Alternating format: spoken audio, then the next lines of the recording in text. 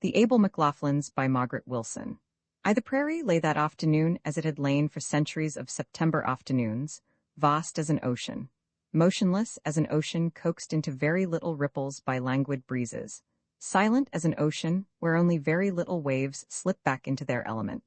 One might have walked for hours without hearing anything louder than high white clouds casting shadows over the distances, or the tall slough grass bending lazily into waves. One might have gone on startled only by the falling of scarlet swamp lily seeds, by sudden goldfinches, or the scratching of young prairie chickens in the shorter grasses. For years now not even a baby buffalo had called to its mother in those stretches, or an old squaw broken ripening wild grapes from the creek thicket. 15 years ago one might have gone west for months without hearing a human voice. Even that day, a traveler might easily have missed the house, where little David and the fatter little Sarah sat playing, for it was less in the vastnesses about it than one shot bubble in a wave's crest. 10 years ago the children's father had halted his ox team there, finishing his journey from Esher, and his 8 boys and girls alighting upon the summer's crop of wild strawberries, had harvested it with shrieks of delight which broke forever the immediate part of the century's silence. A solitary man would have left the lost source of human noise 60 miles behind him, where the railroad ended. But this far-sighted pioneer had brought with him a strong defense against the hush that maddens. He had a real house now. The log cabin in which he and his 9, his brother and his 10, his 2 sisters and their 16 had all lived that first summer, was now but a mere woodshed adjoining the kitchen.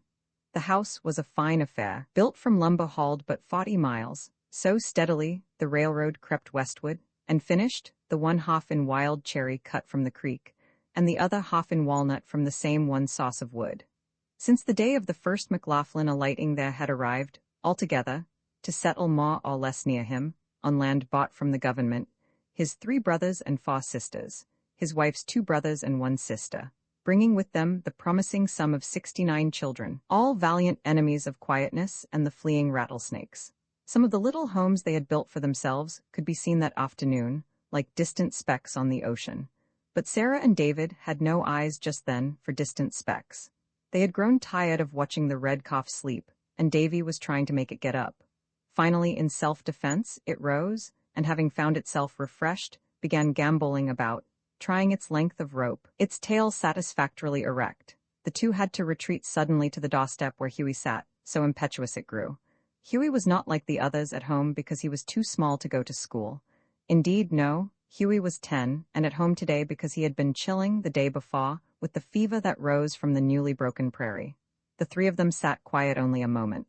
"Why does he frisk his tail so?" Davy asked. "He's praising the Lord," replied Huey, wise and wan. "Is he now?" exclaimed Davy, impressed. "Does God like it?" "Fine," said Huey. "That was an easy one. It's in the psalm, creeping things and all ye cattle." Davy sat for some time sharing his Maker's pleasure in the antics of happy calves, then bawed, perhaps like his Maker, he turned to other things. He rose and went down the path towards the road and stood looking down it in the direction from which the older children must come, surely soon now, from school. Only here and there along that path where they would appear was the grass not higher than the children's heads. In some places it was higher than a man on horseback. There seemed no children in sight, but wasn't that someone coming down there on the other road? "I see somebody coming on the road, Huey," he called. "You do not?" answered Huey. It wasn't at all likely anybody was coming. Yet in case anything so unusual was happening, he would just have a look. Sarah waddled after him. "Ship ahoy!" Was that really something moving down there in the further slough? The 3 stood still, peering across the prairie, hands sheltering eyes, barefooted, the boys in the most primitive of homemade overalls, Sarah in an apron unadorned, the golden autumn sunshine blowing around them. They stood looking. Then the homecoming children emerged from the tall grass into which the younger ones were strongly forbidden to go, because children sometimes got fatally lost in it, and at this signal the 3 ran to meet them, crying out the news. Gaining the little rise of ground again, upon which the house stood, they all paused together to look at whatever it was that drew near Mary, the oldest of them, the teacher, Jessie and Flora, James and Peter. Yes, there was no doubt about it now. "'Tis a team?" cried Peter. "'Tis a pair of greys?" he added in a moment. They were all perfectly motionless from curiosity now. "Who had greys in that neighborhood?" "There's 2 men in it," Mary affirms. Then Peter yells, "One is wearing blue. They can scarcely breathe now. Blue, can it be blue? This is too much for Mary. Run, Peter, she cries. Tell mother, get father, it has the looks of a soldier. It is 3 weeks now since the last battle, since word has come from Wally.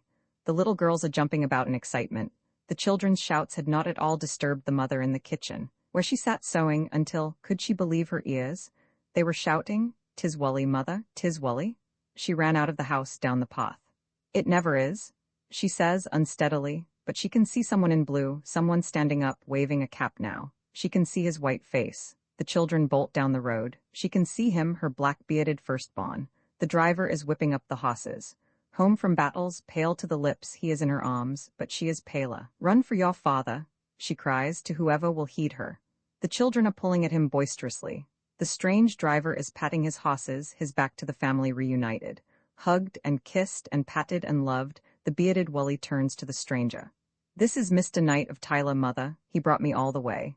'Tis a kind thing you have done, she exclaims, shaking his hand devoutly. Oh, he was a soldier, and he didn't look able to walk so far. You're not sick? She cries to Wally, scanning his face. Certainly he was not sick now. He could have walked it, but he was glad he didn't have to, he adds, smiling engagingly at the stranger. They stand together awkwardly, joy-smitten, looking at one another, excited beyond words. Then the mother leads the way to the unpainted house, the children hanging to Wally, dancing about. The 15-year-old Andrew was working in the farther part of the field just below the house that afternoon, when he saw, from a distance, his father, called by Peter, suddenly leave his plow and run towards the house surely faster than an old man ever runs. His own team was fly-bitten and restless, and he left it just long enough to see that in front of the house there was a team and a light wagon. He unhitched his half-broken young steers, urged them impatiently to the nearest tying place, and hurried to the house. What he saw there made so great an impression on him that 57 years later, when that stranger's grandson was one of the disheartened veterans of the World War who came to his office looking for work, the whole scene rose before him in such poignancy that he had to turn his head away abruptly, remembering. There in the kitchen, in his mother's chair, sat the stranger in the fine clothes, with a drink of whiskey in his hand which his father had just pawed out. There on the bed sat his great gaunt brother in blue, one trouser leg rolled up to his hairy knee. There on a strip of carpet in front of the bed knelt his mother with a strange white face, soaking bloody rags away from evil-looking saws on that precious foot. There by the cupboard stood Mary, tearing something white into bandages, with the children huddled around her, awed by the sight of their mother. Andy saw all that the moment that Wally, taking up one of the children's old jokes, cried out to him, in a voice that belied his foot, a greeting that the young ones had loved deriding. Lang may yaw lumreek, Andy? There wasn't really anything wrong with Wally, it seemed. That wasn't a wound, he affirmed. It was only a scratch. He really couldn't say just how it had happened. It wasn't anything. It might not be anything to a soldier, but to his mother it was the mock of imminent death for her dearest son. She began rubbing it gently with lamb's fat. Wally, bethinking himself, pulled from a pocket a paper-wrapped bundle of sweeties for the children, who saw such things but seldom. They were intent upon the contents of that, and the stranger was talking to his father, when Andy, still standing awkwardly in the door, saw a thing happen which was a landmark in his understanding. He saw his mother, who had made fast the lost bandage, and was carefully pulling down the trouser leg, suddenly bend over and kiss that leg. Such passion he saw in that gesture that he realized vaguely then some great fierce hidden thing in life, escaping secrecy only at times, a terrible thing called love, which breaks forth upon occasions, even in old women like his mother. He turned his face away suddenly, as from some forbidden nakedness, and fixed his eyes upon Wally. That hero, quite unabashed, was pulling his mother, who had risen, down to a seat beside him on the bed. She sat there, unconscious of the roomful, just looking at him, looking, as if she could never see his face enough. She watched him devouringly when presently, with the attention of them all, he began light-heartedly telling about his escape. Half of his regiment had been made prisoners, including his major. They had been marched away towards a train, to be sent south, and he had marched among them until he dropped. He told his captors that they could shoot him if they would, but he couldn't go a step further. They had left him lying helpless there by the roadside, a god standing over him. And before the wagon came along, which was to pick them up, the god had slept, and Wally, stronger to run to freedom than to march to prison, had made his escape. Starved and hiding, he had crept night by night towards the Mississippi, and there he had seen a boat which was bringing northern wounded men home, tie up at the river bank to bury its dead. Its captain had taken pity on him, chilling and nauseated, and had brought him to Davenport. Then, when he had got by train to the nearest Iowa town, this stranger had shown him this kindness. Oh, his mother needn't worry about his being shot for a deserter. They knew him too well in his company, if there was any of them left. And hadn't his chum, Harvey Stowe, been home 4 times to visit without permission from anyone, and had he ever been punished for it? As soon as he had something to eat, and he could find where to repot, he would be going back. Yes, certainly going back, however much his mother caught her breath at the mention of it. It was so interesting to hear him talk that the men could scarcely leave for their duties. But there were the horses to feed, and the cows to milk, and the kind strange team to reward. Mr. Knight followed the boys to the barn, and watched with amusement how reverently they rubbed down and bedded and fed the guests of the stable. And when they came in again, there sat the scrubbed soldier, in a fresh hickory shirt and clean jeans, in his mother's chair, his swathed foot on a stool. The stool was Hughie's thought, and the New York Tribune in his hand. The paper was Flora's contribution. He was talking grinningly to his mother. A white cloth was spread on the table, and the mother, shining, uplifted with joy, was wiping pink-banded cups which Wally remembered to have seen taken from the sacred shelf only when her Scot cousin, who had come to this country to enlighten the darkness of the Yankees by taking the presidency of one of their colleges, had come west to visit this family. Not since then had the Scottish sheets been out of the chest, and now they were airing on the line. 'Twas an occasion magnificent to consider, when they sat down at the table for supper, and they had not long to wait, for the mother was that woman of whom tradition says she could make a pair of jean pants in 20 minutes. They had fried prairie chicken, and potatoes and scones and egg butter, and stewed wild plums, sweetened with sugar at 40 cents a pound. The father instituted the feast by a long prayer. Of course, thought the stranger. They're Scotch. He counted the children. There were 10. You've a fine family, he commented. Not so bad when they're all here, returned the mother complacently. There's a boy and a girl away at school. She paused abruptly. Our boy younger than Wally was killed at Fort Donaldson, explained the father. Ah, my son was wounded there, lost a hand. There was a moment's silence, then Wally said, wanting the subject changed, It's over now, mother. Grant'll get them now. They proceeded to talk of the coming election. 5 families of covenanting Scotch in the neighborhood were deserting the principles of their forefathers and taking out naturalization papers, hoping to vote for Lincoln. The visitor wondered vaguely what kind of Scotch that might be. He had no chance to ask. The mother seemed to have read every word of the Lost Tribune. He had hardly time for that himself. She seemed a woman of wide information.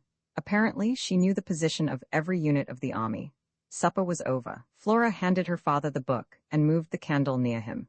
He found the place and said, the 23rd Psalm. To the man's surprise, the mother began the song in a clear, sure voice, and the children all joined, without hesitation, as if this was a part of a familiar routine. The boys and girls were obviously thinking of the guests of honor. The mother's face was turned to her son, but the father was looking away in a dream to something he seemed to see through the wall before him. When the singing was over, he began reading from the book words that clearly had some exalted meaning to him, though what it might be the stranger could not imagine. Lift up your heads, O ye gates, and be ye lift up, ye everlasting doors, and the King of glory shall come in. Who is this King of glory? The Lord strong and mighty, the Lord mighty in battle. It sounded impressive, read with a subdued ring in the voice. Then he shut the book in a high silence, and they all moved their chairs back and knelt down. The stranger knelt, too, somewhat tardily. Not that he objected to prayers, of course. He was a religious man himself in a way. His wife often went to church. He could see the rapt face of the father praying in great, sonorous phrases which sounded vaguely familiar. Of all the children he could see, not one had an eye open. They were thanking the Lord for the boy's return. Bless the Lord, O my soul, and all that is within me. Bless his holy name. They proceeded to pray for everyone in the United States, the president and his cabinet, the generals and the colonels and the captains, all the privates, all the sick and homesick, for those destroyed by war, for the mourning and all small children, for slaves in their freedom and masters in their poverty, and then for the stranger, that he might hear the judge say unto him, Come, ye blessed of my Father, inherit the kingdom prepared for you from the beginning of the world. For I was sick, and ye ministered unto me, that the beauty of the Lord as now might be upon him forever. The stranger had scarcely got over that when they all began saying the Lord's Prayer together. Nothing lacking but the collection, he thought, somewhat resentfully. Not having heard a sermon for some time, he had forgotten that. When they rose from their knees, Sarah and David were found asleep.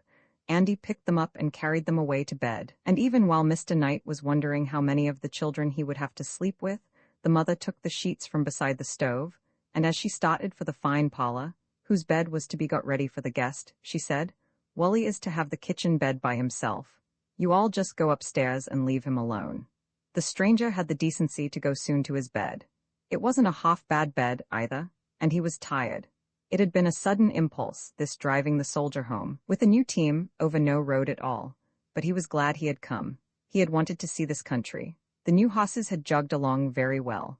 Moreover, he had made friends among the Scotch, and he was a politician. He thought of his son with Sherman's army. He thought of the soldier's impressive mother. He smiled over the number of children. He slept. But long after the house was quiet, Wally lay talking to his father and mother, who sat on his kitchen bed. He told them of marches and battles and fevers and skirmishes, none of which had endangered him at all, of course, of the comradeship among the boys from the Yankee settlement down the creek, and of the hope everywhere, now, that the end was near. Then gradually there fell a silence over them, an understanding silence, wherein each knew the other's thoughts. They were all thinking of that first terrible homecoming of his, of the things that led up to it. He remembered how the boys had been eating breakfast in camp when the orders came that meant their first battle. He had been in an agony of fear lest he might be afraid. The one good thing about it was that Alan, his brother, had been sent away on a detail not an hour before. He would go into battle without having his brother to worry about. That trembling, as he advanced, had not been fear, but only ague so severe he might have stayed behind if he had chosen. But he had advanced with the rest of them, and in the darkness when he tried to sleep after it was over, he knew he need not fear cowardice again. They had won the day, and they exulted as fiercely as they had fought. Had not their regiment been one of three which, not getting their orders to retreat, had stood firmly till fresh troops came to save the day? But the next morning's task had mocked terrifyingly their victory. He could have pleaded fever to escape from that. Some on the snow-covered hillside were digging great trenches, some were throwing body after body into them, some were shoveling earth in upon them. He had bent down to tug at a stiff thing half hidden by snow. He had turned it over, a head grotesquely twisted backward, a neck mud-plastered, horrible, bloody. Then he had cried out and fallen down. That thing, with the lower face shot away, was Alan?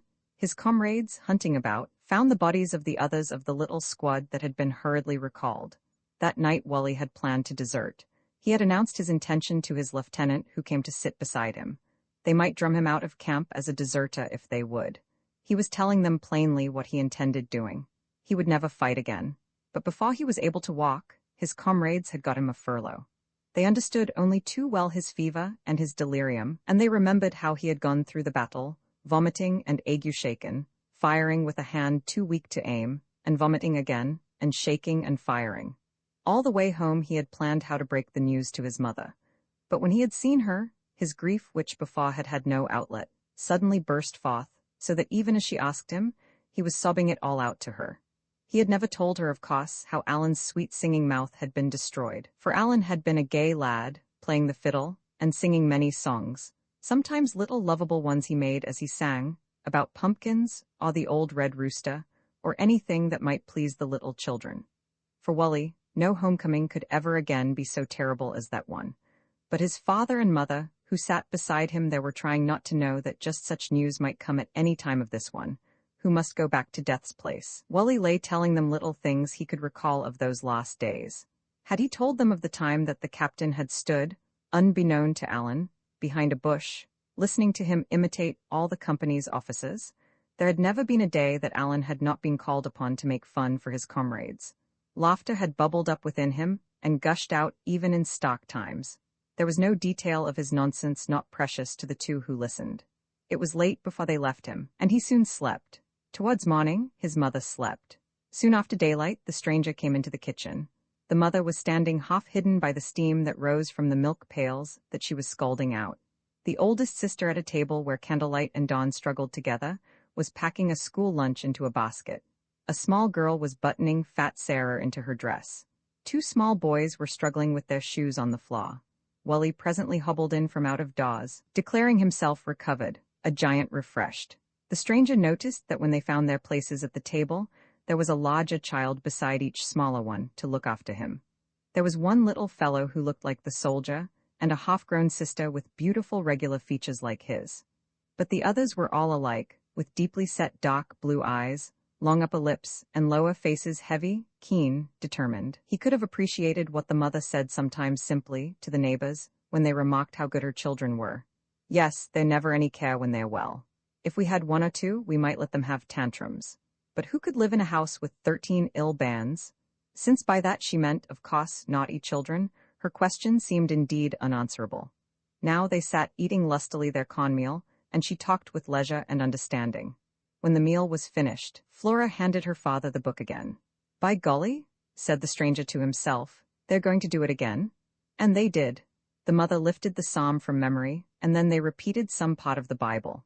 The stranger was the more ill at ease because young Hughie's eyes were fixed accusingly upon him. Again the father prayed for all the inhabitants of the world, by name or class. When the boys brought the guests' wonderful team to the door, all the family gathered to bid him goodbye. "I wish you well, sir, for your kindness," the father said, and the mother, at a loss to know how to thank him sufficiently, added, "We'll never forget this, neither us nor our children." It was that trembling choked back in her voice that gave the stranger's grandson his work with the firm of Andrew McLaughlin in the fall of 1920. The beautiful Greys started impatiently away, the men went to their work, and the children to their school. In the kitchen his mother bandaged Wally's feet and put the weans out of door to play while he had a sleep. At 11:30 he woke. His mother was sitting in the doorway, shelling beans. How was he to guess that she was late with her dinner preparations, because again and again she had to stop and look at this child of hers grown a strange man in the midst of horrors unimaginable. He lay very still looking at her. The kettle was singing on the stove. Through the door, he saw the red calf sleeping in the sunshine. A wave of joy, of ecstasy complete passed over him. Oh, the heaven of home, the peace of it, of a good bed, of a mother calmly getting dinner. "I'm starved, mother," he sang out suddenly to her. She hurried to the cellar and brought him cool milk and 2 cookies.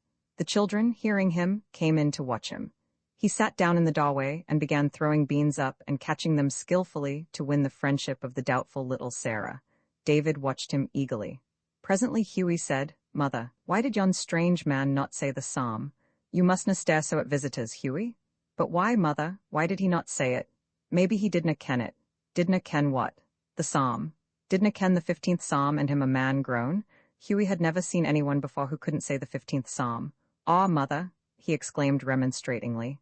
"Even Davy knows that."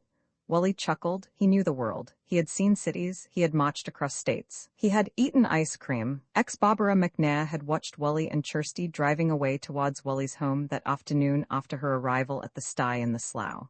It was raining then, and it rained for nearly 6 weeks. She stood looking after them till they were out of sight.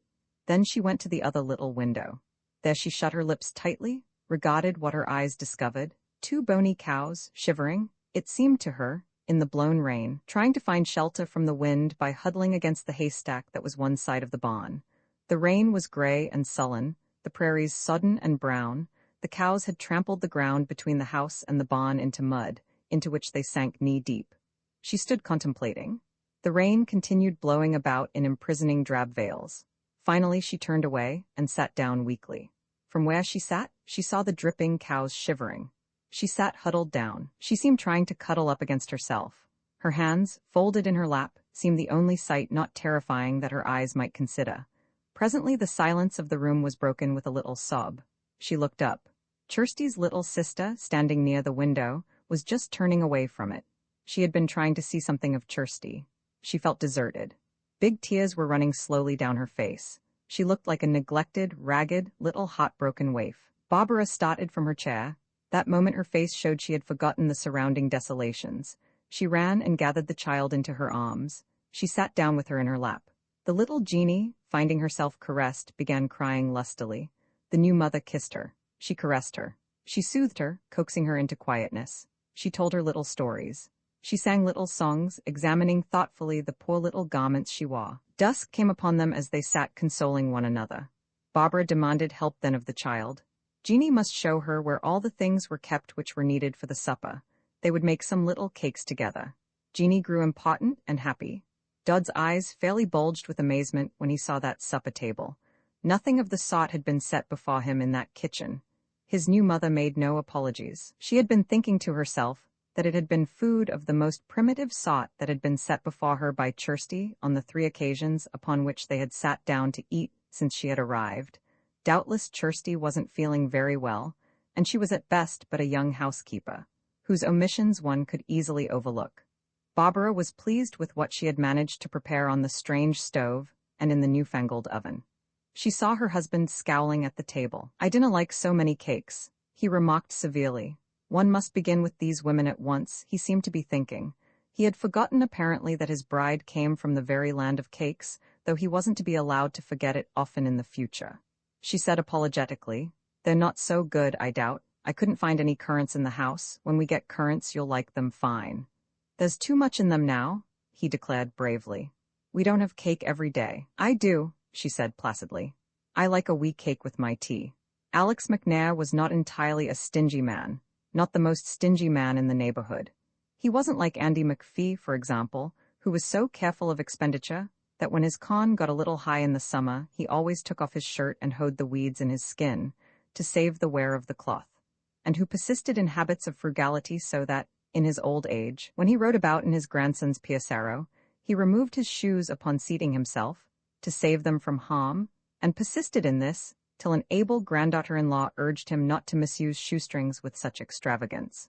Nor was he like the elder John Monite, who when he went to mill always took with him a hen tied in a little basket to eat the oats that fell from his horse's midday feeding. McNair thought such extremes foolish. He even laughed at Monite's device. How much easier it was simply to gather the oats up by hand, as he did, dust and all, and to take them home for the hens in his pocket. By this plan the oats were saved, and the hen had a whole day at home to convert useless angleworms into saleable eggs. He was not, this proves, an entirely stingy man, yet the idea of cakes like those for just a common supper. He would have to show that woman his disapproval, his disgust, his sharp pain at such extravagance. He did his best then, and in the days that followed, to impress her. But she was difficult. She never lifted her voice in perturbation, and she never heeded a word he said. When the howling of the wind woke him up at night, he would hear her sighing, "It's still raining." When she looked shrinkingly out of the window in the morning, she murmured, "It's still at it." When he came in for dinner, she would ask, "Does it never stop?" At supper she sighed like a weary child. "'Tis a fine land this," for all the world as if he was to blame for the weather. She had been housekeeping for him but 2 days when he pointed out the woodpile to her. "Bring the wood into the house," she said, as if that was a man's task. "I don't like going out in the rain." "The rain'll not hurt you," he assured her, going about his work. When he came in at noon, the fire was out, the room was cold, and she and the little girl were asleep and comfortable in bed. "I don't like going out in the wet," she repeated simply, as if she had done nothing outrageous in defying him. He had to wait for dinner till the wood was brought in, and dried, and the fire made. The next day she refused, in the same passive, happy way, to bring water from the slough well. She simply remarked she wouldn't think of going so far in the mud, and waited till he brought the water. He never knew that she had hidden enough water for thirsty hours in a jug under the bed, and was prepared to stand a long siege. And then his boots were to be tallowed and dried near the fire. His wife Jeanie had always tallowed his boots. The new wife looked mildly surprised that he should have expected such a duty from her, and left the boots standing, muddy and soaked, just where they were, till he was driven to caring for them himself. And she kept asking him hour by hour, mildly, when he was going to town for her other boxes. She asked him so often, so kindly, that he was forced in despair to attempt the journey through the rain, thinking that maybe if she had something to sew, she would cease making cakes by the hour. And when he started, she gave him a great list of groceries to bring back, and ordered more sugar than his family ate in years. He growled at this, just growled. There had been enough sugar in the house when she came to last till spring. They could not use sugar as if it were water? Why not? She asked simply. Wasn't he a great lord? With acres? She liked sugar. He brought back with him only a little sugar, and most of it the cost brown kind, and a jug of sorghum which was to last till spring. She fell upon her boxes eagerly, and adorned the sty amazingly with rich-looking things which never really seemed at home there. She made a new dress for her little stepdaughter at once, and set about making Kirsty's baby a robe. She seemed almost to have resigned herself to the deluge. She spoke with gaiety about her ark to the children, and told them to keep their eyes open for the dove. And then, just when she seemed to be getting settled, the winter set in. Rains she had seen and could understand, and snows too, in moderate fashion. But snow like this, continuing, winds like these, whirling, darkening wild clouds of whiteness to burst against windows and doors, rocking the little sty as if it were an insecure cradle. Winds with horror howling in them, howling all night through the shaken darkness, triumphant, unconquerable winds against which no life could stand. She had never imagined anything like them. She had never before risen in the morning to find doors drifted tight shut, windows banked with white. She had never seen men burrow out of windows to dig open their doors and tunnel away to their barns. The well was as distant as if it had been in Patagonia. The newborn calf froze in the barn with its first breath. The men's ears froze, their hands froze, their feet froze. Everything in the house froze solid. The bread had to be thawed out in a steamer over a kettle before they could get a bite to eat in the morning. The milk had to be pounded into little bits and melted. The cold, its intensity, its cruelty, staggered her. Her work would be done early in the morning, while the men were yet melting snow at the stove to water their beasts. That is, all the work she chose to do. To conquer those long, dark hours she worked away on the baby dress. When it was all finished, alas, too soon for one having endless time to beguile, she looked at it with satisfaction. She had made every stitch of it by hand. It was 1.5 yards long, with 7 clusters of 7 tiny tucks around the skirt, with hand embroidery between some of the rows, and darned net between others. It was ruffled and shirred, and smocked and feather-stitched and hem-stitched, eyeletted and piped and gathered, and a tiny darned net bonnet, which went with it, was worthy of it. It had taken many weeks to complete it, and always when her eyes were won by the fine stitching in the flickering candlelight, she made cakes, for a change, sparing white sugar with noble economy, using only brown sugar. Whatever eggs were unfrozen, fresh butter, and thick cream, and raisins and currants while they lasted. From the day that Wally took Kirsty home, until the first week of January, Barbara McNair had but one visitor in her prison, and that one was her sister-in-law, Libby Keith. She had to turn to Dud to companionship, which no boy could have grudged to so unfailing a sauce of cakes as his new mother. His spot and scorn of the cold brought her, many a time, near to tears. He was anointing his frozen ears one morning, and when she cried out in pity of him, he remarked indifferently that this was nothing. She ought to have seen last year, the time his mother died. With what keen sympathy could she appreciate that story now? She asked without hesitation. It was no colder than this, was it? She couldn't imagine anything worse. Oh, said Dud, they were alone last winter, and his mother and Kirsty had sometimes to help shovel out. But they had had Kirsty's husband, hadn't they, to do that hard work for them? Indeed they hadn't. Dud himself had been the man of the farm. Wally had come but lately. Not lately, surely, she exclaimed. Yes, only in harvest. They had been married right in harvest. He was sure of it. What month would harvest be in this land? She had asked hurriedly. He informed her and took up his story. He had had to go alone that morning after his mother's death to his uncle's to get help, and hadn't it taken them 3 hours to get the sled over the 2 miles of drifted snow? He told all the tale, even how the little sister was playing alone, and Kirsty had fainted. All that afternoon, there came little words of pity to Barbara McNair as she fondled her little Jeanie. Sometimes, when she was making that great, most magnificent cake which appeared unashamed on the supper table, she had to stop and wipe her eyes. Alex McNair had but begun to disapprove of that delicacy when she ordered him so sharply to hold his tongue that he all but obeyed. And after supper, she made him lift down her kists, which because of the narrowness of the sty had to sit one above another in her bedroom. She opened the third one from the top, and took out a dress, wine-colored and soft, and looked at it carefully a long time, examining the seams. Then she sat down, and by candlelight began to rip it apart, basque and polonaise and all, to make a dress for the erring Kirsty. It was the next afternoon that she saw a bobsled drive in. She could see the bundled driver when he was yet some distance from the house, but as he drew near, and stopped, she saw another great beshawled bundle rise from behind the sideboards of the sled. This bundle came at once towards the house, wiped its feet carefully on the doorstep, and, unwrapping layer after layer of covering, revealed itself Isabel McLaughlin. Mrs. McNair could hardly have been more surprised if she had seen an angel descending from heaven. That any woman would be riding around the country in weather like this had not entered her mind. Her concern seemed mildly amusing to her guest, who quickly disclaimed any conduct especially praiseworthy. It wasn't really cold now, she explained. It was thawing. This was what is called the January thaw. A body can't just stay cooped up in the house all the winter, and besides, and this was the great affair. Mistress McNair would be glad to know that she had a fine, strong grandson, born a week ago, the mother doing well. Mrs. McLaughlin had wanted to bring the news herself. She was that pleased. She had stopped, too, at a neighbor's, Maggie Stewart's, who had a baby exactly the same age, a woman whom always before Mrs. McLaughlin had helped through her confinement. She didn't add she had made that visit with the hope of lessening the fierceness of Maggie's slander-loving tongue, though if a good opportunity came she intended explaining to this newcomer the unusual circumstances of the child's birth, which sooner or later she would be sure to hear some way. But no opportunity came. The new Mrs. McNair was so unfeignedly glad to see her. She brought out that wonderful little robe so timidly that Mrs. McLaughlin had to admire it even more than it deserved. Kirsty hadn't many new things for her baby, because there were so many little things of the young McLaughlins saved for future need. Not that any of them had had so fine a garment as this Mrs. McNair had made. Speed, rather than elaborateness, had always been Mrs. McLaughlin's motto, necessarily, but Kirsty would be that proud of such a little dress. Mrs. McLaughlin could just see her delighted with it. This seemed to comfort Mrs. McNair, who then ventured to show the red dress, all pressed and ready to be put together again, by a method which she hoped would make it large enough for Kirsty. That is, if Kirsty would not be offended by having a made-over dress offered to her.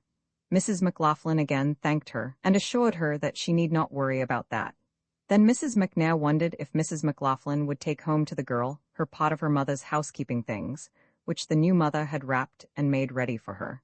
She had divided the few sheets and spoons and cups into 2 pots, one for each of the sisters. That is, she hoped Mrs. McLaughlin and Kirsty would be satisfied with such a division. Mrs. McLaughlin, feeling sure that Alex had no knowledge of a plan so bountiful, protested that Kirsty didn't really need the things, that Wally could get her what she needed in the town. But Mrs. McNair wouldn't hear of such a plan for a minute. The lassie must have her share of what had been her mother's. She forbore to mention that she had brought a great deal of household stuff, of a quality much superior to any she found awaiting her. Mrs. McLaughlin, impressed by this spontaneous liberality, began to wonder if, after all, the avenging hand of God might not be seen in this second marriage of Alex McNair. The hostess was overflowing with questions, the burden of them all being just the one unanswerable one that constantly confronted her, namely, how did civilized persons live through winters of this sort? Why did they endure life in small prisons buried under snow? Had there ever before been a winter equal to this one? And did Mrs. McLaughlin look forward with composure to living through such another one? Mrs. McLaughlin recalled with amusement and sympathy her own horror of her first winter, enlarging upon her experience.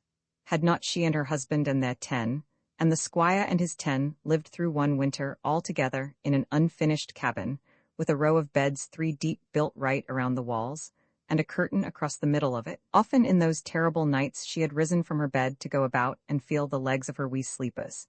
To be sure, they were not all freezing solid. Of course there had not really been as much danger as she imagined, but one of them o'nights had frozen to death that winter, being overtaken on his drunken way homeward by a great storm. That had shocked her until she was really foolish about her children. Her twins had been born that year, too, before the cabin was sealed, and the first snow had drifted in upon the bed where she lay. Fine, strong bands they were, too. The cold didn't really hurt anyone. Moreover, it drove the fever away, so that they welcomed its coming in the fall, when the whole family would be shaking at one time.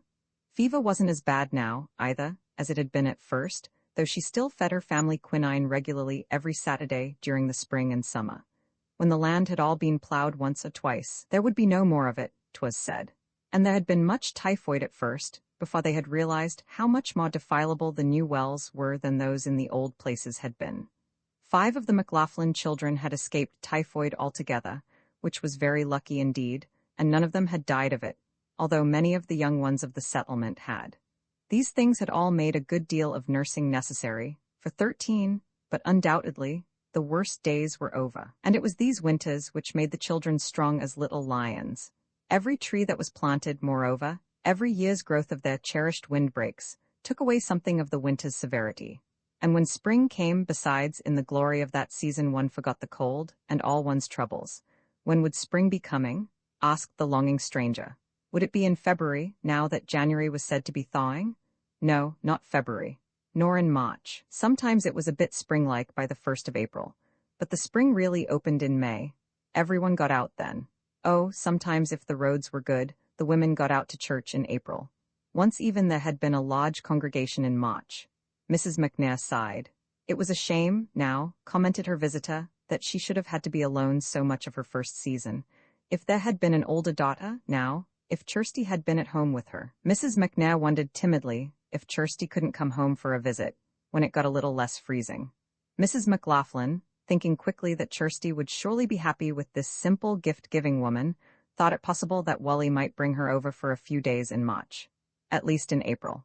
And when she saw the poor, wee body seize upon this hope of companionship, she felt more sure than ever that Kirsty would enjoy the visit. If only she would come. That dress should be made for her, Mrs. McNair ventured to promise, and she went on to get more information.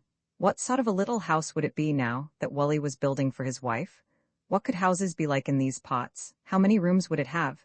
Isabel explained that there were to be 3 rooms on the first floor, a parlor, a kitchen and a bedroom, and 2 bedrooms above. Certainly it would be plastered, all white and clean. Doubtless it would be painted in time, not just at first, of course, but as soon as Wally could manage it. Of course it would have a fence around it, like those Mrs. McNair had seen from the train, and trees, most certainly. They had been planted last fall. Trees were one thing essential on the prairies. Well, likely flowers, too, in time, although women as yet had so much to do that there weren't many flowers about. Mrs. McLaughlin had herself often sighed for a few wee rose bushes, and she had a fine young orchard set out and flourishing. Had not Alex McNair been in these pots as long as the McLaughlins? The new wife asked. And Mrs. McLaughlin, hiding her malice sweetly, didn't doubt but what he would be setting out an orchard soon. The poor wee body, she said to herself. Her wanting flowers and a man like Alex, the pitied one set out such a tea, she sent her guest home with such an abundance of sweeties for her banns, that Mrs. McLaughlin talked hopefully about her all the way home to her husband. She solemnly affirmed that new wife would give away Alex McNair's lost sock if she could find anyone to take it, and for her pot, she hoped fervently that she could. That evening, as Alex sat smoking his pipe with his stocking feet well into the oven, his wife asked him artlessly, "Will Kirsty's man have much now? What would he have but his land? But he's building a fine house? He would. The McLaughlins were ever spenders and poor. Not that the house would cost much," he added. Now what would such a house as his be costing? It seemed a natural question. $400, or maybe 5. She was surprised for once, almost excited. You could build a castle with your money from Scotland.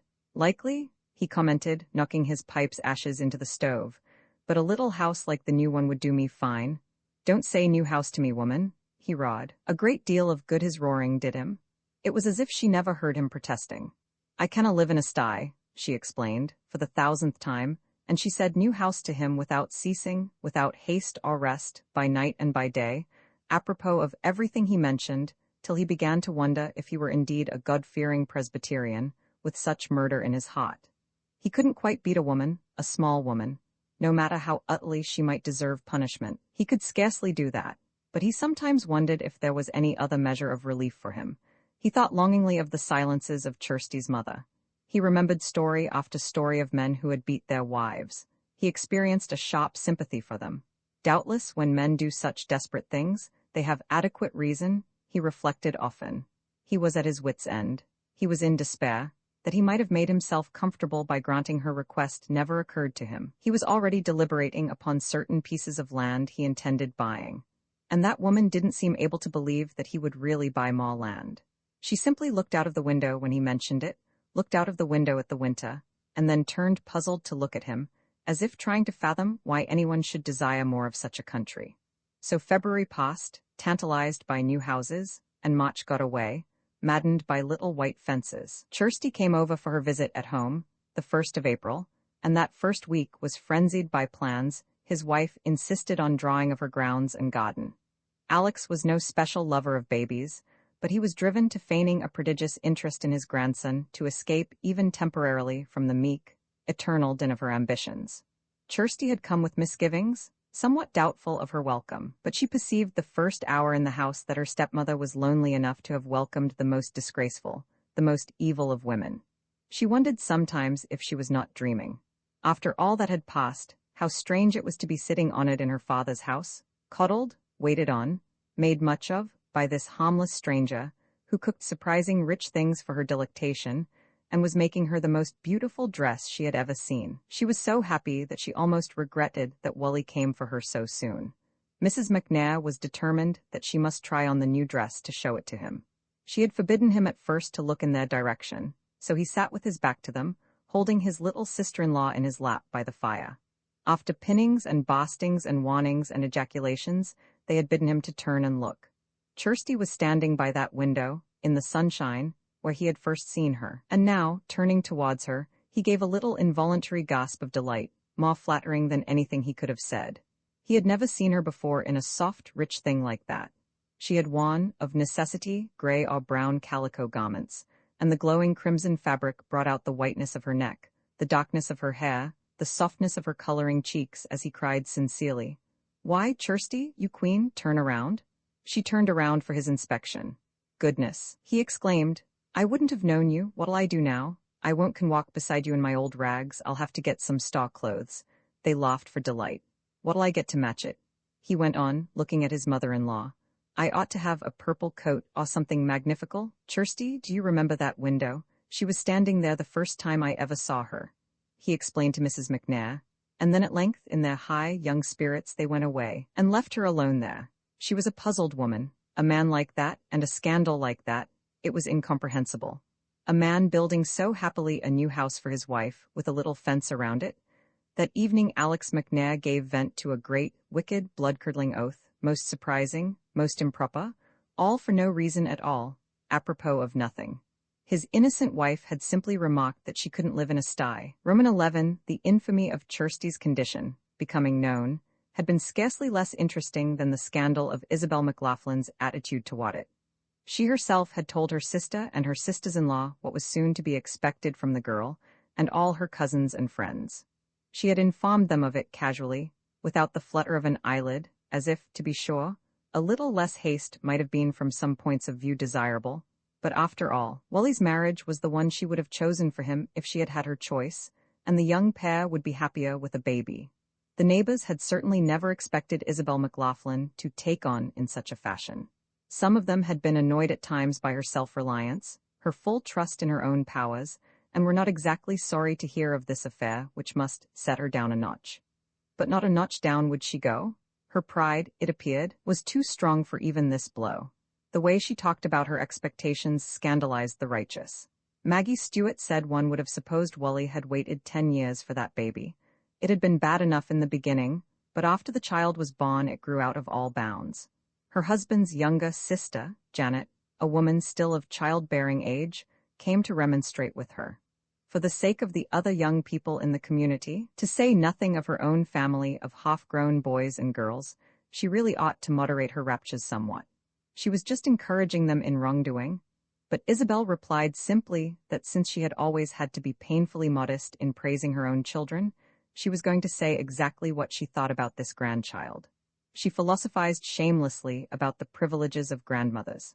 And after all, if she was his own grandmother who was saying it, Janet would have to acknowledge that the baby was an unusually fine child. Janet did have to grant that. She was the first one, too, to notice the remarkable resemblance the child bore to his father. Isabel was grateful to her for that hint, and after that day, no visitor departed without agreeing that wee Johnny was a living picture of great Wally.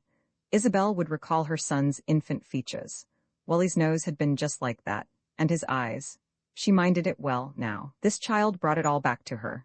She had occasion to repeat these reminiscences, for baby judging, giving a decision about his family traits, was nothing less than a ritual among these Scots. A woman could hardly acquit herself with distinction in it with less than 6 or 8 of her own. And men, even fathers of 13, knowing how far short of the occasion they would come, generally avoided it as best they might. Squire McLaughlin, of course, was just brazen enough to enjoy such a ceremony. He may have had some secret sympathy for Wally's predicament, for he came over to inspect the child only a few days after it was born. The squire was the playboy of the community. None of them ever took him seriously, and none failed to welcome him hotly in for a crack. It appears that even his absurd pretensions endeared him to his friends. He fancied himself a great lord before an acre of his estate was subdued, and sang a silly song about gravel walks and peacocks. He never hauled a load of gravel to fill the mud hole before his cabin door, but he did the easier thing. He managed to have some gullible soul send him a pair of peacocks. They died promptly upon arrival. He said, laughing with the neighbors at himself, that it was the shock of seeing their laird barefooted that killed them.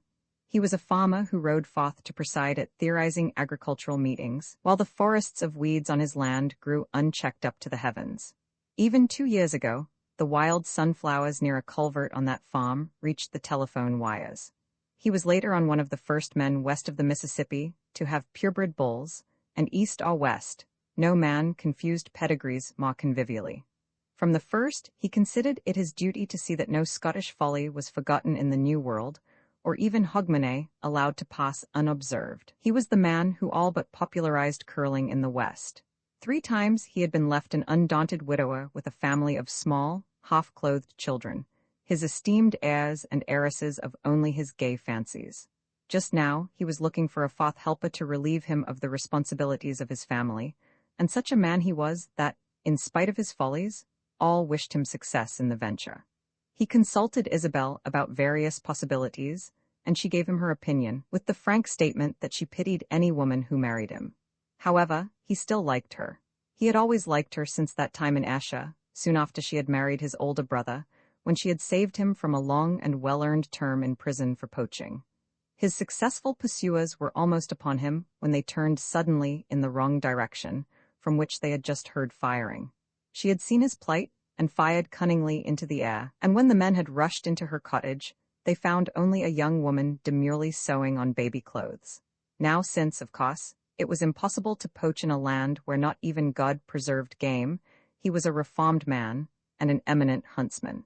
But sometimes he still said jovially that he might as well have gone to prison as to have to listen to all she said to him on that occasion. Even yet, he was not averse to giving her occasions of finding fault with him. So when she lifted the baby up for his inspection, he rose and squinted down thoughtfully upon the little bundle. He turned his head appraisingly from one side to the other. Then, knowing very well what she thought, he said recklessly, "He's a perfect little McNair, Isabel. He's like Alex, that nose of his." She enlightened him stoutly. He persisted in his error and only asked, "What's he called?" Now what to name the child was a question not altogether easy for Wully, who had been standing near his mother, looking with proper paternal pride upon the child. Each McLaughlin named his firstborn son, not boastingly, for himself, but gratefully, for his father, so that Johns and Williams came alternatingly down through the generations. That was the rub.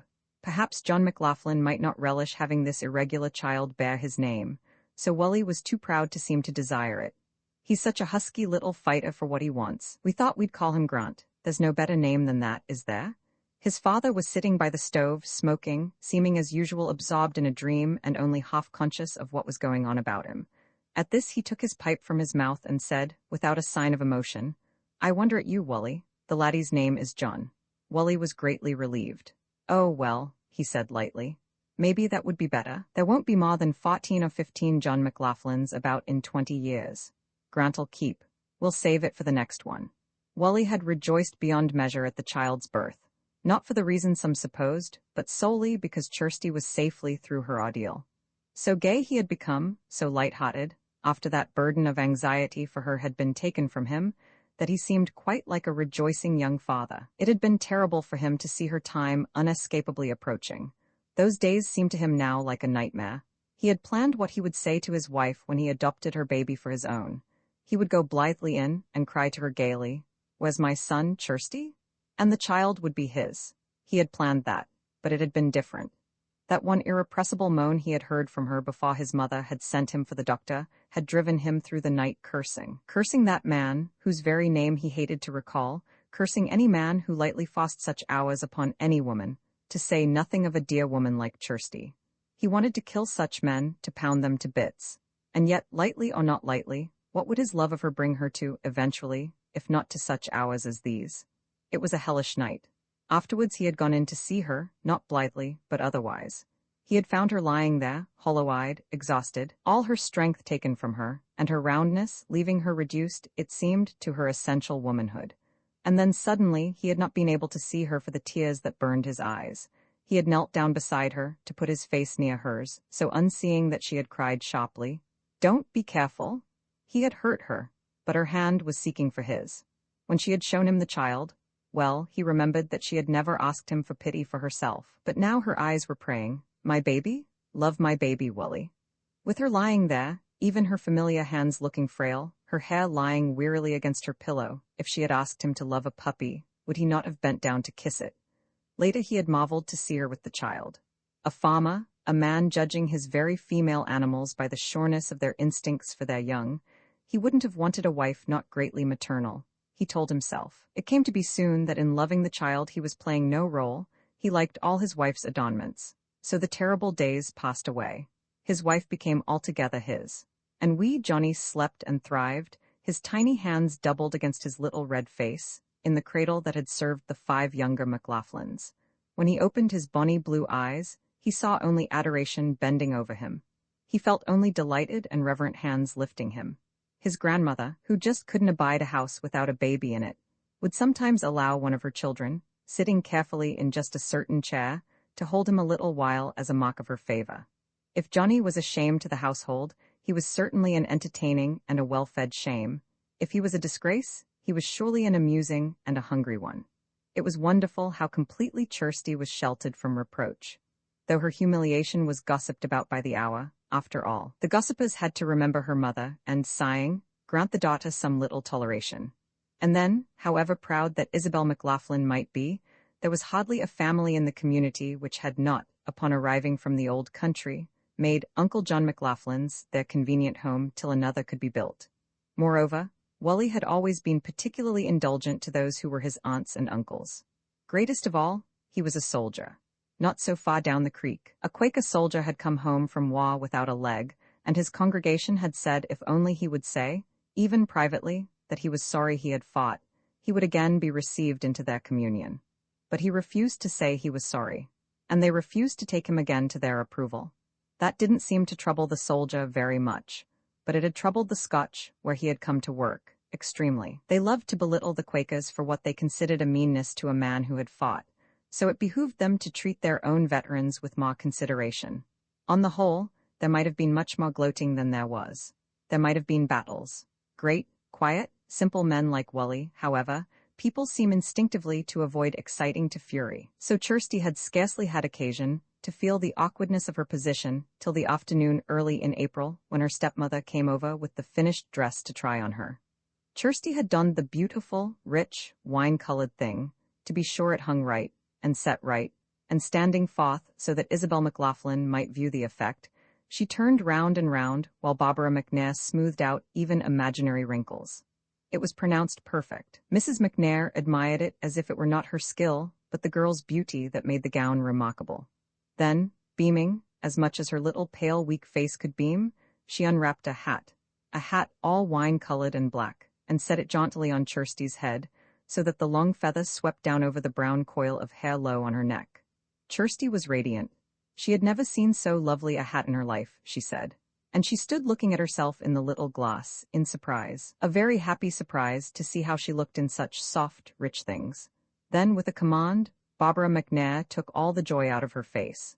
She simply demanded that Kirsty wear that conspicuously beautiful outfit the second Sabbath to come, when the winter's crop of babies was to be formally dedicated to the Lord. Kirsty went suddenly crimson, standing there, blankly, fingering the feather on her neck. Mrs. McNair insisted on an answer. "Oh," cried Kirsty meekly, her eyes appealing to her mother-in-law. "Our baby?" She began to say it wasn't to be baptized, but she had to turn away. She started for her room to take the dress off. The girl was so sensitive, Isabel started to say, but Barbara called after her to come back, breaking forth into the broadest Glasgow accent. They weren't to suppose she didn't understand. She had known it all the time, that innocent laddie had told her, unconsciously.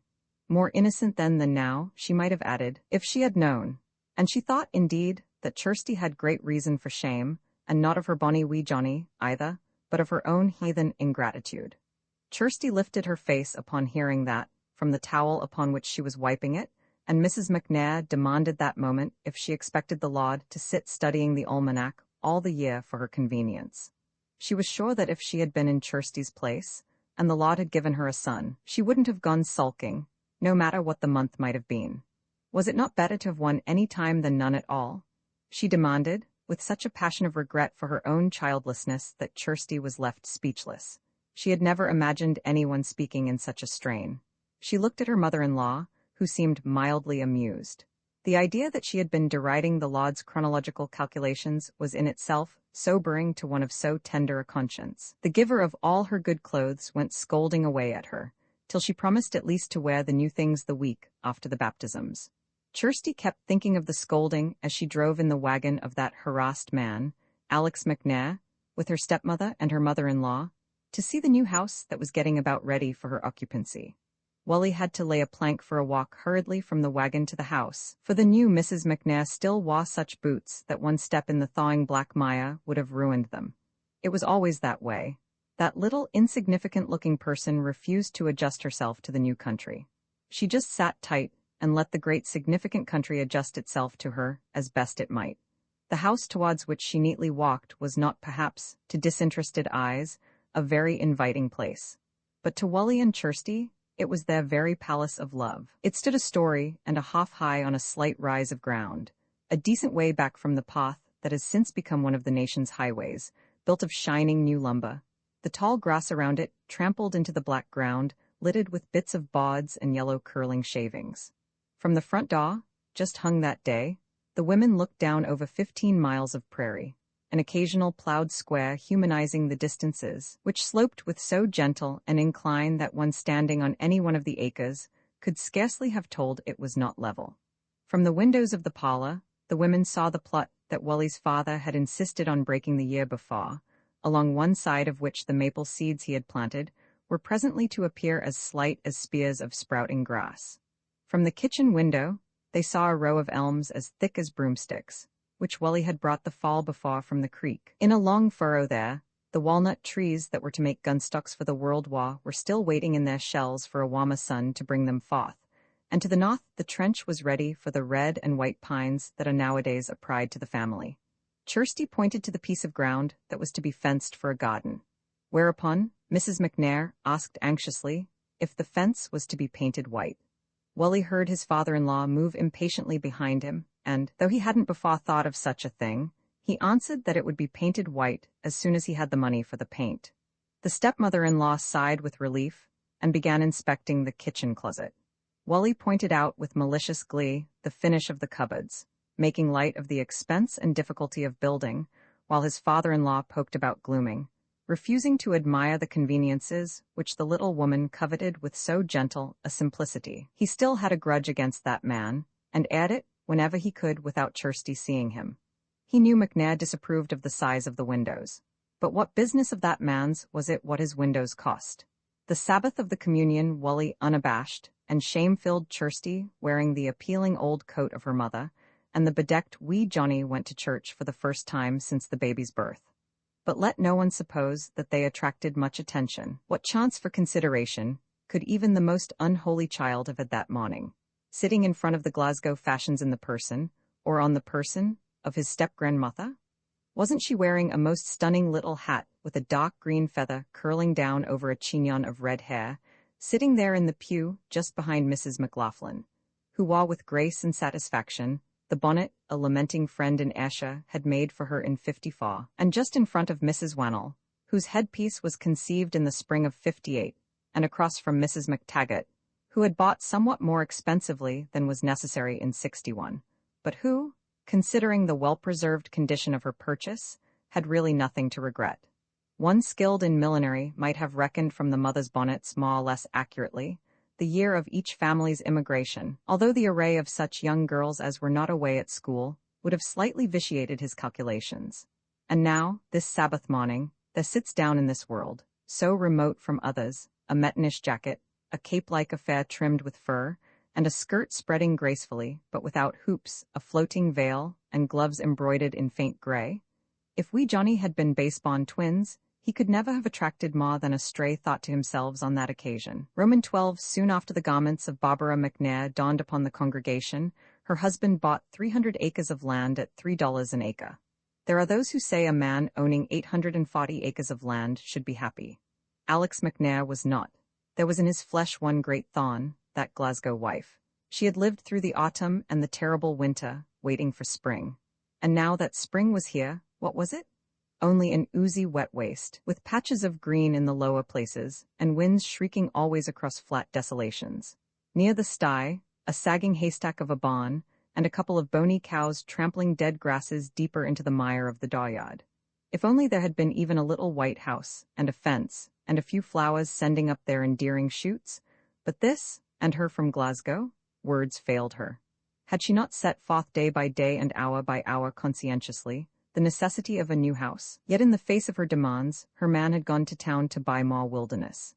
If she had known that spring that Dodd was to sell part of that land for $600 an acre, her contempt for her husband's folly would scarcely have been less hot. There he was, driving into the yard now.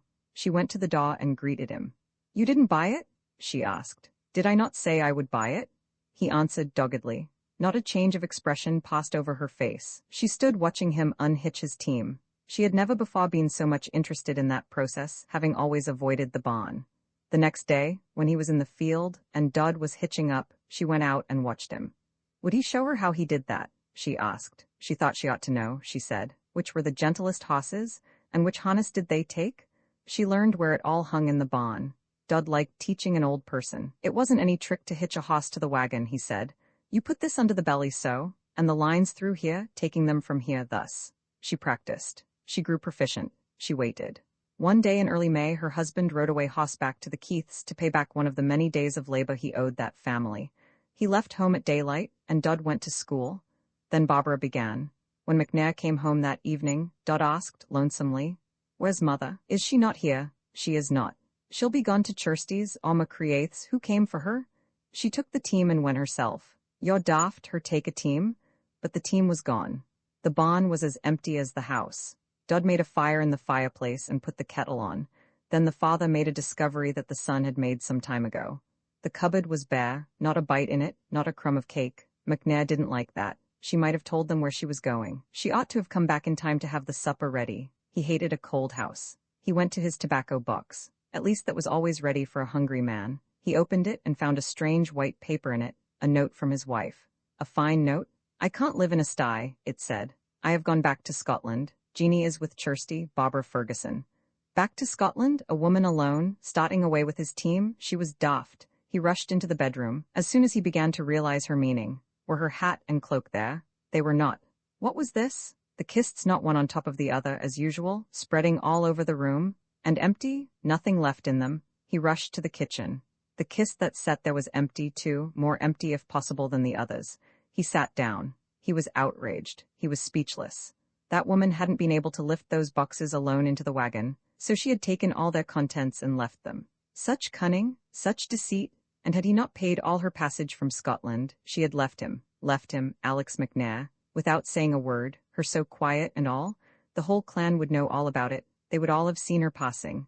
A woman alone? Had anyone ever before heard of such a thing? Certainly not in those parts, everybody wondering where his wife was off to.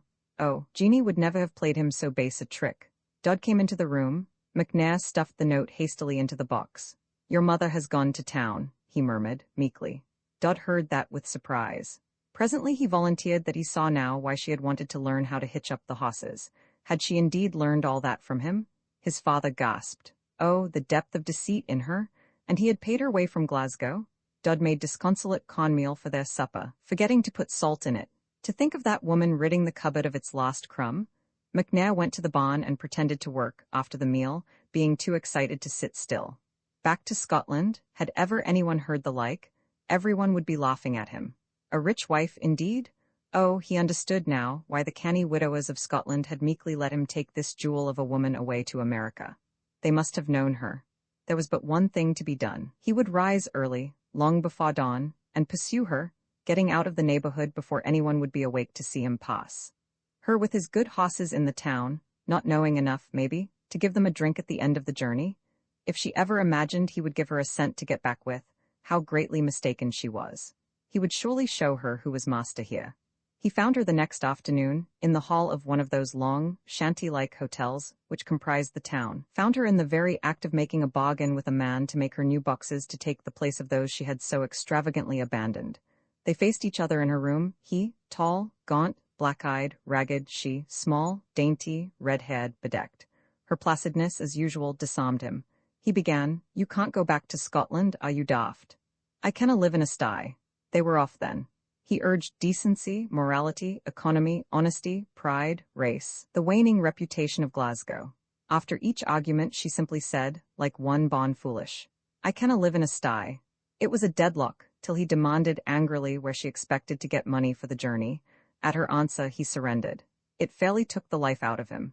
She certainly had not expected to get it from him. Thank you? She knew him too well. She had money enough with her to take her comfortably to her home in Glasgow. Did he suppose that she was one to come to the wilds without knowing how she might get back? She had kept it all that gold, mind you, in the lining of her muff. That woman had come thinking she might not stay. He, Alex McNair, had been, as it were, married on probation. And him a Presbyterian? He asked hopelessly what kind of a house she wanted. She replied promptly that she wanted 3 good big rooms downstairs and 2 upstairs, a wee potch, all painted white, except the green shutters with closets and windows like Chursty's, and besides a wee white house for the fowls.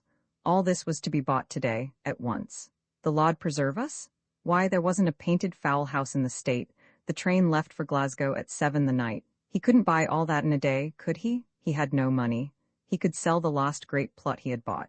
Was she daft? Did she suppose he could sell it in a day? Why could he not sell it in one day? Hadn't he bought it in one? She would call to the man to bring in those boxes. He would buy the lumber as soon as he got around to it. Couldn't she trust him to do it? He hadn't told her in the first place that he lived in a sty, had he? She felt the inside of her muff carefully. The next day in the dusk, they drove into Whalley's together, having a wagon whose strange shape would have excited the curiosity of the most philosophical, with that same long, uneven thing all covered with blankets and tucked in, such a load as no man ever hauled, and plainly the same thing that she had taken with her the day before. McNair was apparently in a bad humor. How could the two who came out to welcome them in know that the nearer he had got to his home, the more he dreaded the explanation he would have to give of his wife's desertion? But he had not yet learned all the depth of that linty. Was she embarrassed? Not she. She began immediately telling the news in that hesitating, ingratiating way of hers. They were to have a new house? The lumber was to be hauled at once. She was that glad she hadn't been able to wait for Alex, but had gone in ahead to see about it. It was all settled. Just about like Whalley's it was to be, but a little larger, with a white fence, and a wee white fowl house. They had bought even the paint, and having had some time on her hands, she had found this wee pair of shoes for the baby. No, they couldn't come in.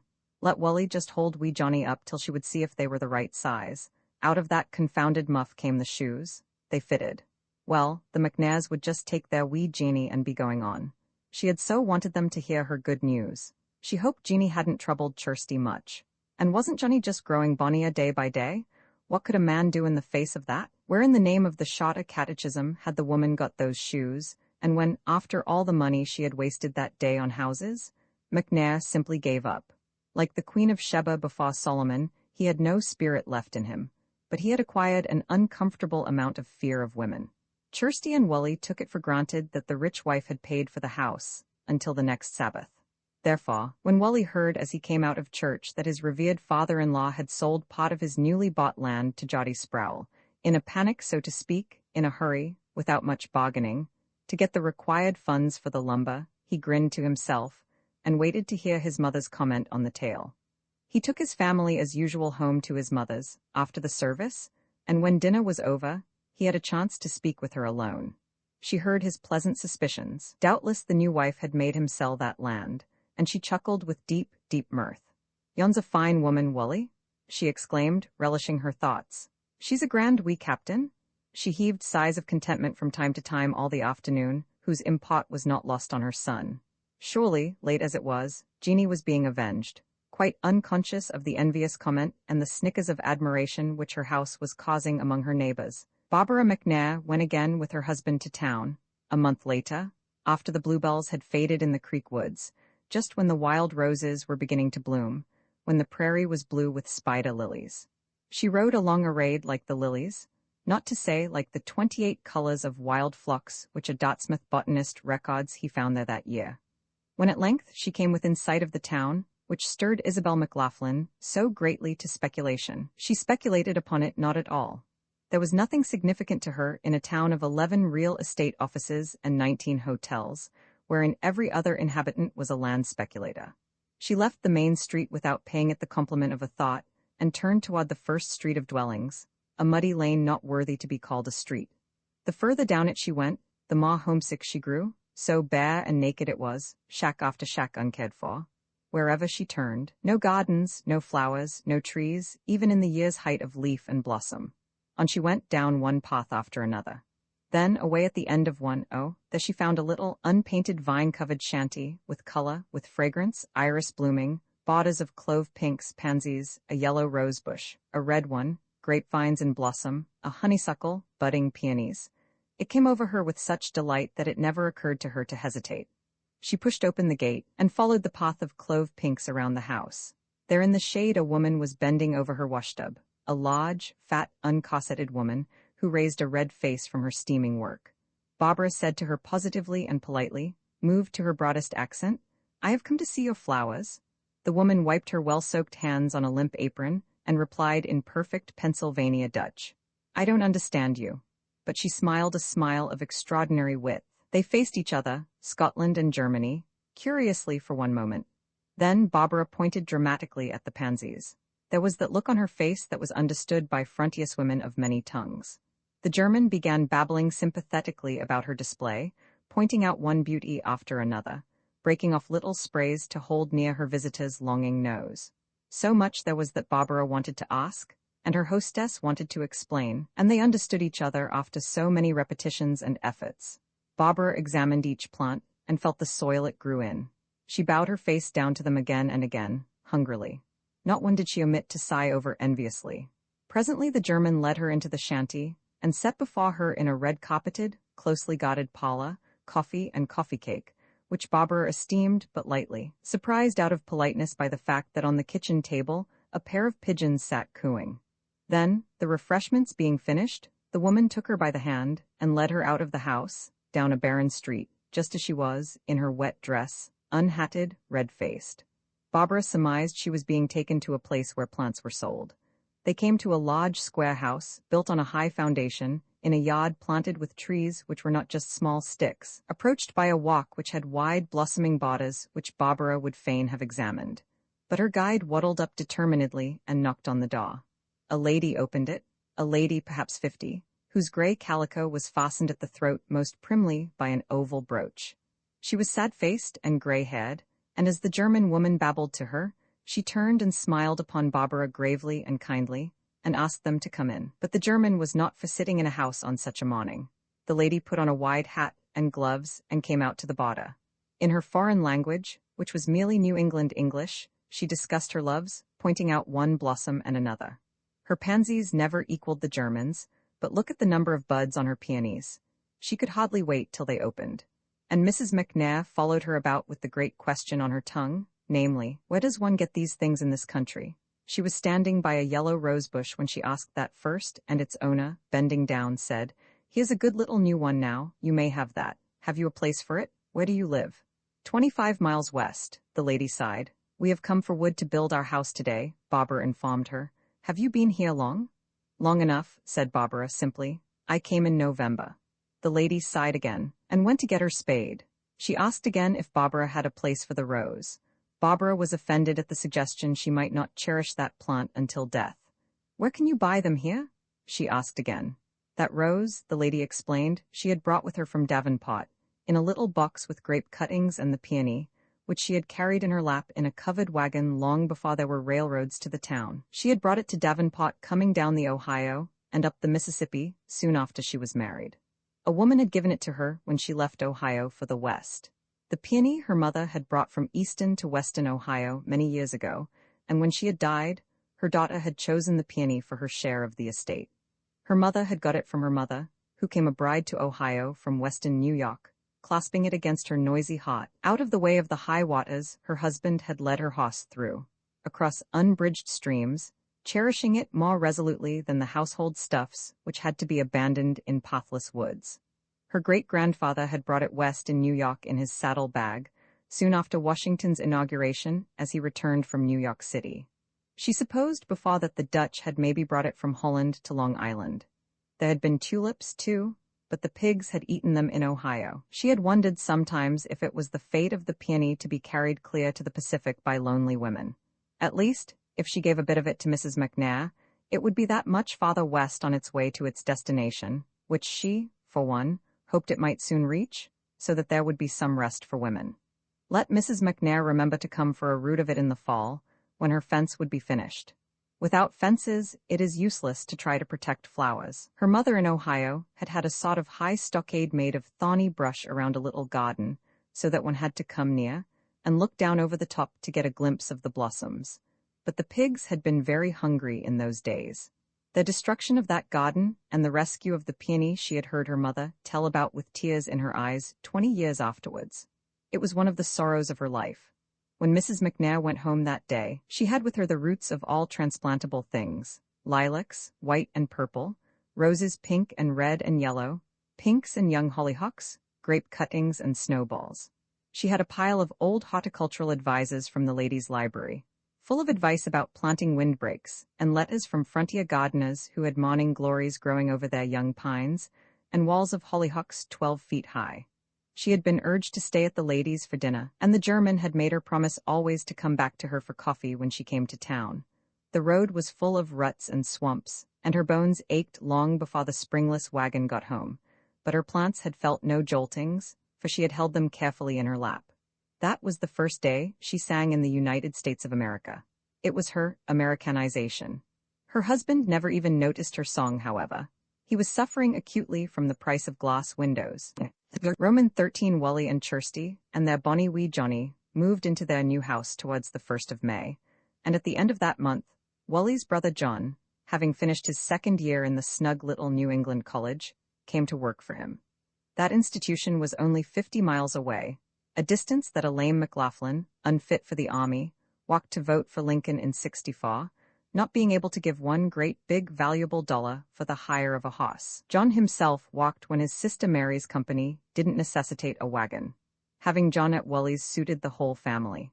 His mother liked it because Wally was such an excellent example of patience and goodness for John, who needed just that. Kirsty liked it not only because she was spared the unpleasantness of having a strange hired man at the table, but because she saw in John the first of a succession of younger brothers, to whom, as they worked for Wally, she might in some degree repay their mother's kindness to her. Wally hotly admired John, and never neglected to point out the signs of his brilliancy to those who were interested, especially his mother.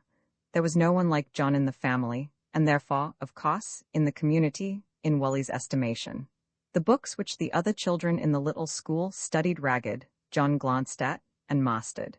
He never had anything to read, because the few books that Wally went slowly through, he read in an hour or two, getting more out of them in that fashion than Wally could in his. He had read every printed thing in the neighborhood, the books Wally had sent home from St. Louis, most of Scott and some of Dickens and Macaulay's histories. "You understand that no stolen book comes into my house, Wally?" His mother had written him, enraged by the boy's stories of war plunder. He had read those 300 pious volumes that the governor of an eastern state had sent to the library of a Sunday school nearby, in which he had become, in so romantic a manner, interested. He had read the college library from start to finish, and the more precious books his interested teachers would lend him.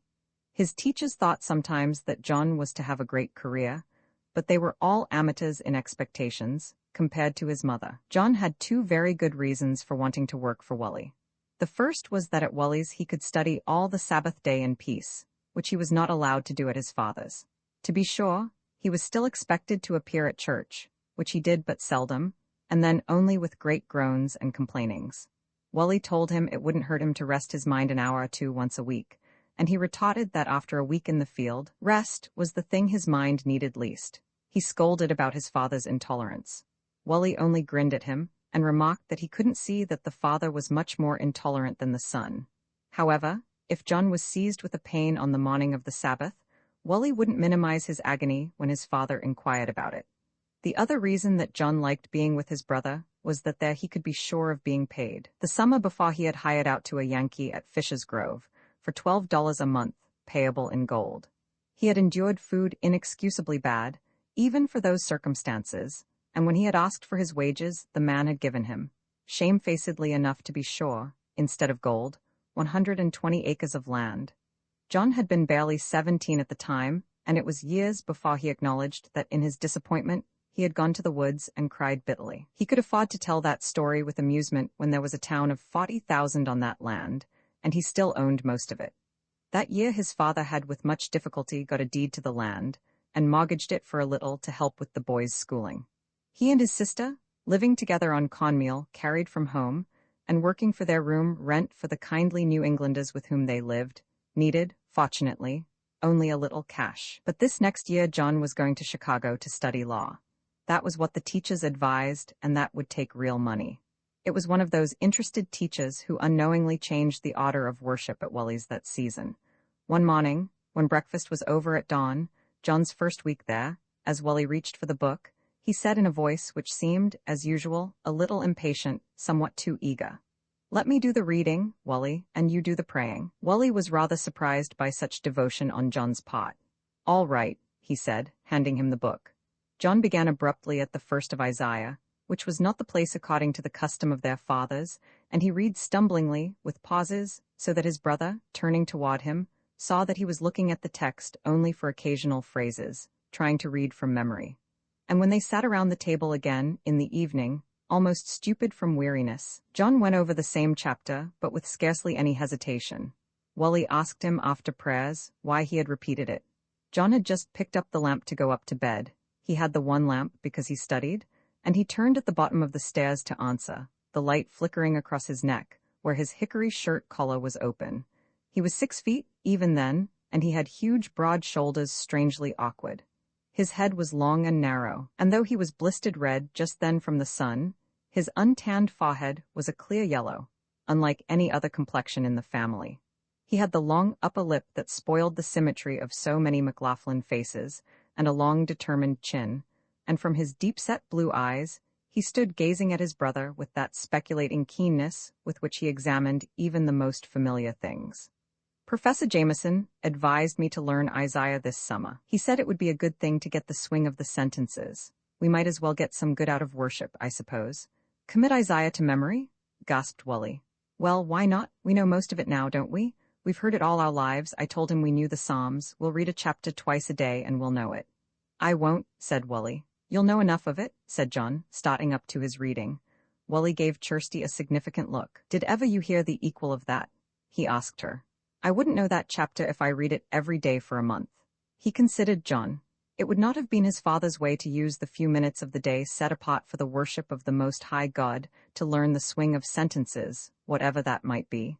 It certainly would not have been Wally's own way. But it was John's way, and doubtless a good way, and since John was living with them, he might as well have his way. Kirsty didn't mind. She only wanted John to be happy. They were happy as the summer wore on, the three of them working from the first streak of dawn to the frog-croaking darkness. The stars in their courses and the clouds in their flights seemed to be working with them that season.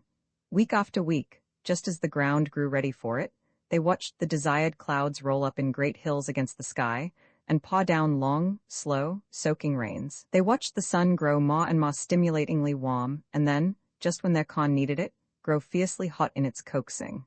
They worked like slaves, of course. But then, they had always worked like slaves. Wally was at the height of his strength that year, apparently, and he tried to save John, who was, after all, still a growing boy. But John sharply refused to be considered less than any man. Kirsty was cruelly tired every night with far too much fever. She had her new house to keep as clean as her mother's linen-hung cabin had been. She had more than 100 little chickens to feed and water, and to guard from the slow-rising storms and the low-hovering hawks. She had an orphan lamb to feed. She had washing to do, and ironing, and scrubbing and sewing and cooking, bread-making and butter-making, with pans and pails and churns to be scalded and kept sweet. She had yarn-making, and knitting, vegetable drying, and wild fruit canning. She had wee Johnny to care for, and whenever she sat down to nurse him, she fell asleep worn out. More than one pie got itself scotched that way that summer. And with it all, they were so happy that sometimes she had to say to Wally, although he didn't want her to mention it, "Oh, think of lost summer and of this." And he would answer, "I certainly had a time without you, Kirsty."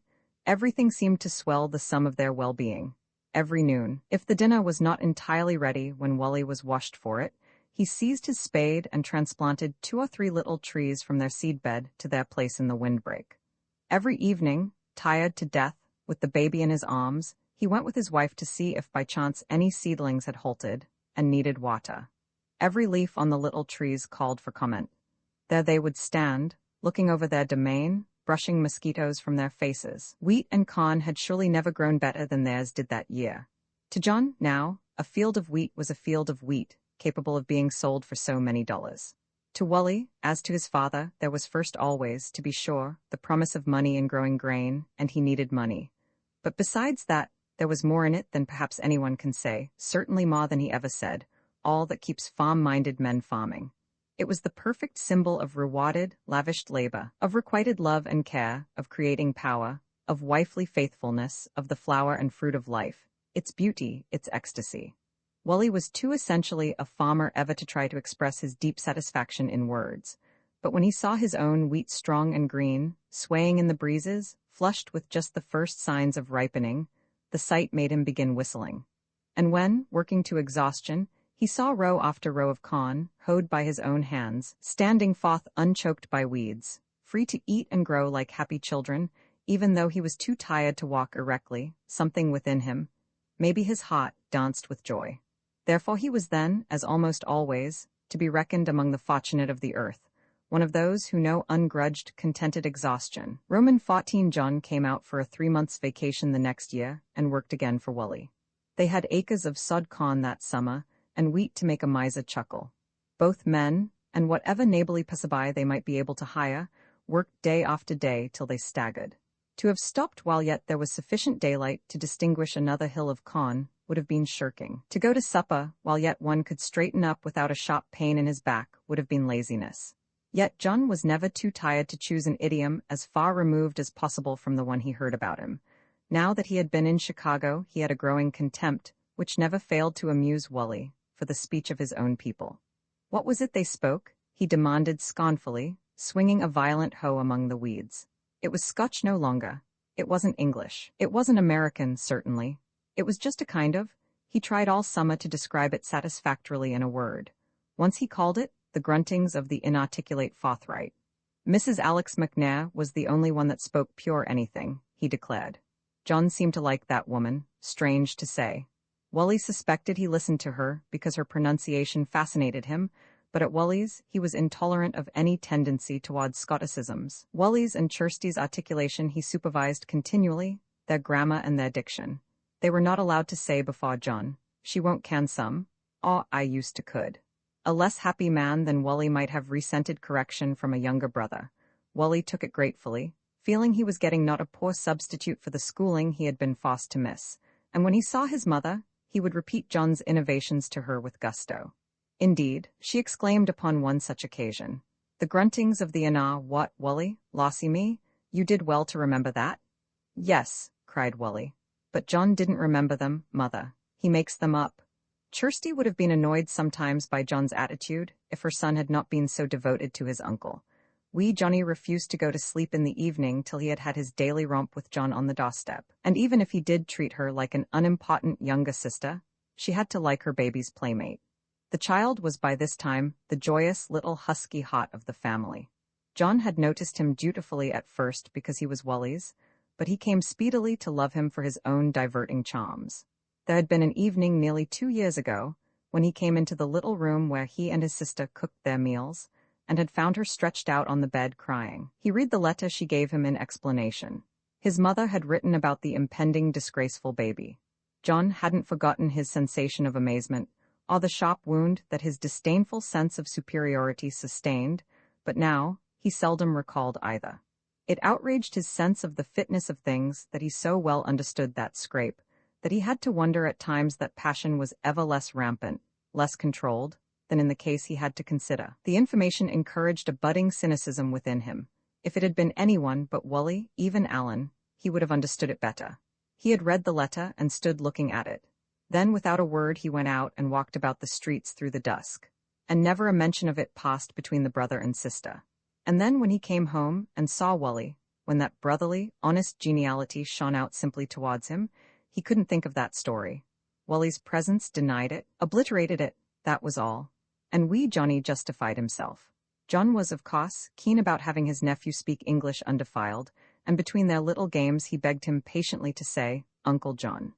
But after hours of slipping gleefully away from effort, the baby came no nearer the desired sounds than diddle. He had lovely, twinkling ways of making light of instruction. He would duck his curly head, and hold it reflectingly to one side, and purse up his little lips enough to have spoken volumes. Yet when he saw his uncle coming towards the house, he would sing out that absurd diddle, delightedly, waiting in a wad for such perfect enunciation. When his grandmother got him into her arms, she would beg him to say "Granny."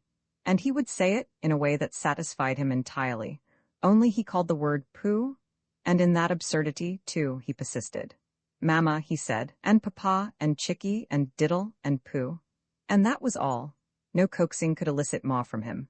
Kirsty grew vexed at times hearing other women tell how early and plainly their children had talked. She longed to have Johnny shine vocally. Sometimes she almost wondered if he wasn't simple. But her mother-in-law consoled her by telling about her John.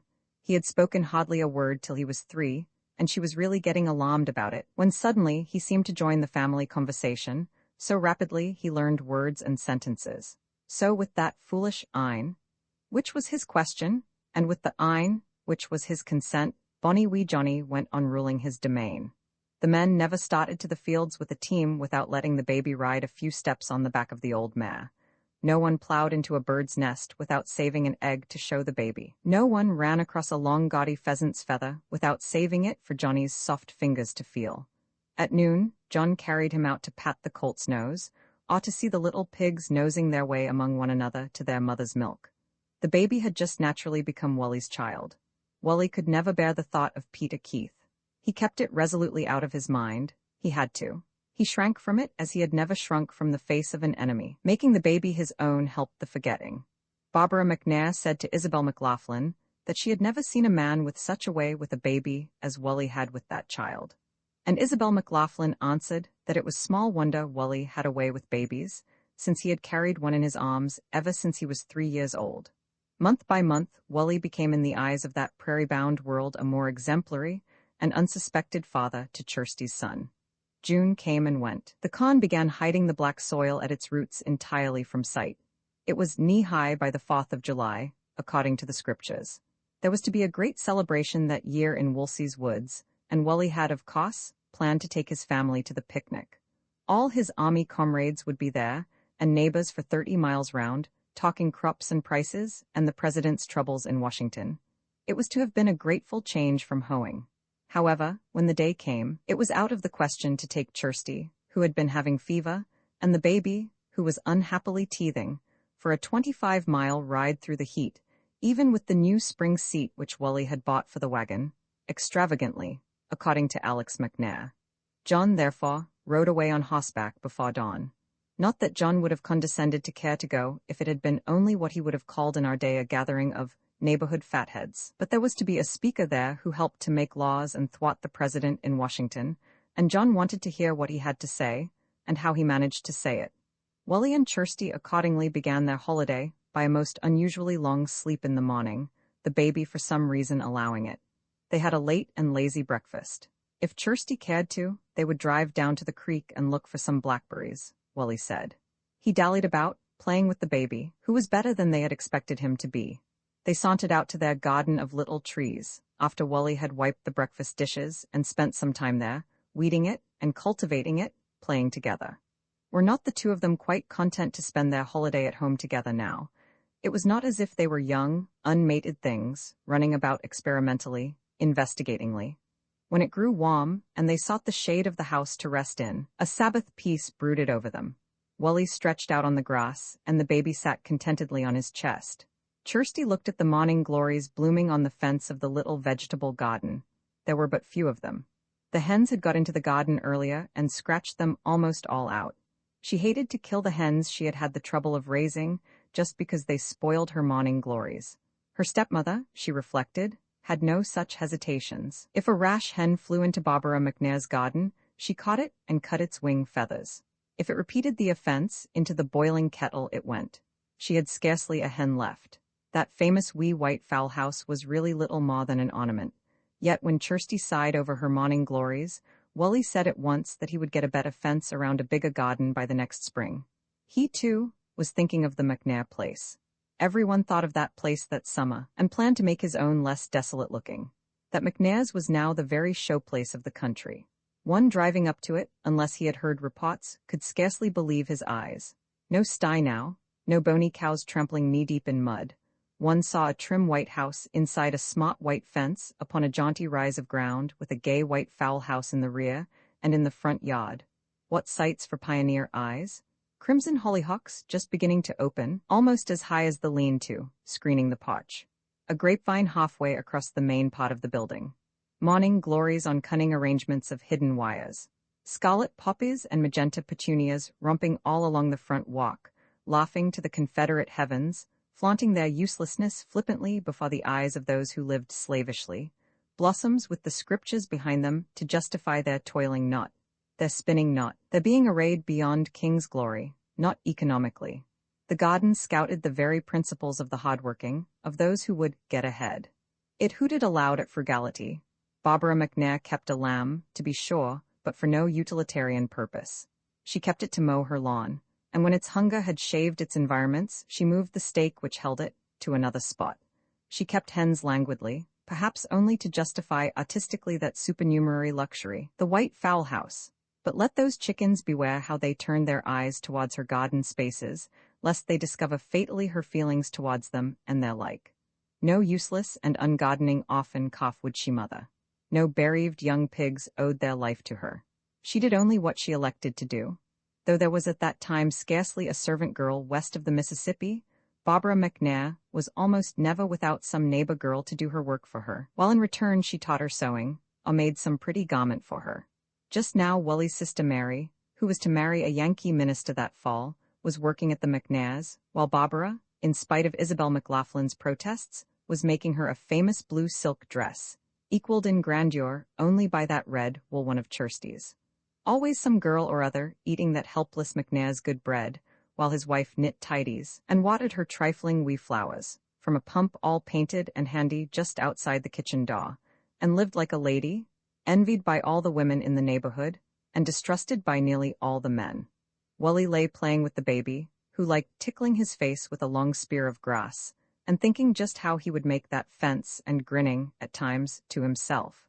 The Sabbath before he had taken Chirsty home for dinner, and when she had seen how the flowers were blooming there, she had explained in vexation about her morning glories. Wally had been walking with his father-in-law and the women among the trifling flowers, when Chirsty had spoken of the accident, in answer to Barbara McNair's question. And Alex had turned to Wally and remonstrated with him for not having a bet offense for Chirsty. A man ought to see that the women had such things, McNair had assured him solemnly. That was one of the best things he had had to tell his mother for a long time. Alex McNair telling him, Wally McLaughlin, how to treat a wife.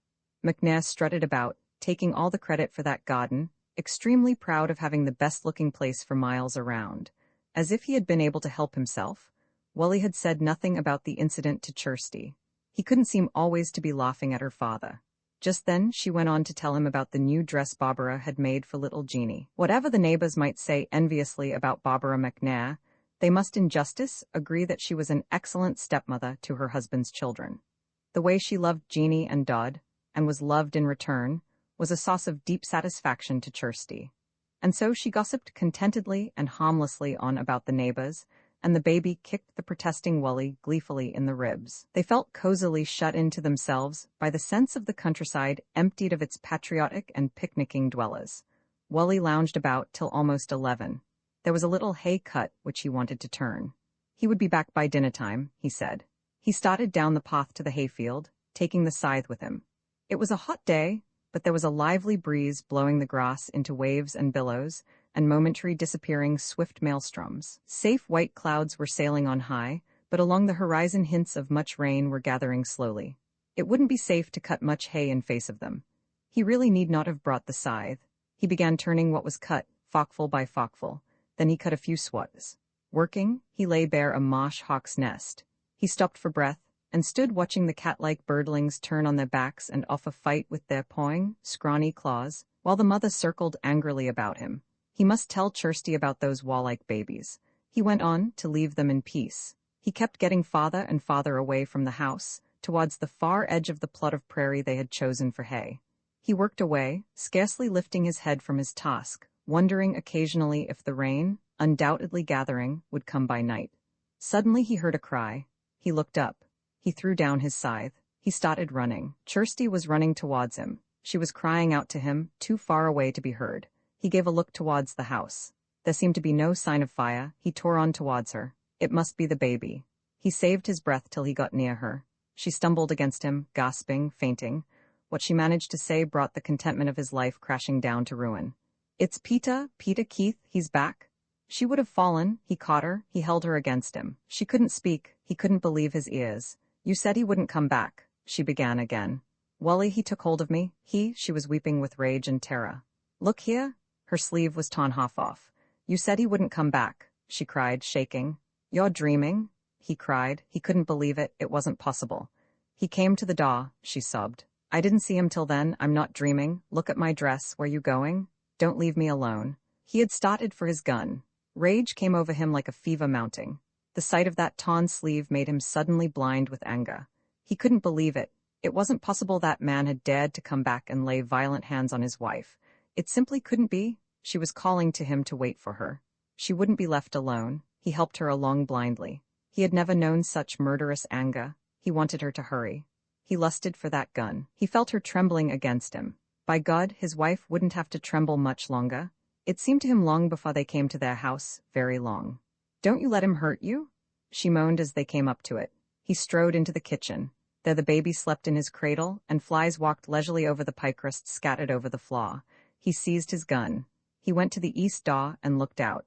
He went to the west door. He stood looking. Before his eyes hens scratched for their broods in peace. He searched the house. He turned to go to the barn. She cried after him, "Oh, don't let him hurt you."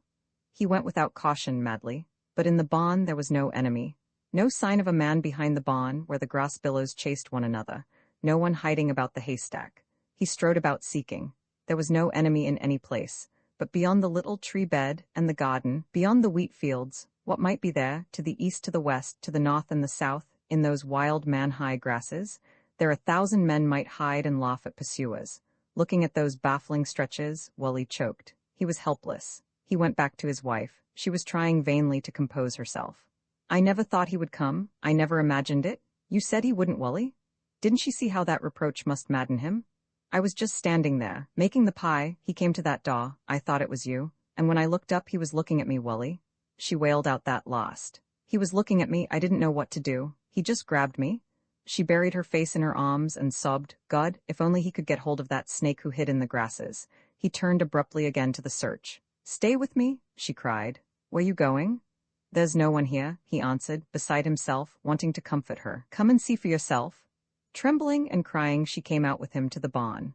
That morning there was no great cement-floored barn to search through, in whose loft 100 men might lie, nor long feeding sheds for steers, nor any tower-like silos. There were no scattered groups of lighted hog houses, nor garages, nor heated drinking tanks. There were no machine sheds, nor ventilated corn cribs, nor power plants, nor ice houses, as now there are. Only that one little unconcealing barn, those small slight plantings, that innocent wheat, that shaved patch of the prairie which was the hayfield. "He's run out there?" Kirsty moaned, pointing to the distances. Somewhere out there he had lain in wait, perhaps seeing Wally depart, maybe watching their just caresses.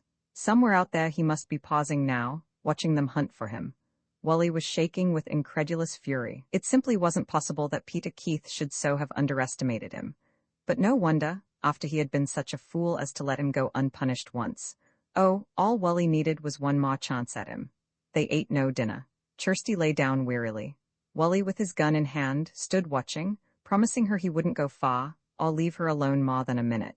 She moaned as he came to her during the afternoon to give her the baby. "Oh, what'll we ever do now?" "Wally, leave that to me," he said in such a voice that she could say no more just then.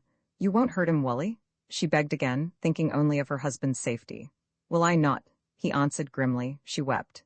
"There's Aunt Libby," she moaned. "Is there?" he cried. There was no auntie in his intentions. He was thinking only of his wife, who trembled and wept temporarily. "Wally, you'll get into trouble. If he won't bother us, let him come back." "He does bother me." She dared not answer that tone. Wally choked and turned away to look out over the prairies again. A rattlesnake, that man was, hiding in the grass, a damned poison snake, and like a snake he should be treated. If it had been a windless day, one might have traced him through the grasses. But now 1 second of the wind swept away any trace of him. A good dog might have trailed him, but there was no dog at hand. In many places before Wally's very eyes, a man, a snake, might walk upright and unperceived. Inside, Kirsty lay moaning in fever. Outside, Wally patrolled his premises, frustrated, raging. In his excitement, details came rushing back to his mind to which he had long and obstinately refused entrance. He remembered all the bits of confession that Kirsty had made to him the first night that, knowing her trouble, he had gone to claim her. Peter had loved her, he had wanted her for his, she had told him, but she wouldn't listen to him because she thought of Wally. She thought of herself as his. That was when she was living at her aunt's after her mother had died. Then once Aunt Libby had gone to stay with her sister who was having a baby. Wally could curse that woman's name for having so blindly, so fondly, trusted her knavish son. Why couldn't she have at least left Dud with his sister? But Kirsty hadn't been afraid. Wasn't Peter her cousin? She hadn't been at all afraid. And that night, when there was no help within a mile, she had run out of the house, undressed, barefooted, across the snow, till Peter caught her and brought her back. Wally hadn't often thought of that because he couldn't think of it in live, but it had no mercy on him now. That story cried aloud to him, shrieking through his mind. He would kill that man and go to the sheriff and give himself up. He would stand up and tell any 12 men in the county that story, and come home acquitted. If only he could find the man. He went beating through the grasses nearer him, maddened by the feeling that it was in vain. To the west, the treacherous grasses jeered at him wavingly, and to the east, north and south, they mocked him. The afternoon passed. Neither of them could eat at supper time. Kirsty wouldn't stay alone in the house while he went to milk. She insisted on crawling out to the barn to be near him. She could scarcely sit up, so wan and weak she was. The baby howled bitterly, being neglected. Wally put him to sleep, laying him on the bed beside his mother. He shut the door to the east. It had no lock. It had never needed one. He put a chair against it and sat down on the step of the other door, fingering his gun as the stars came out, watching, thinking solly. There was no jury that would not set him free when he told the story. What sort of men would those be who would say he had not done right to kill a poisoned snake? He would just tell them? But to tell that story, now, when it was being so well forgotten. To bring it all back to sneering ears, as it had been brought back to him so painfully fresh today. If only he could find the man, and kill him quietly, and bury him somewhere in the tall grasses, without anyone knowing. If only he might find him crouching there somewhere.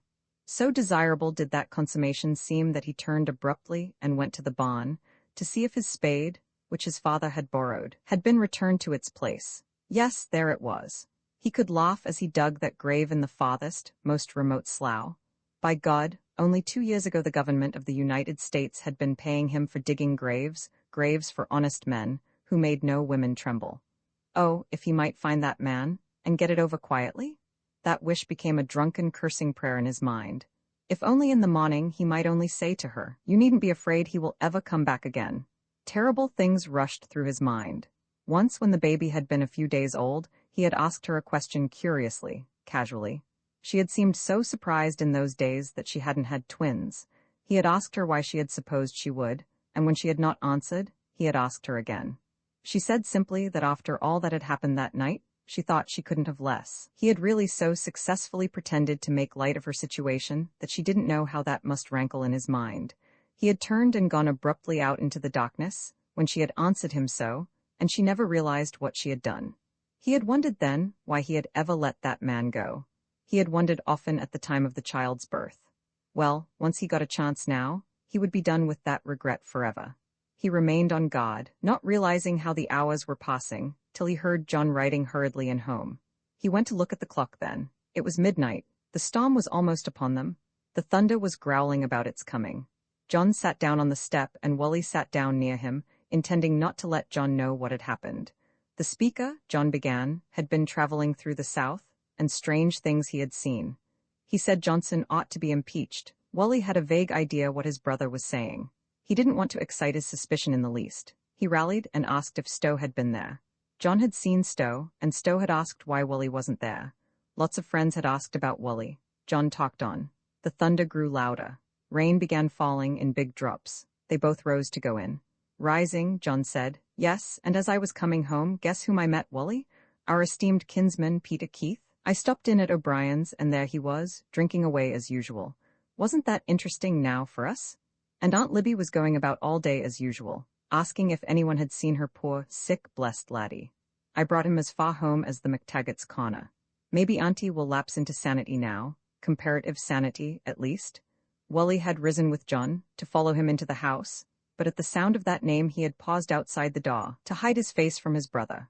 John's story made him heartsick. There seemed no chance now of getting it over secretly. Peter had gone home? It didn't seem possible. He intended to defy Wally. He intended to hide behind his mother. Well, he would speedily find that no woman's skirts could save him now from his deserts. He feigned a natural interest and tarried outside till he heard John going up the stairs. Then he came in from the rain and sat down. That room, that home of theirs, all spoiled, all defiled. Their table, their chairs, their clock, all the things that they had bought and enjoyed together, seemed alien and sinister. He gave a look around all the little room wonderingly, and then it all faded from his thought. He laid his arms on the table and buried his face in them, as if he was weeping. But he was not weeping. Until almost morning he sat that way, scarcely moving, not heeding the sharp breaking of the thunder. He was planning ghastly things. Kirsty called to him sometimes, and he answered. She called to him at length wearily to come to bed, to take his place beside her. Oh, God, she was his wife, and he hadn't been able to defend her. But morning was coming. The new day's light would make things right. Roman 15 You go on with the con, Wally said to John at breakfast. I'm taking Kirsty over to Mother's. John made no comment. Kirsty looked as if she had had fever unusually severe the day before, and naturally she would be better cared for at the McLaughlins. John suspected nothing. He wasn't especially observant. Talking still of the celebration, he didn't see Wally watching his wife, covertly watching the way her eyes turned hauntedly toward any slight sound out of doors. Wally went through with the prayers as usual. Prosper us in our duties this day, he implored with unaccustomed fervency. John went away to his work. Kirsty and the baby got into the wagon, where Wally had slyly hidden his gun. He had to conceal his sterner purpose from her. He said to her simply that he had made Peter get out once, and he could do it again. He saw no use in saying how much more thoroughly he intended doing it this time. They scarcely spoke, riding away together, man and wife. Sitting there, so close to him, she seemed so dear, and life so precious. Why should he have to endanger it now just when he was beginning to appreciate it, for the sake of that man's villainy? The poignant silence struggled and surged about them, his rage, her fear, their love fighting together with no relief in expression. Her beseeching, wanting eyes searching the face he tried to keep averted. No one at his mother's had heard of Peter's return. That was proved by the fact that no one began talking about it. Kirsty had had fever the day before, Wally announced to them shortly. He was worried about her. He had to go over to the store, and he thought she had better be left where she could have some care. He said he and John could balk it a few days. She spoke up sharply and demanded that he come for her by evening at least. He had to promise that much, to keep her from exciting suspicion. It was plain she meant to take no denial. Her eyes implored him to be careful. Lightened of his encumbrances, he drove away. He was praying that circumstances might be made to serve him, so that he could get his task over secretly. If not, then Peter would find that no woman could help him now. He drove straight along towards his aunt's, grimly, not having to nurse his wrath, having only to restrain it. He wasn't made for anger, as he knew. It had even as a little boy always made him ill. It had exhausted him now. He felt limp, and he must be strong and calm for what was coming. He let his horses take their own gait. The heat of the sun, after the rain of the night, was making the country one great steam bath. He wiped the sweat from his forehead. He came to the McTaggart's corner. John had seen that man so far home the night before. If John had known then all that story, what a chance he would have had. Thank God he hadn't known, but when he did know, today, now, in a few hours, he would stand by Wally with what a sincere strength. Of course John couldn't be expected to stay and look after the farm while Wally was taken where. Maybe Andy would do that. And Kirsty would have to stay at his mother's until, what? His happiness was scarcely more now than a sickening faint memory.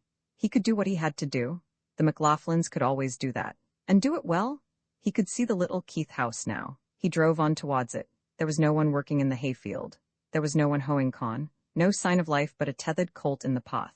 He drove up and got out of the wagon. He tied his steaming horses to the barn. He hadn't taken his gun into his hands yet when the door opened, and his aunt came out.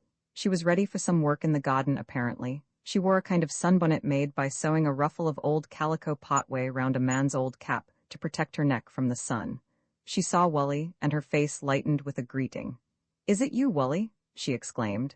"And how's Kirsty the day? We missed you yesterday. She had too much fever, I doubt." "She's better. She's at mother's. Where's everybody?"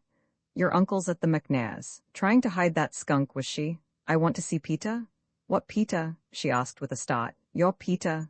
My Peter." "Yes, she needn't think she could work that. Did you think he was here, Wally?" she asked, hurt. "John saw him last night," he cried accusingly. "What John?" "Our John. He saw him last night." "Saw who?" "Saw your Peter. Could it be, saw my Peter? He came home with him last night as far as the McTaggarts." "Last night?" "Yes. With my Peter." "Yes," stammered Wally. Peter had never got home, there was no doubt about that. Libby Keith was standing transfixed there. Her gray face began working. Suddenly she put her hand up to her head and gave a moan. "He's destroyed? He never got to me?" She started and ran past Wally in the path and had climbed into his wagon before he could stop her.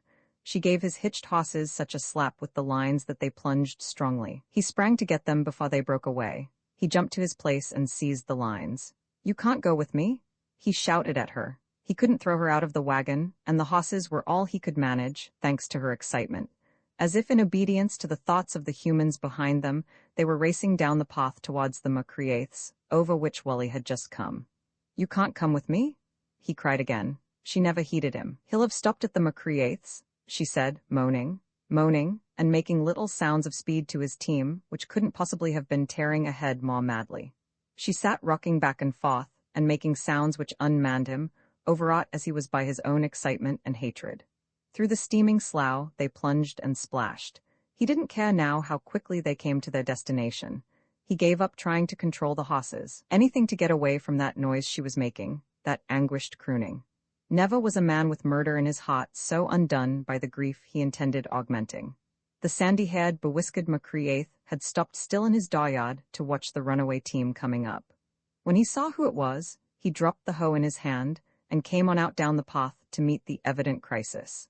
Wally pulled up the panting horses, and before they had stopped, Libby Keith cried to the man approaching, "Where is he? Where's my Peter?" At first he could not understand so impossible a question. She scrambled perilously down and started on a run for the house with him following. "Where is he?" she cried again, turning on him. Then McCreath understood. She was mad, the poor body, he said gently. "He isn't here, you know, Libby. Peter isn't here." "He is," she cried. "He's come, they seen him." Wally had followed them. McCreath turned to him and got a nod in confirmation. They were at the door now, and Mrs. McCreath had come that far to see what the disturbance was. McCreath cried haughtily to his wife, "Peter's home, Aggie." Tears sprang quickly to Aggie's eyes. "Where is he?" Libby cried at the same moment. "He's not here, you know," McCreath repeated kindly. "Not here?" Libby repeated. "John saw him last night," Wally cried angrily. "Where?" they all demanded. John had seen him at O'Brien's, and as far on the way home as the McTaggart's corner. And they had supposed he must have turned in at the McCreaths when the storm came up. "He's at the McTaggart's then?" McCreath seemed sure of it, but Libby Keith couldn't wait till the words were out of his mouth. She was down the path again, and climbing up into the wagon, and the McCreaths were following her, breathing out their congratulations. They didn't know when any news had pleased them as much as that. They were that glad for her. They were shouting after the galloping team in vain. And again he had to sit by her, as she went on again, crooning and whimpering, making noises like a shot rabbit. He would drive his horses till they fell in their tracks to get away from that torture. On the corner, where the little path from the Keiths joined the wider road, the McTaggarts were building a house. 3 men were working on the roof of it, and from the vantage of the height, they watched the team flying towards them. They speculated about it. They came down. "Where's my Peter?" she shouted to them before they could hear her. She kept shouting it as she climbed down. They stared at her. They hadn't seen anything of her Peter. They had to go all over that again. John McLaughlin had seen him at this corner last night. Where was he now? Wally wouldn't be balked. Libby Keith wouldn't be cheated. The McTaggarts stood looking at the two blankly. Where was Jimmy McTaggart, who had been drinking with Peter last night? He ought to know. Jimmy McTaggart was wakened from the sleep that followed his holiday spree and dragged to the light of the morning, half-clothed. He remembered nothing. Wally turned from him wrathfully. Where was his older brother? Let Jib be brought. Jib wouldn't have been too drunk to remember. Jib was in a far field. A boy went for him horseback. They made Libby sit down. They stood around dazed. Wally went on explaining what he knew again and again. It seemed hours before Jib appeared. There stood Jib before them, telling the truth and making it believed. They had come with John from O'Brien's to be sure, and at the corner John had ridden on home, and Peter had turned and gone walking down the path towards home. That was all that Jib knew about it. Peter had walked right along, not staggering or seeming drunk. The men stood looking blankly at one another, fumbling among possibilities in quietness for 1 second. Then Libby cried out. "He's fallen, he's destroyed." She started down the path, towards the road, calling him, making a more terrible sound than ever, a stronger sound. "Lammy," she cried, "where are you? Mother's coming." Some place between that corner and her home she thought him lying helpless, dying maybe. Lying drunk, the men thought, and nodded significantly to each other. It flashed through Wally's bewildered mind that he had probably started back towards Kirsty. Or maybe back to O'Brien's, someone suggested. Mrs. McTaggart was running after Libby Keith. The men started to help her search. In decency, they could do no less. They tried to soothe her. He would be sleeping somewhere. Had she looked in her own barn? Could it be, they wondered vaguely, thinking of her other children, that had happened anything tragic? Wally had to join them. After all, she was mad, stark mad, and shrieking over the prairies, and she wasn't a McTaggart that they should have to care for her. She was his father's sister, and he must see what became of her. Down the road she ran, calling out to her son and commanding them. They were to go for her husband. They were to get her brothers, her neighbors, to send men on horses to look for him. Some of them turned back to obey her. Wally ran along with her. Beating along both sides of the road they went, tramping down the grasses, calling him, calling till Wally felt tears running down his face. Not that he pitied her. He cursed her. He was saying to himself, "God damn you, stop that noise." And to her, habit-bound as he was, and shrinking from the pain of her voice, "Let me do the shouting, Auntie, let me call for you." He didn't know his voice when he lifted it, so how could Peter know who was begging him for an answer? Oh, if only he might come across him there, fallen, and make an end of this horror. Sometimes he stayed a distance from her in this wild hope. Sometimes he had to support her to keep her from falling. Down through the slough they went, splashing and bedraggled. Mrs. McTaggart, with a baby in her arms, followed as best she might. The slough was shallow where the path crossed it, but how deep the waters might be on either side, no one knew. Libby Keith stretched out her arms dramatically towards them. "Lammy, mother's coming," she implored. Mrs. McTaggart sobbed, but she sobbed only like a woman, not like a. Romans 16, the neighborhood gathered at the alarm. By noon, Wally's father and mother were at the Keiths, and the heads of families for miles around. Up and down the road, the boys and younger men were hallooing and beating about, and in the kitchen, the wise old heads were holding a consultation. Young John McLaughlin had been sent for, that is, Wally's brother John, not the squire's John, and all the men who, according to Jib McTaggart's story, must have seen Peter the night before. As the elders waited their coming, they debated solemnly. What could have happened to a man between the McTaggart's corner and his home?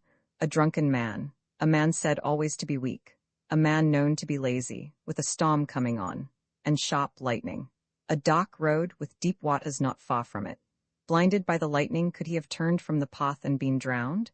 Could he have fallen and broken a leg? Men have broken bones as they walked. Was he now lying helpless somewhere about? If he was as weak as his mother always insisted, might he not have fallen down drunk, and lying in the way throughout the night, now be overcome by fever? Could he have been bitten by a rattler, and, asleep, died of the poison? Could the lightning have struck him? Men wondered, rather than dared to ask aloud, could there have been a drunken quarrel, and blows perhaps fatal? Wally suggested that he might be in hiding, but this was considered a simple suggestion to come from him, and no one gave it any attention. They all seemed to think that it was his mother Peter was trying to get to. Wally dared not explain what reason he might have for hiding. He wished he had not suggested such a thing. The young men came, and submitted to questionings. None of them knew exactly when Peter had arrived at O'Brien's. There had been a fight at the saloon. Young Sproul had still a black eye from it, and after Bob McWee had knocked him down, there had been a few bad minutes when the onlookers wondered if he was ever to rise again. It had been exciting, to say the least, and men had been busy pacifying the two. After that, Peter was there, though no one remembered to have seen him coming in. He hadn't asked for anything to eat.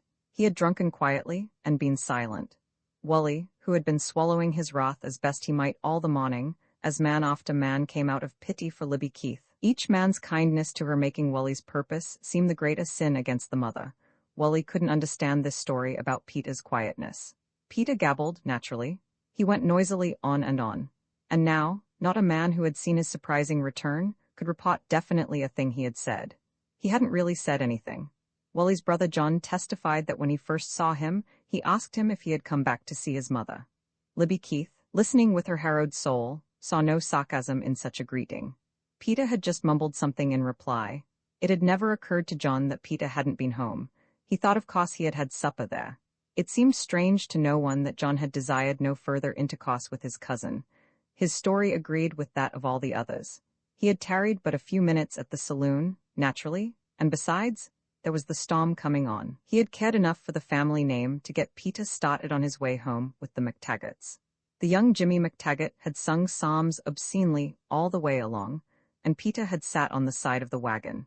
He hadn't been too drunk to hold on there over all the joltings. John had left him getting down at the corner.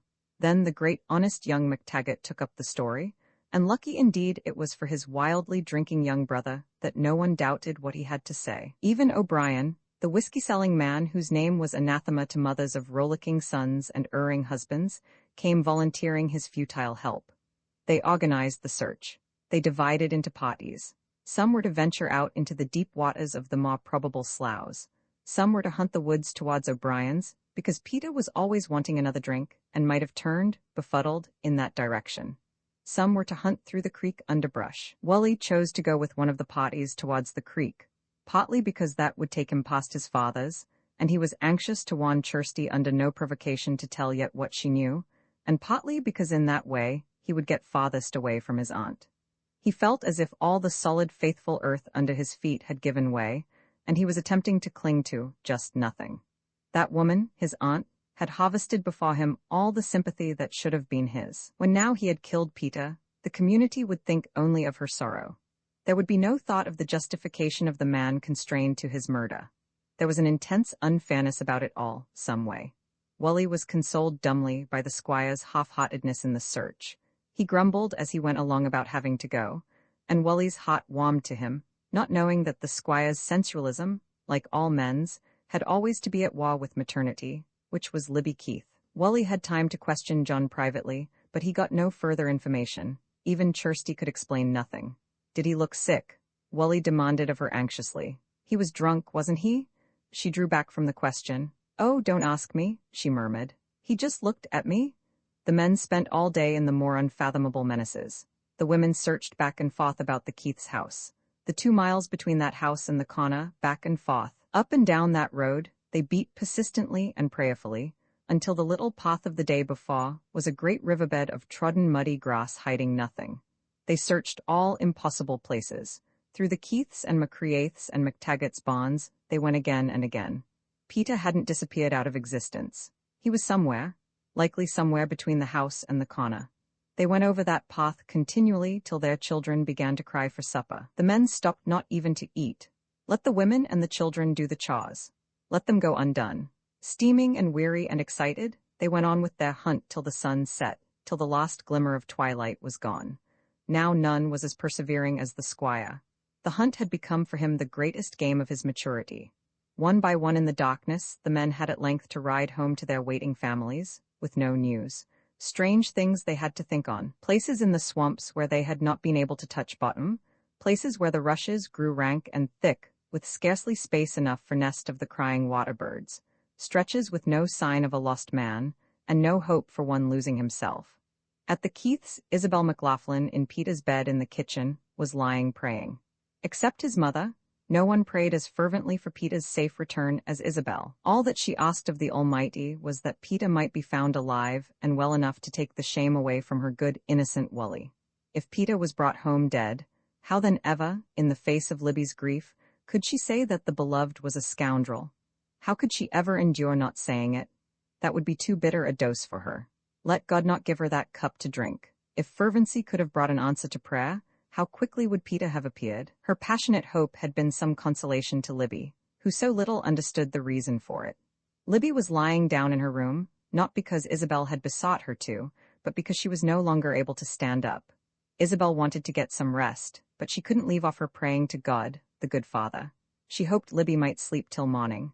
But the moon rose after midnight, and with the first flicker of its light, Libby came out of the bedroom, tying a skirt about her. Isabel sat up in bed.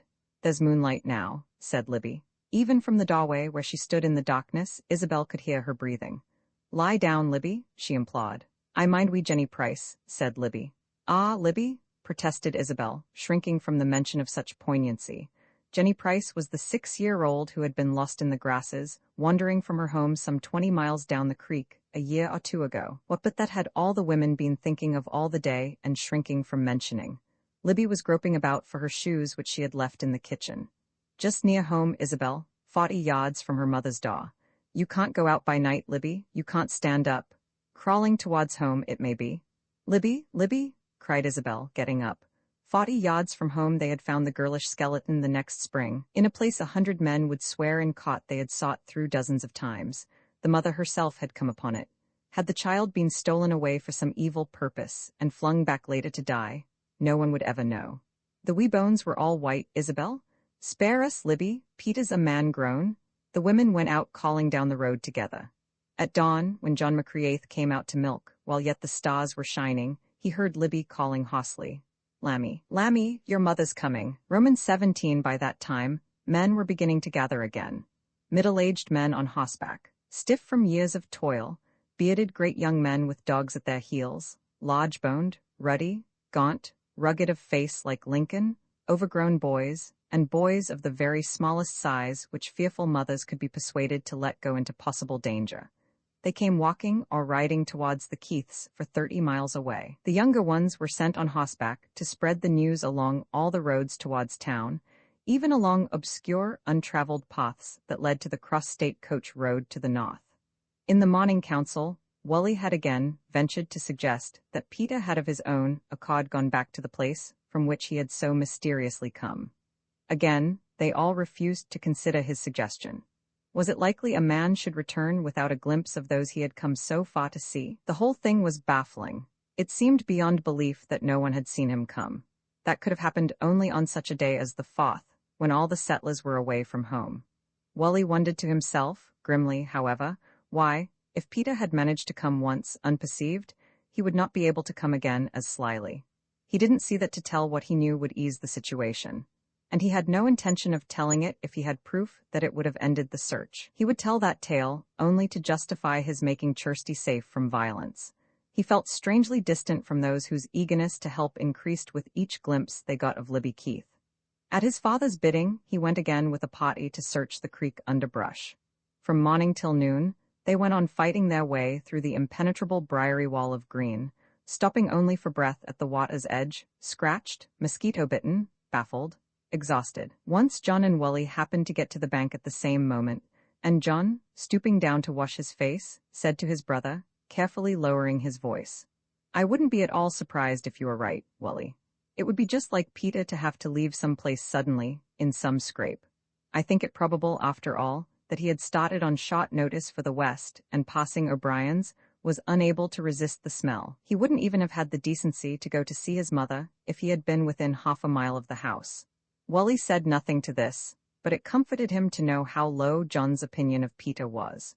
He could work with new energy after that. At noon, the 10 of them stopped at the nearest house for dinner. There was not a woman in the neighborhood who would not have been glad to set dinner before a party of searchers. Not a woman who had not been frightening her little ones more carefully about wandering into the tall grass. Such helpless, slight persons, with that tall menace always waiting at hand for them. Margaret McDowell had all the morning been looking from time to time down the road, hoping to see a horseman coming with good news. But no news came. She served the men. They ate in silence, hungrily. Having finished, they went out and lay down in the shade of the house. Most of them slept. Davy McDowell sat next to Wally, smoking vile homegrown tobacco in a stern old pipe. Beyond him, Jotty Sproul went on theorizing in a lullabying voice. Wally was half asleep himself when he heard him saying, "If we knew the girl to ask, we might learn something." Girl, when he pronounced it, rhymed with peril. He was a canny man, Jotty, and Wally was instantly awake. "Hoots," replied Davy. "He was never one to run off to Gerald's." "Was he not?" answered Jotty. His voice was so suggestive, so leering, that Wally sat up. "It's 1 o'clock?" he hastened to announce. "We ought to be going on." He woke all the lads up. They started by 2s and 3s back towards the creek. Wally might easily have asked Jotty privately what he meant by that comment of his. But he didn't dare. Was it possible that Jotty, that unconsidered man, knew anything about Kirsty? Or about Wally McLaughlin's private affairs? He must have meant something, and Wally wanted intensely to know what it was. Doubtless Davy McDowell would presently be inquiring, for gossip's sake. But Wally assured himself that if Jotty really knew anything about the truth of the matter, he would never dare to tell it. Nor would he have dared to hint before Wally that he knew it. Only, would he not dare? Men dared strange things nowadays, it seemed, even cowards like Peter Keith. They seemed to think Wally McLaughlin a soft, easygoing man. They would speedily find out their mistake. They would get rid of the idea that he was a man with whom one might safely take unspeakable liberties. If only he might have the fortune, the one chance in 1,000 or 10,000, to come upon that damned snake, lying somewhere hidden. Exhausted, sore in muscles and mind, he went on through the breathless thicket. At 4 he came again to the water's edge, and saw Kirsty's brother Dud just coming out from a swim. He threw himself down under a great linden tree for a rest, and under his hand he saw Dud's hat full of choice blackberries. Dud was undoubtedly preparing to make himself as comfortable as possible. He was weary enough to defy the world and relinquish his pretenses of being a man. He made his decision known flatly. "I'm not going back into that," he announced. "I'm through." It was plain that his swim hadn't cooled his temper much. Wally repressed a smile. Dud was extremely thin. The ridges of his ribs showed under his skin, which gleamed white and wet in places, in vivid contrast to his tanned arms and neck, and he was stepping along gingerly to avoid thorns, lifting his bony legs high. One of his eyelids had been scratched so that his eye was swollen shut. "You've done enough," said Wally. "You've got a bad eye there." The boy struggled wet into his shirt and overalls and, stretching out near Wally, began dividing the berries. Wally had to notice how men's zeal to help Libby Keith vanished as she grew distant. In her presence, in the presence of motherhood itself, so to speak, they were shamefaced and eager, deploring their helplessness as men are while their wives labor in childbirth. But away from her agony they forgot, as men do after labor is over, and turned again to their own comfort. Dud broke the silence surprisingly. "Kirsty'd be glad if he was dead," he said, resentfully. "Why, Dud?" exclaimed Wally. "She would that, she hates him. He's your cousin, lad. He's as much your cousin as he is mine. She can't endure the sight of him." Wally sat up. He looked at Dud. He had thought of him always as a child. He was a big, tall boy now. 14 years old he was, and doubtless able to put 2 and 2 together. How much did he know? He must have heard people talking. Wally suddenly wondered why he had not always been afraid of Dud. To be sure, he had always been careful to keep on the good side of his little brother-in-law. "He never done us any good." Dud spoke vindictively. Now what could he mean by that? Wally was getting excited. Why had the boy so great a resentment against Peter, instead of against him, Wally, under the circumstances? Dud's sudden and apparent preference for Wally at once grew odious to him. Dud had chosen that morning to work with Wally. He was always choosing to work with him.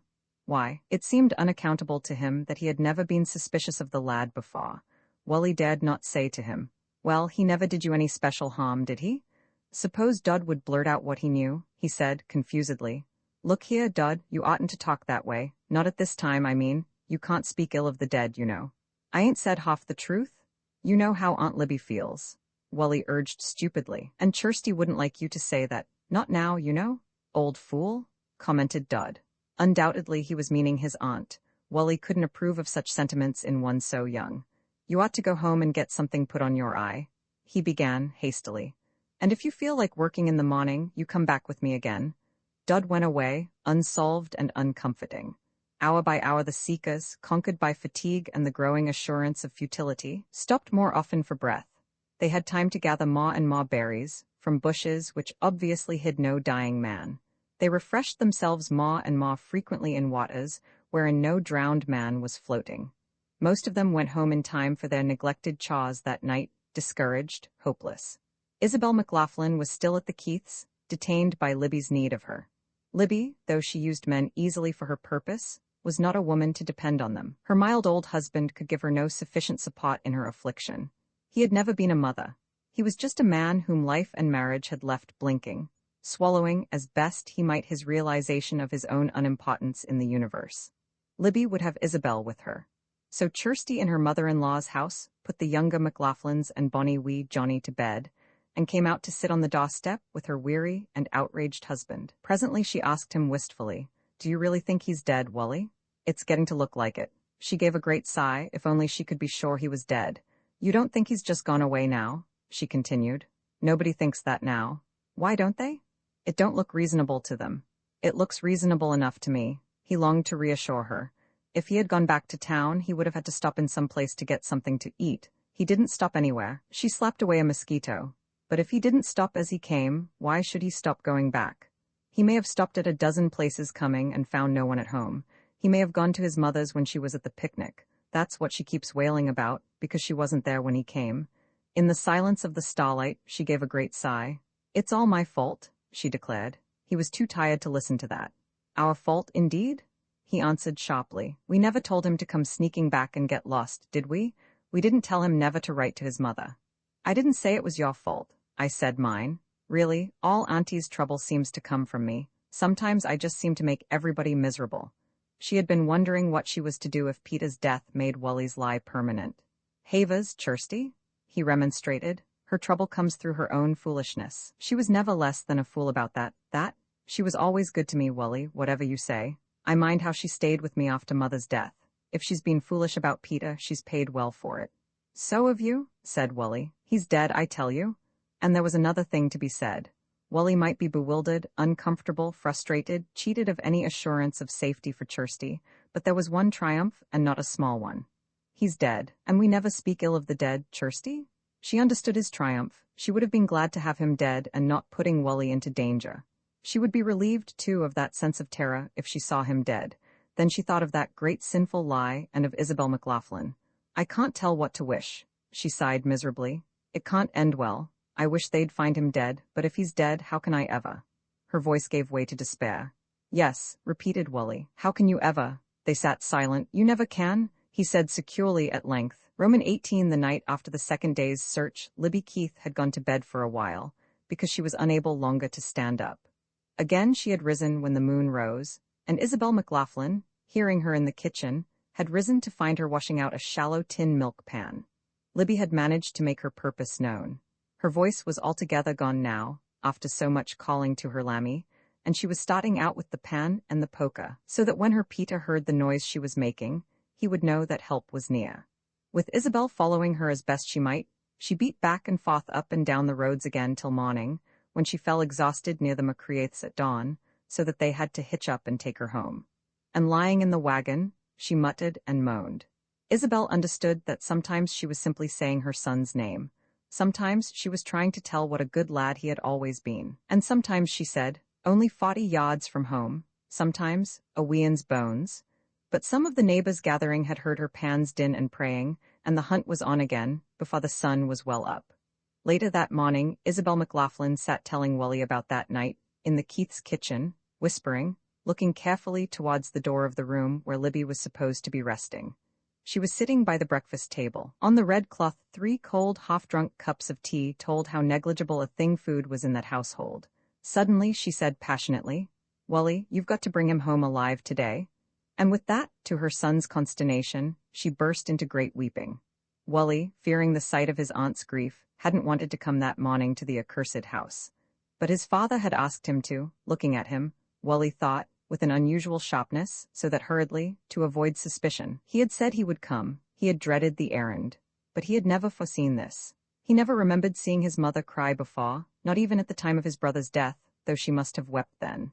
And now, well, it was no wonder she was undone, after 48 hours of such nightmare, but he was beside himself at the sight. He got up and strode around the room, at his wits' end. Life was upside down. Kirsty at his mother's broken and nervous from her shock, his aunt raving mad, his mother crying noisily. "You think he's alive, don't you, Wally?" she was asking him, between sobs and sniffles. "You don't think he's dead, do you?" He marveled to see how utterly she shared his aunt's grief. She could scarcely have wanted Ma Peter's return if he had been her own son. He answered staunchly, "No, of course he's not dead, Mother. A man don't die from sleeping outdoors a couple of nights in July. You don't think he's fallen into some slough and drowned, do you?" "No, Mother, of course not. He's around some place drunk, likely. Don't cry, Mother. How could he be alive some place and let us all go on hunting him?" Suddenly she added with a great sob, lifting her head, "Wally, if Peter's alive and just letting his mother think he's lost, we ought to whip him when he's found. Every man that spent a day hunting him ought to give him a beating." "Wally, he'd never do that. I think he's dead." Mother, don't you cry so. It'll be all right. They'll find him soon. If you don't find him soon, Auntie will go mad." Wally could have cried aloud the conviction that came flooding over him that minute. "If we do find him alive, and I get my hands on him, you will go mad." He began, like a child begging, "Mother, don't you stay here. You come home with me." It's enough to kill you staying here with Auntie. Let someone else stay a while. Why can't Aunt Flora stay with her today? You come on home with me? I can stay, she wants me. I can stand anything if only he's found. Wally, she cried, raising a face toward him distorted with tears, don't you know where he is? If Kirsty had been there to see that face, she would have thought that now, at last, Isabel McLaughlin was betraying her secret, so visibly did forbidden questions tremble on her tongue. Wally only said, soothingly, indulgently, if I knew where he was, don't you think I would go there and find him? Mother, you need a rest. You haven't had enough sleep. His mother sat bending towards him, beseeching him with all her soul to tell her the truth. But not one of her passionate, unspoken entreaties reached him. It never occurred to him that she might know. He sat looking at her sympathetically, troubled that she spoke words of such unusual foolishness, being overwrought by all that had befallen her. Won't you come home with me? He said again. No, I won't, she said with some asperity, and put her head down on her arms on the table, and went on crying. He rode away to his place in the hunt, and underneath all his greetings, his short and dry comments on the day's possibilities, there stayed with him a troubled sense of pity for his mother. She was getting old, and he had treated her badly. Sometimes he even thought that he had treated her very badly in that affair, even though it was over now. All those hours, those murderous hours of the lost days, he had never given her a thought.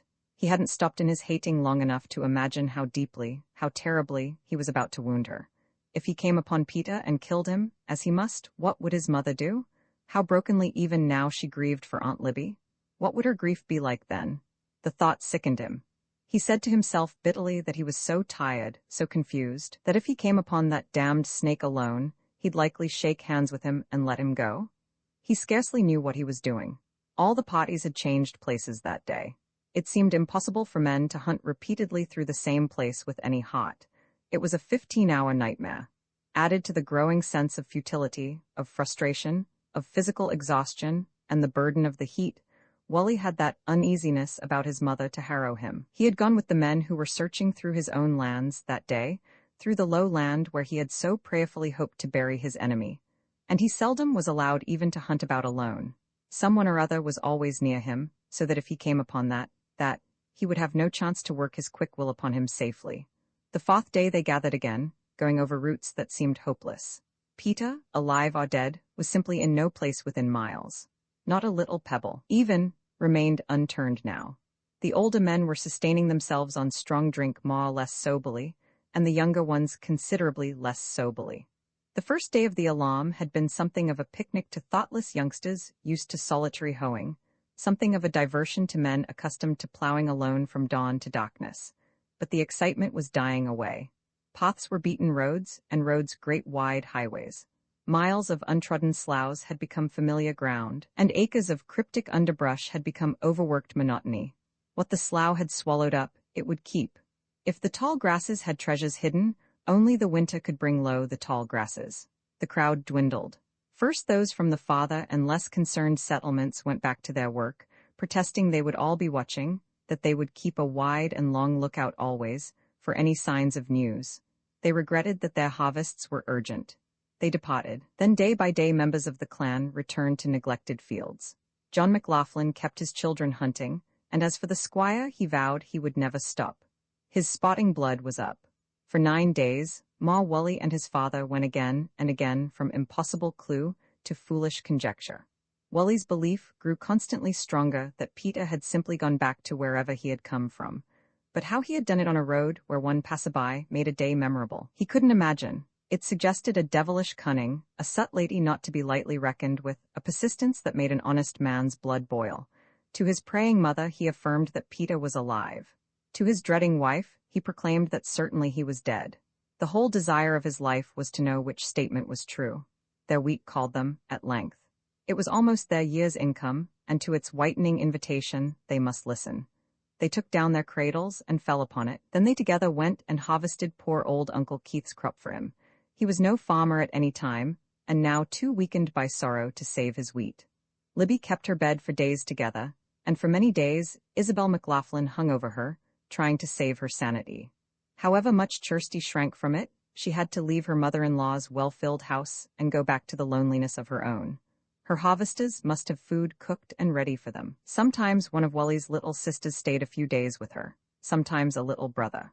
Wally had told his mother simply that since the day Kirsty had fainted there alone on the 4th of July, he wouldn't have her left without company. His mother had listened simply, searchingly, wondering unhappily about many suggestive circumstances, and all the time Kirsty kept insisting she wasn't afraid. Not she? No indeed. But she never got Wally to believe her. He knew why she brought lunches so often to the field, and why she loitered about with him, forgetting her housework.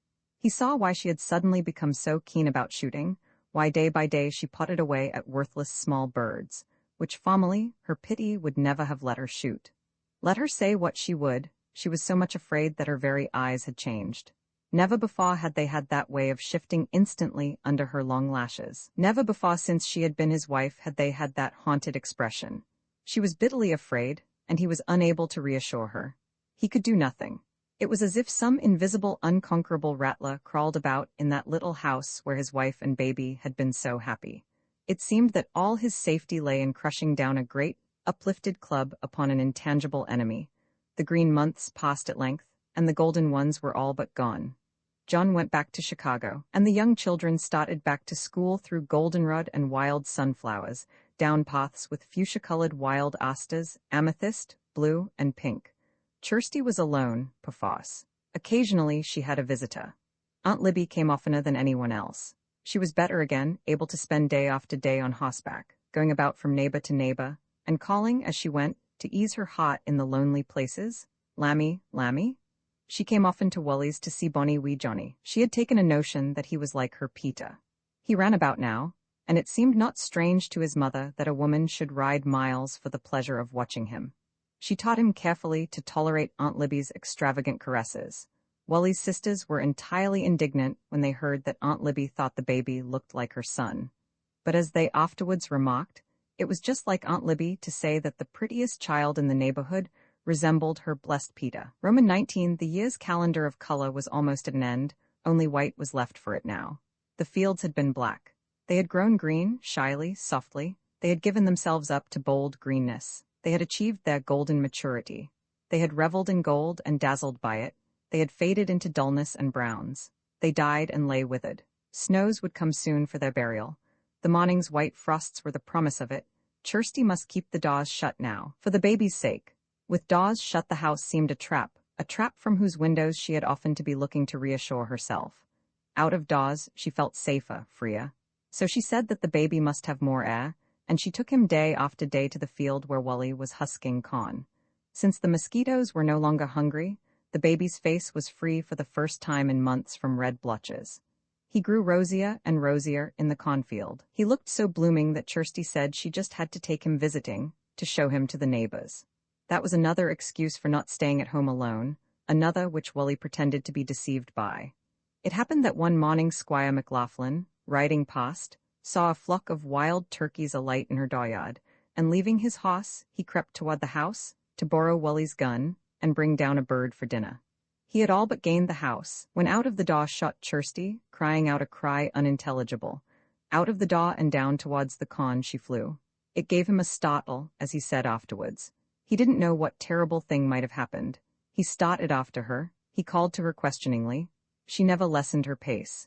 He said later that he had never seen a woman run as fast as she did. He could scarcely keep within sight of her among the dead cornstalks. He happened to see Wally hear her cry of anguish and his swift, leaping answer. The squire called to him, and Wally heard him and stopped confusedly and began calling to his wife. "It's Uncle Wally, Kirsty. It's only Uncle Wally." He called to her, as if he had some great news to give her. She stumbled against him, panting and white, and the squire hurried on to them in consternation. There the three of them stood, breathless, excited, looking blankly from one to the other. "Whatever's the trouble?" The squire gasped, recovering first. Kirsty had grown red with relief and humiliation. "Oh," she stammered confusedly. "Oh, I thought you were a tramp." "You were never running from me, Kirsty," he exclaimed. "Yes, I was. I just thought you came up so quietly. I didn't know." She paused and looked at her husband beseechingly. "I got a fright," she murmured. Wally knew what she thought. Pitiful she was, just pitiful, standing there trembling, ashamed, trying to cover her folly. Let the squire laugh as loud as he would. Let him fill the prairies with his relief and amusement. He said he had never seen anything so amazing. Him to be chasing her, frightening her ma and ma. He didn't know he looked so much like a tramp. The birds must have been as frightened as she had been. She had spoiled a fine shot for him. He had supposed the house was on fire, at least. I hope they were scared. I don't want them shot. I'm taming them. They come every morning, she retorted. She wanted to make him forget what she had done. He stood laughing at her indulgently, amused because she was a pretty thing. Come back to the house and I'll give you a slice of cold turkey that father shot yesterday. Wasn't it a good bird, Wally? She started back towards the house. Wally went with them. After all, it was nearly noon. She begged the squire not to tell what had happened. She had been having fever, and it would only worry Isabel McLaughlin to know she was so flighty. He promised, but she saw from his face he was already making a fine yarn about how he terrified women. She knew he wouldn't be able to keep it to himself. That hour Wally came to a great decision. He had been considering for some time a proposition a cousin of his had made to him, a son of the squire's. Next spring, the railroad would have completed its track to its next western terminal, and the new station, which would become a town, was to be but 3 miles from Wally's farm. From that town, all the supplies that settlers must have would be hauled 100 miles west. What they would need first and always would be lumber. The squire's John wanted Wally to leave his farm and start with him selling lumber. Wally would have a little money, and the cousin had some, and for a great wonder, they knew where they could borrow more. The money they could borrow was a thing which even in those days startled men's minds. Wally's cousin John had an aunt who had come with her husband, a miller from Scotland, and had settled some 100 miles away, where Houghton could get work in a mill. His employer was an old Yankee of some wealth. In the winter of '60, the old man had decided suddenly and irrevocably to sell the mill, and the Houghtons had wondered where they would be able to find work anew. The miller had ordered Houghton to find a purchaser. His orders were always imperious and startling. Houghton had set about the task, and had persuaded 2 men to buy the plant, which he promised to manage. They had come and looked the place over carefully. But just as the papers were to be signed, they had changed their minds, so that when the miller was already rejoicing erratically because of his freedom from responsibility, he found himself still encumbered with a business. He was beside himself with anger. He was determined to sell that mill at once, without delay. He wouldn't wait. So it came about that, almost before he knew what he was doing, Houghton himself had bought that mill with 50,000 bushels of wheat for 50 cents a bushel, paying down for it all the money he could raise, which was $85. The miller had simply bullied him into the bargain. Houghton was overwhelmed with the burden of so great a debt. He felt that he had been basely taken advantage of. Then, in a few weeks came the war. The first thing he knew, he sold his wheat for 3 times what he paid for it. Wealth has perhaps seldom fallen so suddenly upon a man, so little dreaming of it. Houghton bought at once 10,000 acres of Iowa land, and nowadays, his sons who go round and round this stuffy, little stupid globe in their yachts berate his memory yawningly because he didn't buy 100,000 acres. He was the man who would lend 2 soldiers of his kin a few $100s to begin business. Wally had thought before the bomb of Peter's return that farming was no life for Kirsty. She was no tireless woman like his mother. Malaria was a hard thing for young wives and nursing mothers. Wally had often wished that in some way he might make her necessary work lighter, and now that this intolerable menace of violence hung over their home, it seemed best altogether to leave it. He knew what his father would say to the idea that a man getting $1.70 for wheat should leave his land. His father thought a man who left off tilling his land to dig gold out of it a poor shiftless creature. None of those who would advise him so vigorously against his contemplated costs could foresee that wheat, that brought so great a price that fall, would the next year be selling for 30 cents. But after Kirsty's flight from her uncle, Wally didn't care what they advised. He wouldn't have his wife trembling. He would give his answer to his cousin at once. They would move to town. A Sabbath some weeks later, Wally and Kirsty and Bonnie wee Johnny were at Isabel McLaughlin's for dinner, and the squire was there, with several of his smaller children, and the McNairs. The women and the girls were clearing away the dinner things in the big kitchen, and the men had withdrawn to the Sabbath parlor, where the best rag carpet was, and the basket quilt spread on the bed. In the stiff propriety of that room, they had been talking with less cordiality than usual. McNair had only scorned for Wally's folly in leaving his farm, and Wally had no great patience with his father-in-law's disapproval. He had been saying that he would get a renter, and McNair had commented scoffingly that that was a likely thing. Who would rent land that could be had almost for the asking? The place would go back to weeds, he averred. Wally protested that he never would allow that. Somebody would come along glad to get a bit of broken ground for a crop. If not, he would drive back and forth from town every day and care for it himself. That would be great farming, McNair had remarked, significantly. Farming was just now beginning to amount to something. Look at the years they had spent miles from markets. Consider the money they had lost before the war when they had got for their produce greenbacks, which depreciated in value before they could get them spent. And now, when the iron horse was here to serve them, when their millennium was at hand, Wally was going to quit farming. They never called the railroad anything but the iron horse at that time and place. Hadn't they prayed for its coming?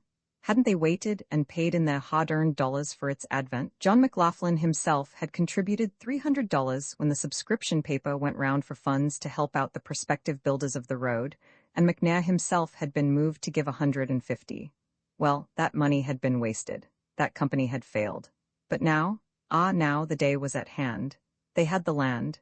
The nation needed food. The railroad solved their lost problem. How rich they were to be? They sat exulting in hope of years that were to be born starved and dying. And now the young men talked of selling lumber. The Keiths came driving in, and the men joined the women in the kitchen to welcome them. Even the children playing at the door followed them in. Libby Keith took off her hat and wrap and gave them to a niece. She was more gray, more flabby than ever now, and her eyes were dull and brooding. But just as she went to sit down, Bonnie wee Johnny came in, and she saw him, and instantly her face grew soft and warm with tenderness, and her eyes grew bright. She ran and knelt down on the floor and folded her arms about him. "Oh, the bonny wee laddie," she murmured, kissing him. "Oh, the gay litlin." And then, kneeling as she was, she turned her face up towards her old husband and exclaimed, "Look, John, is he not like him?" The unimportant John, peering intently out of his kindly old face, smiled down on them, sighing. "As like as two peas," he said gently. Then Libby, fumbling with one hand while her other held the little boy, pulled from a pocket in her voluminous cotton skirt a picture in a little case. No other woman of her class had dreamed in Scotland of aping the gentry to such an extent as having a picture of her children made. But Libby Keith had, of course, gone without food to save the necessary money. She could starve more easily than lose the remembrance of those tender child faces of hers. She opened the case and looked at it intently for only a moment. Then she handed it to Isabel McLaughlin. "Look at this, Isabel. You said he was more like Wally." Isabel took the picture and looked at it. Tears came unexpectedly into her eyes.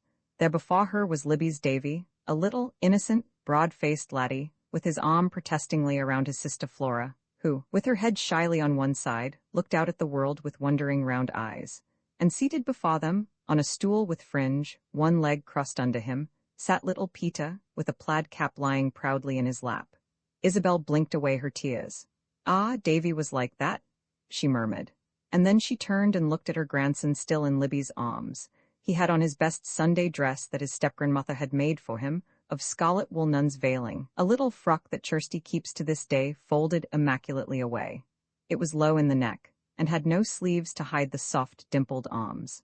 Around the neck and the flaring skirt were 3 rows of very narrow black velvet ribbon. Kirsty had curled his hair that morning around her finger.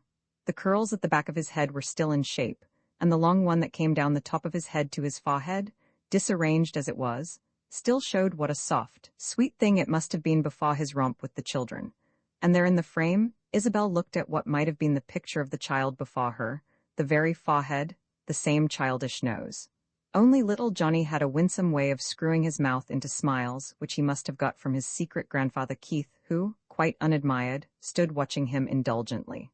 Isabel McLaughlin said gently, "You're right, Libby, he's like it. Peter is a McLaughlin if ever there was one." And having taken away any cause for apprehension that Kirsty might have had, and having given her husband's family a little knock from which, under the circumstances, the 2 McLaughlin men were not able to defend themselves, she handed the picture calmly to Kirsty, saying again, "It might have been our baby's picture." She never again had any doubt about the paternity of the child. And so simply had she justified the resemblance that Kirsty studied the picture unabashed, with a natural interest. The picture was handed from one to another, and Wally, when he got it, studied it intently. No one noticed him doing it. Libby Keith had sighed again and said, just about that time, "To them that hath, it shall be given, them that has sons, has grandsons." Wally looked up from the picture to her, and wondered if it would have comforted her to know that the child so brutally begotten was indeed her grandson. Not that it made any difference, of course. He wouldn't tell her in any case. He hated that little picture. It had possibilities against which he couldn't fight,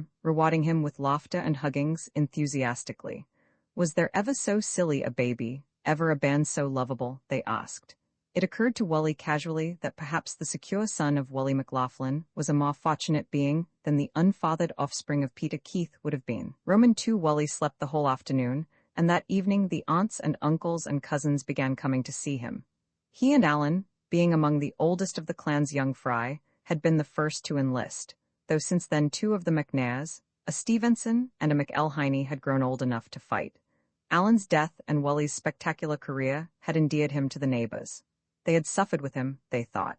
2 years before, when they had gathered to offer their consolation to the family, because he was reported dead, they had found his mother rejecting sympathy with as much decision as was civil. The United States government might be a powerful organization, but it could never make her believe that Wally had been shot in the back, running away from duty.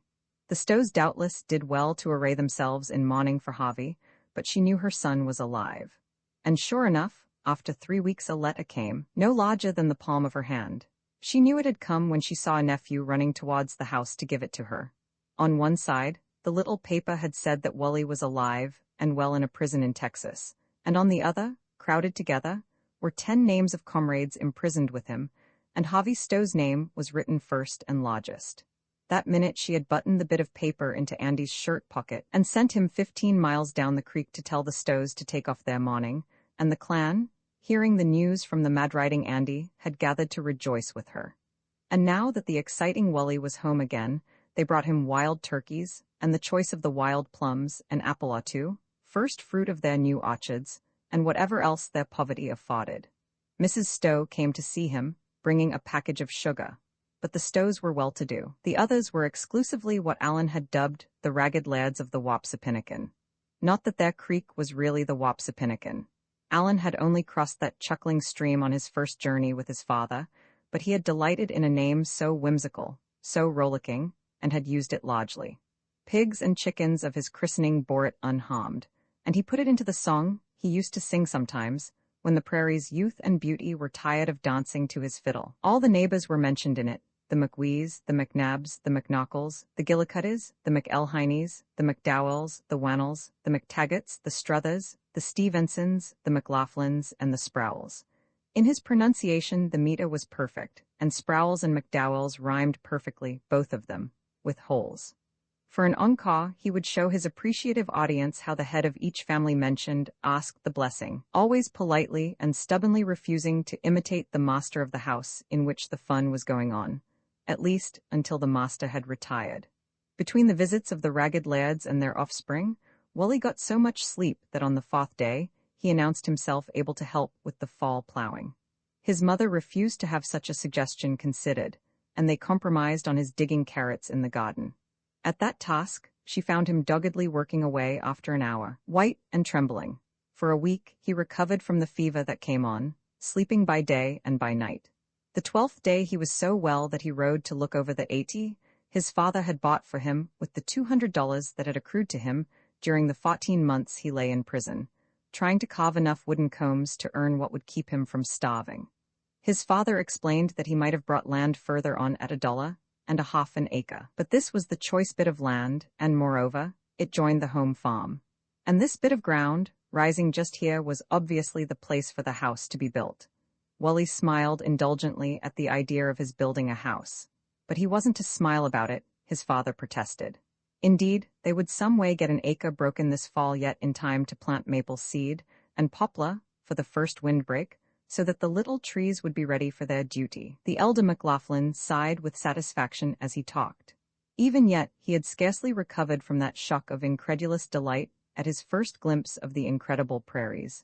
Acres from which no frontiersman need ever cut a tree, acres in which a man might plow a furrow of rich black earth a mile long without striking a stump or a stone. A state how much larger than all of Scotland, in which there was no record of a battle ever having been fought. What a home for a man who in his childhood had walked to school down a path between the graves of his martyred ancestors, whose fathers had farmed a rented sand pile, enriched by the blood of battle, among the rock of the Bay of Luce. Even yet, he could scarcely believe that there existed such an expanse of eager virgin soil, waiting for whoever would husband it. 10 years of storm-bound winters and fever-shaken, marketless summers before the war had not chilled his passion for it, nor poverty so great that sometimes it took the combined efforts of the clan to buy a 25-cent stamp to write to Scotland of the measureless wealth upon which they had fallen. From the time he was 10 years old, he had dreamed of America. He had had to wait to realize his dream till his landlord had sold him out for rent overdue. What Wally remembered gallingly about that sale was that his grandmother had been present at it, and her neighbors, thinking she bought the poor household stuff to give back to her son, refused to bid for it against her. Then, having got it all cheap, she sold it at considerable profit and pocketed the money. That was why, taught by his father, he despised everything that suggested Scottish stinginess. Nor had he wept a tear when the old woman died, soon after, and his father, taking his share of her hoardings, had departed for his utopia. Some of the immigrants had long since lost their illusions, but not John McLaughlin.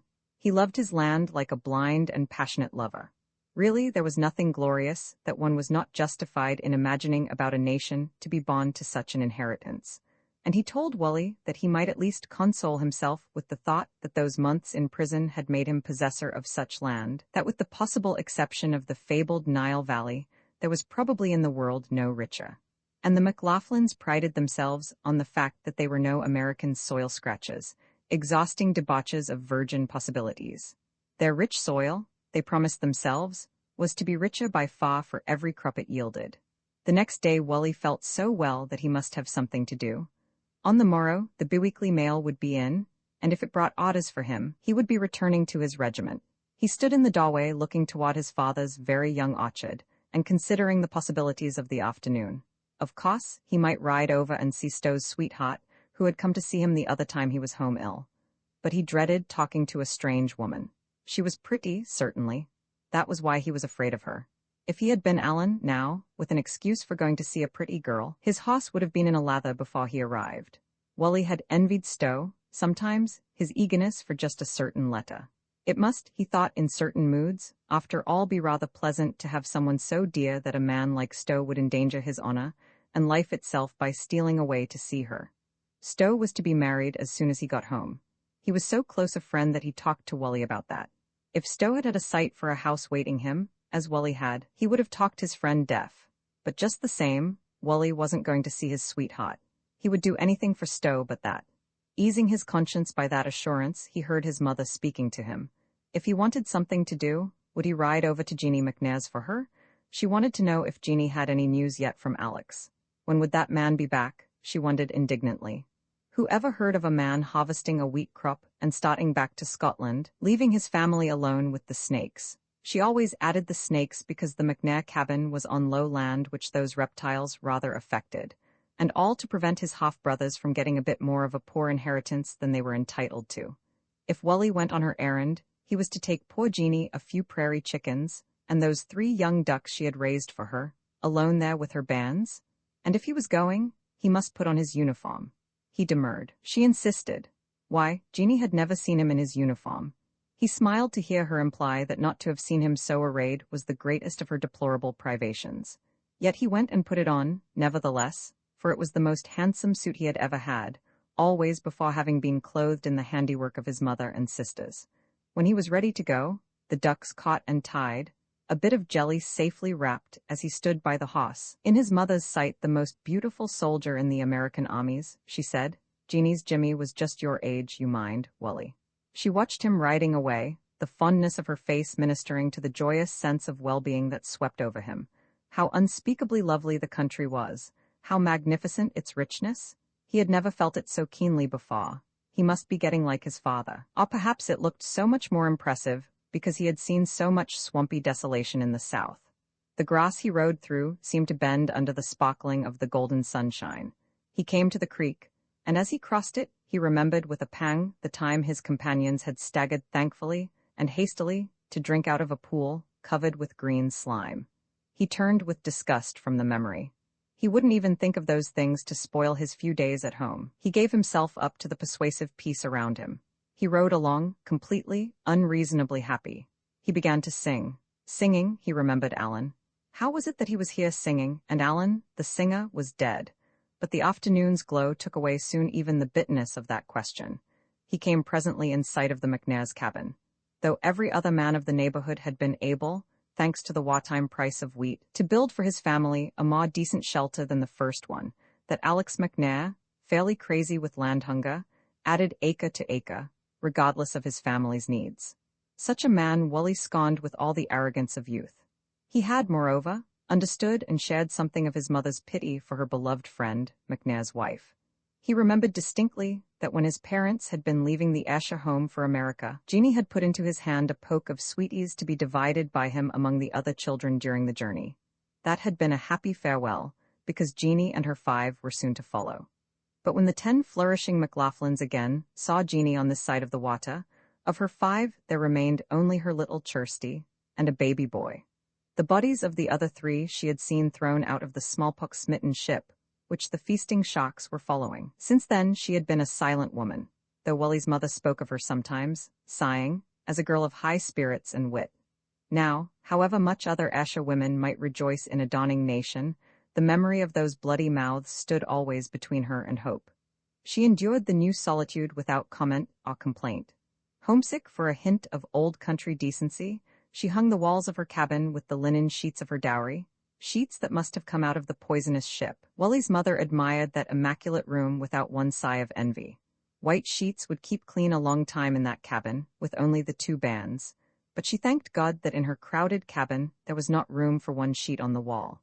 Moreover, in the new land, Jeannie had lost 2 babies, so that now for her labor and travail she had only the Scottish 2 and a baby girl. With another baby imminent, her husband had trapassed away to Scotland. He was too close to have taken her with him. But not for the wealth of Iowa would she have exposed her children again to sea. She would stay and save them on dry land. She wouldn't be left altogether alone. Her brother's family lived but 2 miles away. Wally rode up to the house unperceived, though not one tree, not one kindly bush protected it against the immensity of the solitude around it.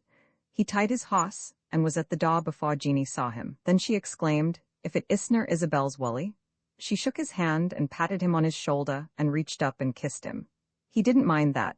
She was practically an aunt, so intimate were the families.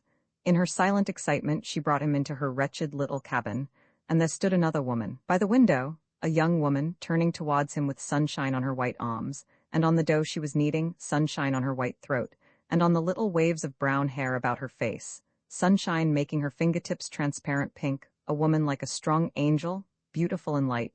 Wally just stared. "It's only Kirsty." Jeannie was surprised at his surprise. "Only Kirsty? She was just a wee un when I saw her," he stammered. "I didna ken she was so bonny." Fool that he was. Idiot? Yammering away in bits of a forsaken dialect. What would the girl think of him? "It's more than 4 years you've been away," Jeannie reminded him kindly. She began plying him with questions. He answered them, realizing that the girl was covering her bread with a white cloth freshly shaken from its folds, that she was washing her hands and pulling down her sleeves, and seating herself near him composedly enough. His mother was well, he said. They were all well. It was 12 days now since he had come home. Yes, he was tired of the war. The more he saw of the girl, the tireder he got.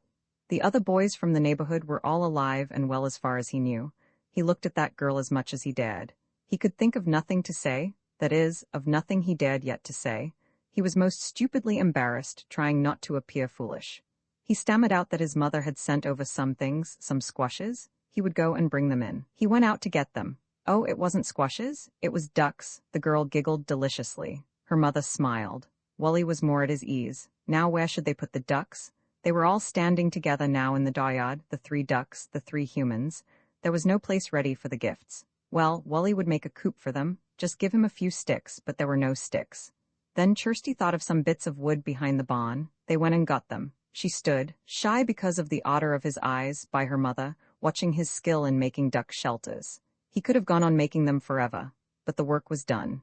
He grew embarrassed again. He must be going. Not before he had had tea? He didn't really care for tea, he would have just a drink of water. No sooner had he said that word than he regretted it painfully. There was no fresh water, but Kirsty would go get some. He knew that one of the things that annoyed his mother most about the McNair place was that Alex had never even dug a second well. The water was all still carried a quarter of a mile from the old well in the slough. Kirsty was ready to start for his drink at once. Was he not a soldier, and a fine-looking one? Her eyes inquired demurely, whom she would be honored to serve? No, he would get it himself. Go along, the two of you, said Jeanie. And as they started, she stood in the door looking after them, and on her face there grew a sour and tender smile. He took the pail. She reached for the big stick. That was to kill rattlesnakes. He took that too, shocked by the thought of death near her feet. They walked silently together, in a path just wide enough for one. Their hands touched at times. He grew bold to turn and study her beauty. Their eyes met, but she said never a word. On they went, silently. He could hear his heart beating presently. He forgot that his feet had ever been sore. He could have walked on that way with her to Ayrshire. They came to the well. His hand trembled as he let the pail down into it. That may have been the ague. He filled the cup and gave it to her to drink, looking straight at her. She put it to her lovely lips and drank, looking across the prairie. She handed it back to him, and he took it and her hand. The grass about the well was very high. Some way, he put out his arms, and she was in them. Kirsty, he whispered. I didn't know that you were here. I didn't know that you were the lassie for me. He kissed her fearfully. He kissed her without fear many times. She said only, oh. He held her close. After a time, how long a time it must have been to have worked so mightily? She sighed and said, we must go back. Hand in hand they went back until they came to the edge of the tall grass. They couldn't miss the last of that opportunity. Out in the short grass she pulled her hand away. No one must see yet, she said. Of course not. Not yet. No, he said to Jeanie, he couldn't stay for tea. He had had his drink. He had indeed drunk deep. He rode out into the loveliness of the distances, unconscious of everything but that girl in the sunlight. He was shaken through with the excitement of her lips. Her name sang itself riotously through his brain. Perhaps in 1,000 miles there was not a man so surprised as that one, but he was not thinking of his emotions. He was thinking of what he had found. He was looking through vistas opened suddenly into the meaning of life. He was seeing glimpses of its space and graciousness. He laughed aloud, abruptly remembering the site his father had chosen for his house. And yesterday, a house had meant nothing to him. He was getting too near home. He had come to the creek. He stopped his horse and sat still, going over again and again that supreme moment. He had never kissed a girl before in his life. Alan had kissed them whenever he had gotten a good chance, or any chance at all. Now, today, with Kirsty, it had been just simply the only thing to do. She was already by the significance of that caress a part of him. Oh, no wonder Stowe had come home 4 times, and now his holiday was all but over. He vowed rashly he would not go back. Never. If only he had come and found her the first of his 12 days. He wondered why he had left her. He might have stayed for supper. But no, not with her mother there. He was glad he had come away.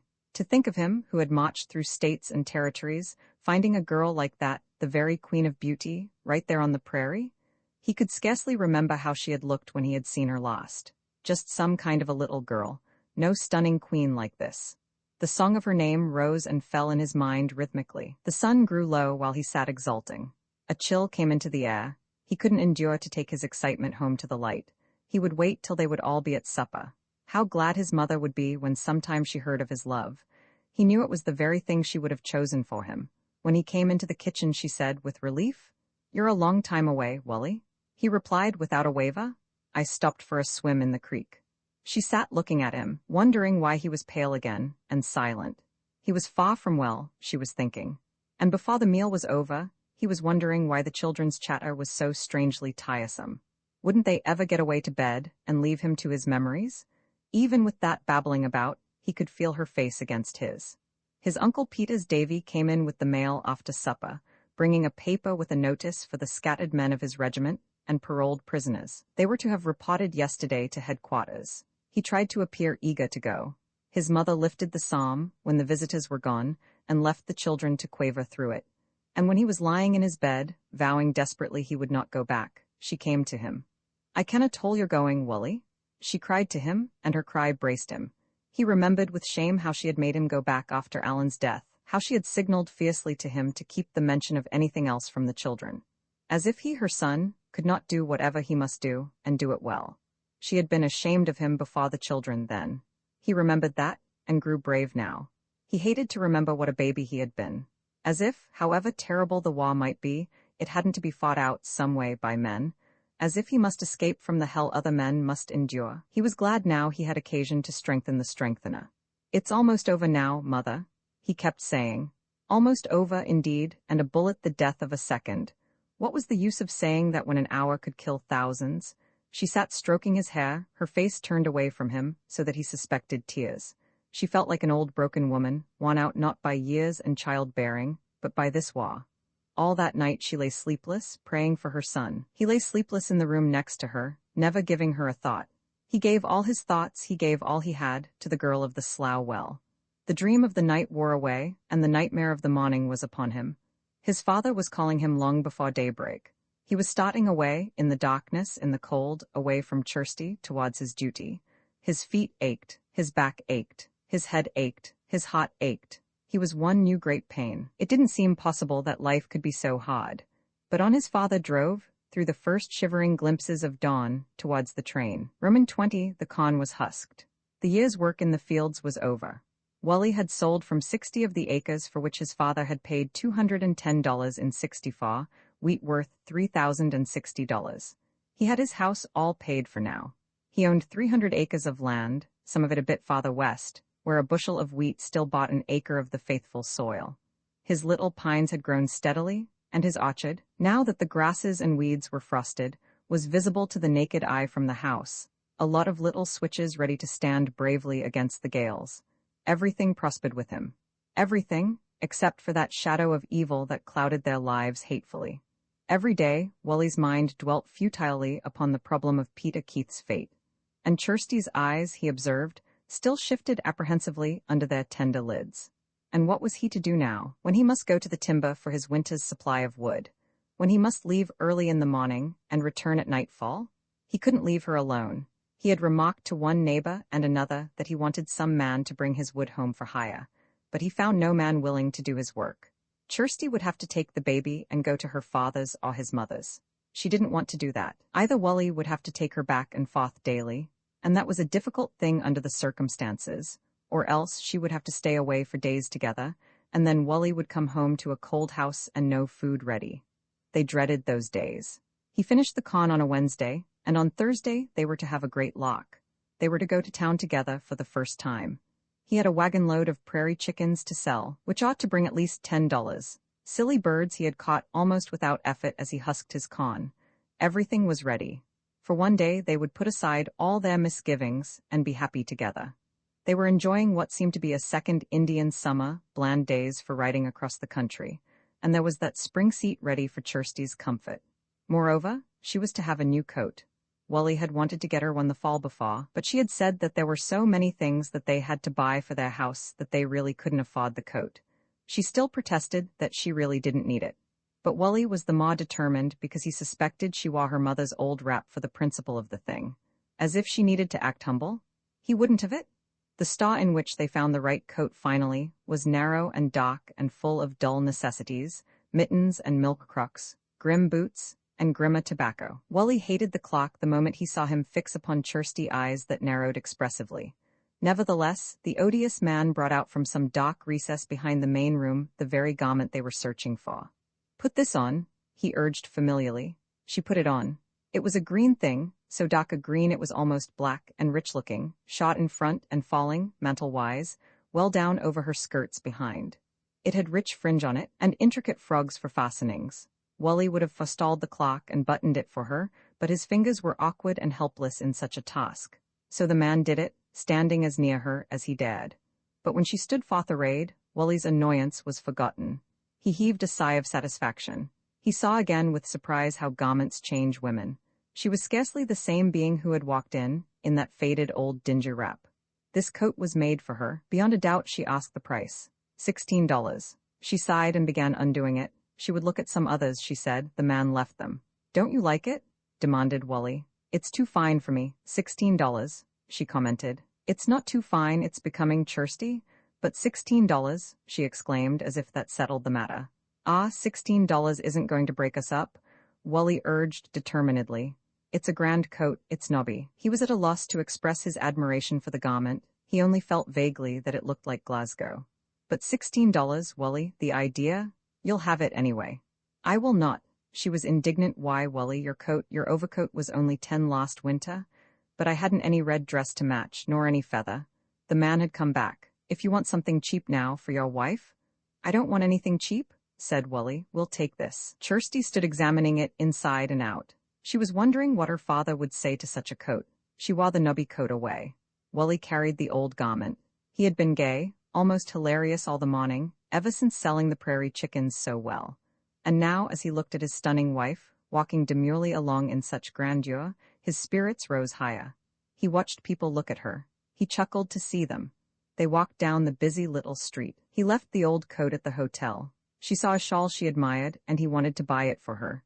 But she was thinking how nice it would be for his mother, a little soft fine shawl like that. He wondered that he hadn't thought of that himself. They bought the shawl and went on down the street. They came to a place where tintypes were taken. It came over him like a flash. "We'll go in and have our pictures taken?" he exclaimed. "Oh," she said, hesitating. "How much will it cost?" "Oh, nothing much," he exclaimed. He made her go in with him. There was a picture, was there, he was thinking, that made wee Johnny look like the son of that snake. Well, there should soon be another that made him look like another man's son. Kirsty had never had her likeness taken.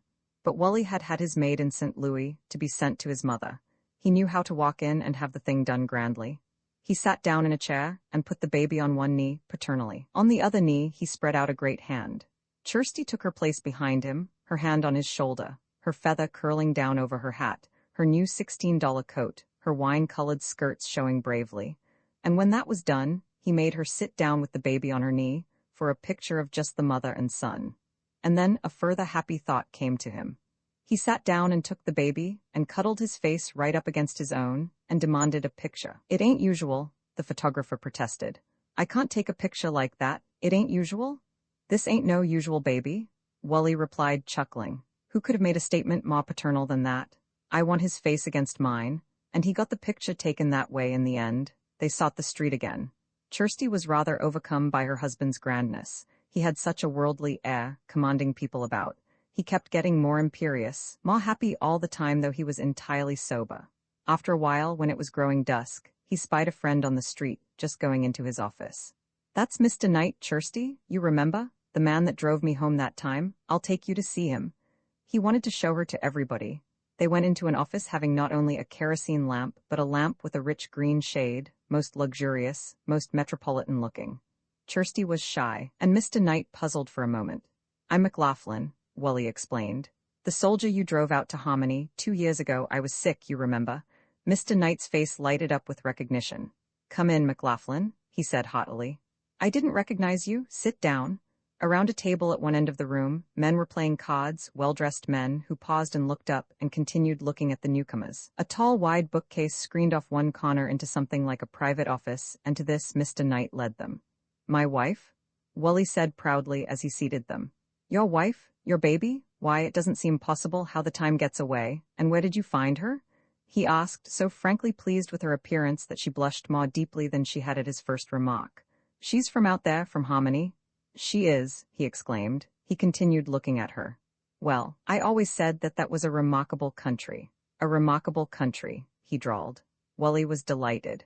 Knight was a man whose opinion was valuable, a prosperous man, a man dressed as men dress in cities, whose interest he felt was not merely assumed for political ends. "How's your mother?" he went on. He asked about the children and the crops and the new town which was to be near them. Finally he said, "Well, you certainly don't look much like you did that morning. You were sick, skin and bones. Do you remember?" "Do I remember?" exclaimed Wally. "Will I ever forget?" He turned to his wife. "Kirsty, I was sitting right down there by the elevator where the sidewalk is built up high, you know. I wasn't sitting either. I was lying stretched out to try to keep from throwing up. I thought I'd seen Jimmy Sproul out there, and I'd ride home with him, and when I hurried up to him, it wasn't Jimmy at all. It just made me sick, and I was lying there when Mr. Knight came along and began asking me what was the matter of me. He said he would take me home. 'How far is it?' you asked, and when I said 26 miles, you said, 'Oh, 26 miles, naturally.' That made some difference. My heart sank, as they say, or maybe it was my breakfast trying to get out. Anyway, I had a pang of some kind, and you said you wait here? And pretty soon along you came with those grays. I tell you I felt better even then. I got better all the way home, every step. It seemed that morning as if I couldn't wait another minute to start home. Naturally, remarked Mr. Knight, looking again with a smile at Kirsty. Oh, I didn't know her then. If I had known her I'd have started home crawling. Have you got those grays yet? Asked Wally, suddenly curious. No, I haven't. The man smiled reminiscently. I wish I had sometimes. A Chicago man came along and wanted them. He was determined to have them. I let them go for a half section of land in Lyons County. I wouldn't have done it, he added confidently. Only my son had a baby born a day or two before that. I thought the land would be a good thing to keep for the child. How old is this little fellow? He snapped his fingers invitingly towards the child. Oh, he's a year or two, something like that, isn't he? He asked his wife. Tut tut, McLaughlin, you need experience. When they're young like that the women count them in months, don't they, Mrs. McLaughlin? He appealed. How old is your grandchild? Wally parried boldly. Oh, mine's several months. Mine's, well, he's got 2 teeth already. And they laughed. Wally hastened to safer ground. If he wasn't careful, someone might ask him when he was married. I'll tell you another thing I remember, he began.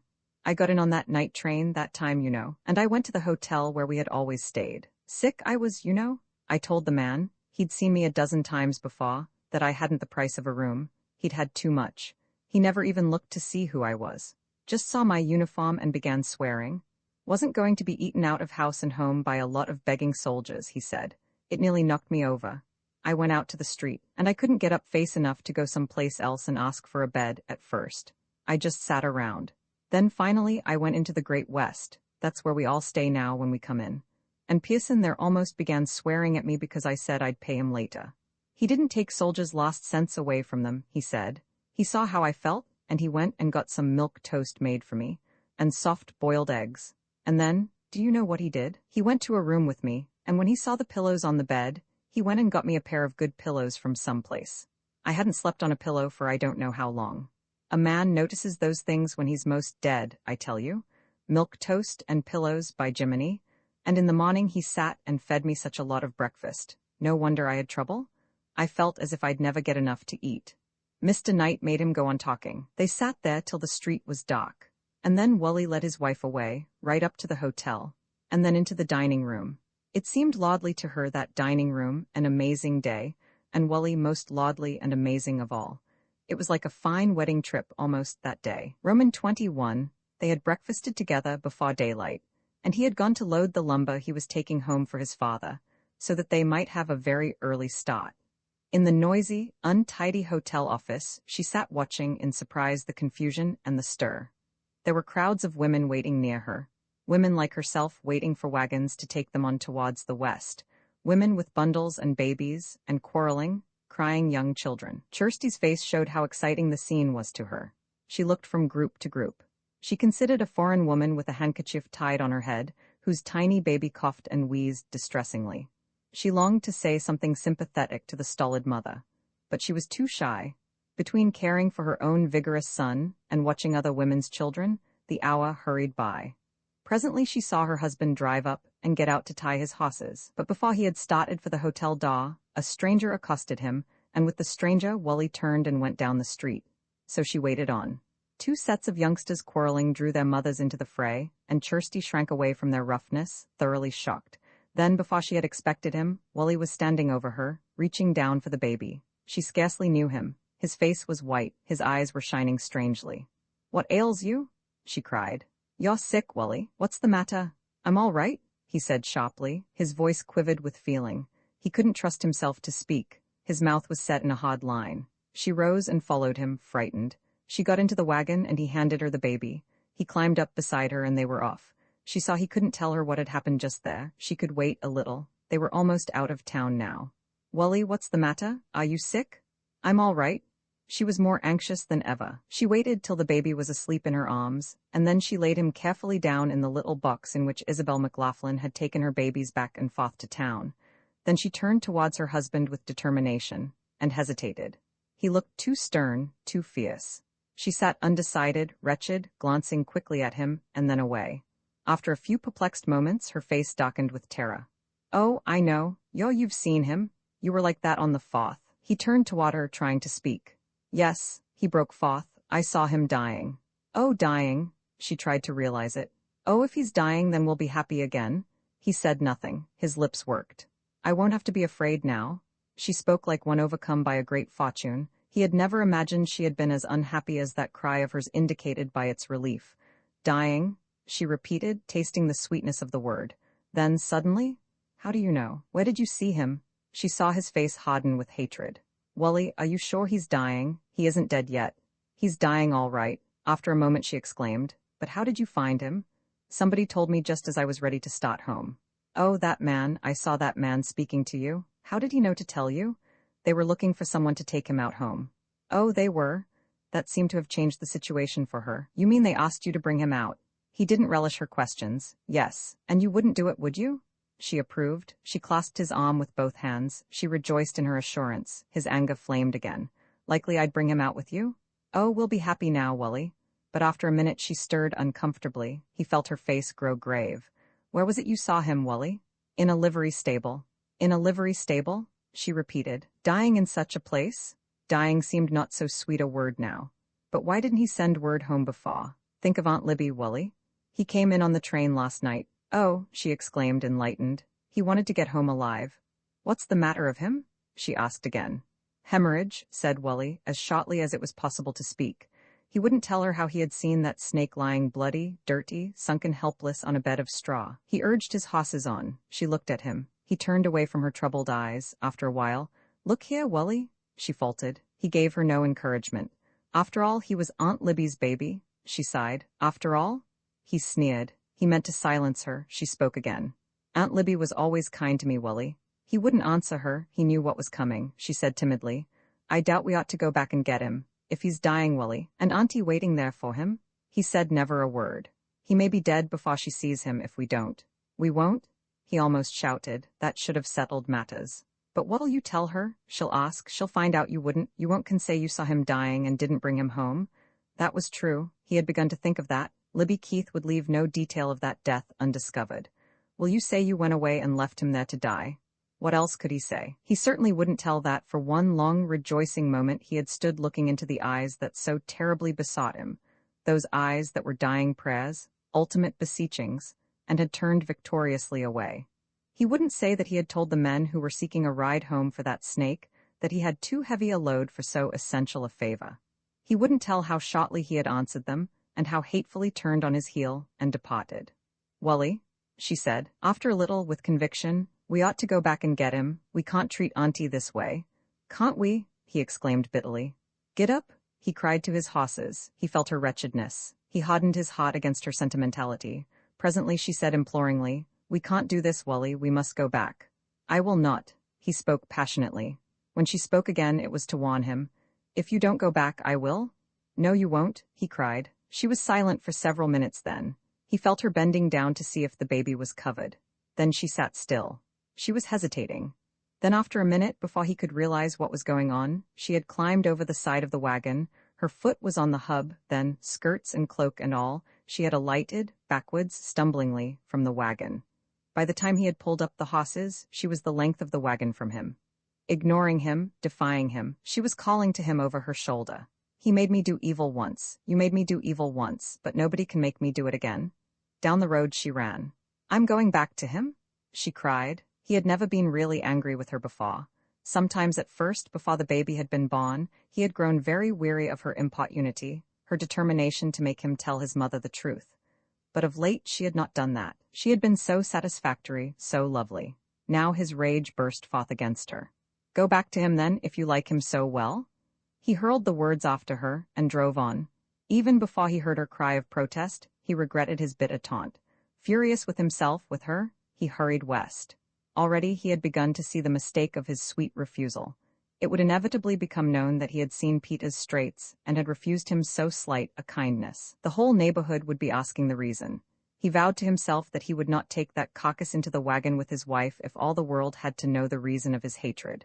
Such things were expected of no man. He was only human. He couldn't do a thing like that, and his wife had defied him. She had left him. Ah, and he had taunted her so unjustly, so brutally. But he had never imagined himself saying so cruel a thing to her. He had never imagined her defying him in such a fashion. That was what she thought of him then. He made her do wrong once. classing him with that damned. That was all the gratitude she felt for his saving of her. But then, of course, it was an awful thing he had just done.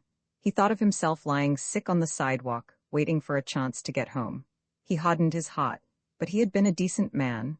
No violator of women, he would never do it. He turned and looked after his deserting wife. He could see her hurrying away from him. He had an idea of shouting to her to come back, of commanding her to come back, but he knew she wouldn't heed him.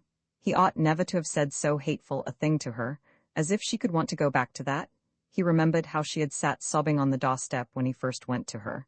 He was glad to think of Peter Keith dying there, lonely, shrunken, filthy. He looked again after his wife. She went steadily eastward, running towards the town. But he had the baby. She would be coming back after a while. He drove on, raging against her, trying to justify himself. He went so far that he could scarcely see her now. He might have gone on home if there had not appeared on the horizon a team coming towards him. Its approach was intolerable. Somebody who might know them was coming nearer. Somebody would see Wally McLaughlin riding westward and presently overtake his wife running east. He turned around abruptly. Facing east, he could just see her. He would quickly overtake her and order her to get in and come home with him at once. He would never let her go to that livery stable full of drunks alone. He was getting near her. Then a strange thing happened. He saw her stop and suddenly turn around and come half-running towards him as fast as she had run away. He kept his face hard, unrelenting. He saw when she came near that she was crying softly. She climbed quickly up when he stopped. "I doubt he's not dying," she wept. "I can't do it, he's too strong, Wally, he's tricky." She cuddled against him.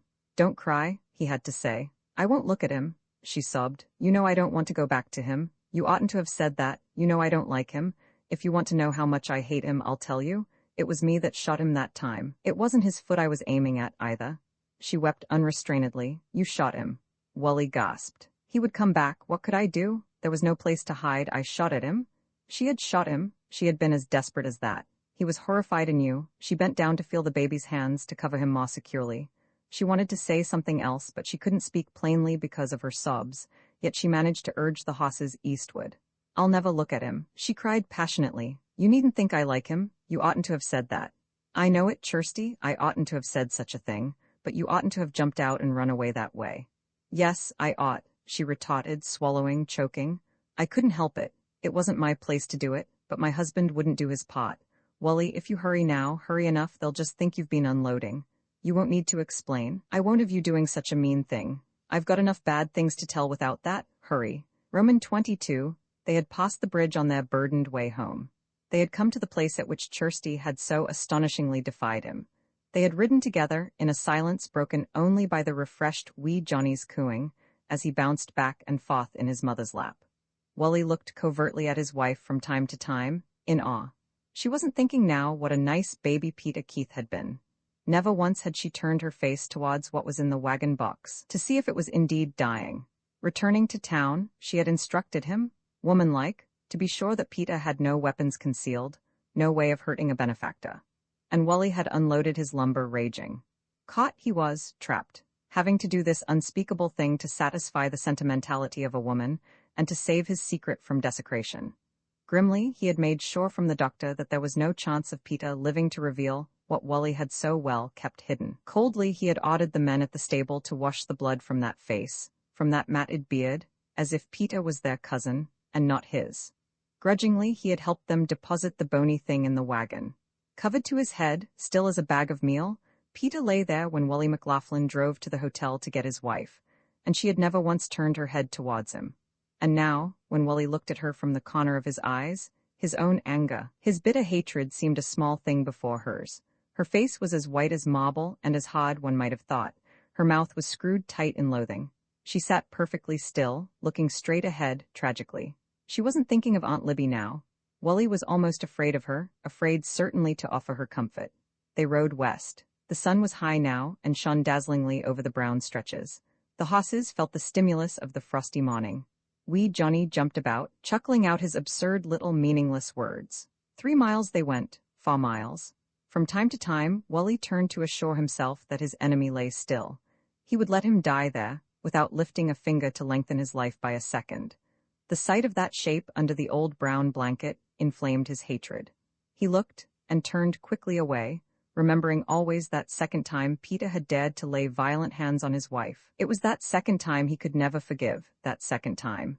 The baby grew restless. He complained fretfully of his mother's lack of attention. Wally gave him, almost mechanically, the ends of the lines to play with. They pleased him for a while. Then he turned again to his mother, unable to fathom her sternness. Never before had her hands touched him so coldly. Looking right ahead of her, she would pull that little shawl tightly around him again, after he had succeeded in working his bare arms out of it, tucking him in without a kiss or any coaxing. His eyes studied her face and found there no thought for him. He stood up in her lap. He put his arms around her neck and stroked the forbidden feather. She failed even to reprove him. He seized the chance. He put the curling thing into his mouth and chewed the end of it experimentally. He spit it out in disgust. He sat down again in her lap and began playing with the frogs on her new coat. He fingered the interesting fringe. He squirmed about more vigorously than ever. He called to her. He put his hands up to her face. She bent down and kissed him, but not as she usually gathered him against herself with warmth. The caress was hard and preoccupied, and he whispered a little. He tried pat-a-caking to get her to smile upon him. That, too, failed. Wally handed him the whip, and he shook it so fiercely that they had both hastily to rescue their faces from the blows he might have inflicted. Still his mother looked straight ahead. They came then to a low place. The horses could go only very slowly. The baby adjusted himself to the new motion of the wagon. There was a splashing of mud that made him giggle delightedly. It would have been a choice morning for any baby whose mother wasn't sitting frozen.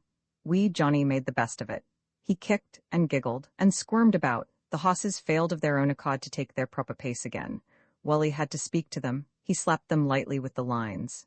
"Get up, Nellie," he exclaimed. "What's the matter of you?" Wee Johnny moved his arms exactly as Wally had done. "Get up, Nellie," he said. "What's the matter of you?" He said all that plainly, if not perfectly, and before he knew what was happening, his mother had seized him and was hugging him up against her, in the good old way, kissing him. "Get up, Nellie," he cooed. "What's the matter of you?" She had been so surprised, so delighted with her son's first sentence that she had turned, even kissing him to Wally, no joy complete unless he shared it. "Did you hear that?" she cried triumphantly, her face blossoming towards him. "Say it again, Lammy." And almost before Wally could smile in return, he stopped. He turned around. He thought he heard a groan from his load. He couldn't even smile at her with that man possibly spying upon them. He looked, and from the end of the wagon that man had lifted his head a little, like a snake, and had seen the smile that Kirsty had turned upon her husband. And Wally, when he saw that face, it was the last thing in the world that he intended doing, but some way, in spite of himself, he achieved generosity, the spoil, it may have been, of ancestral struggle. At the terrible sight of that face, he pitied his enemy. That coward, in his damned way, had loved Kirsty. And in his tormented sunken dying, he had seen all the sweet intimacy from which he had been shut out and had sunk back, felled by the blow of that revelation. Wally had foregone revenge. He had forbore running a sod less sharp through his fallen enemy than Kirsty's wifely smile had been. In a flash, Wally saw himself sitting there by the woman, loved, living, not dying, full of strength and generations, while that man, loathed and rejected, was already burning in hell. The poor devil? He pulled the horses up suddenly and gave his wife the lines. He climbed back to lift his cousin into a position less painful. Through holes in the old blanket, straws from beneath were scratching the ghastly face. There was a farmhouse not so far down the road. "I'll stop there and buy him a pillow," Wally resolved. Roman 3, after more than 3 months spent in hospitals, Wally came home the next March, honorably discharged from the army.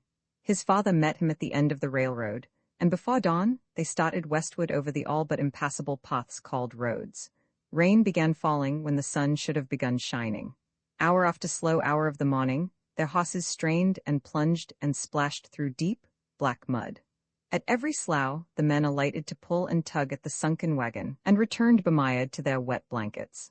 From noon till dusk they rode on, pulling grain sacks helmet-wise down over their caps to protect the back of their necks from trickles of water, rearranging their soaked garments, hearing, when their voices fell silent, only the splashing of the horses' feet down into the thawed mud, and the sucking of the water around hoofs reluctantly lifted to take the next step.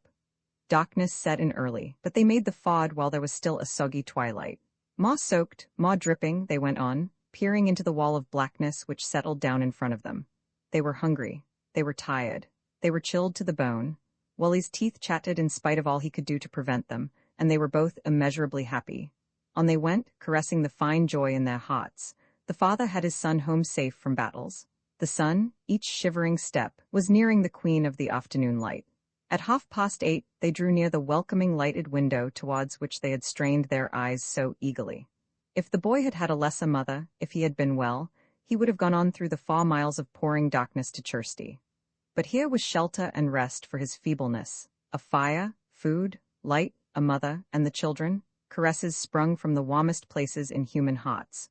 All things, in short, that a man needs, except one. It seemed that the very kitchen breathed in great, deep sighs of thankfulness and content, this great night of its life, the night Wally got home from the army.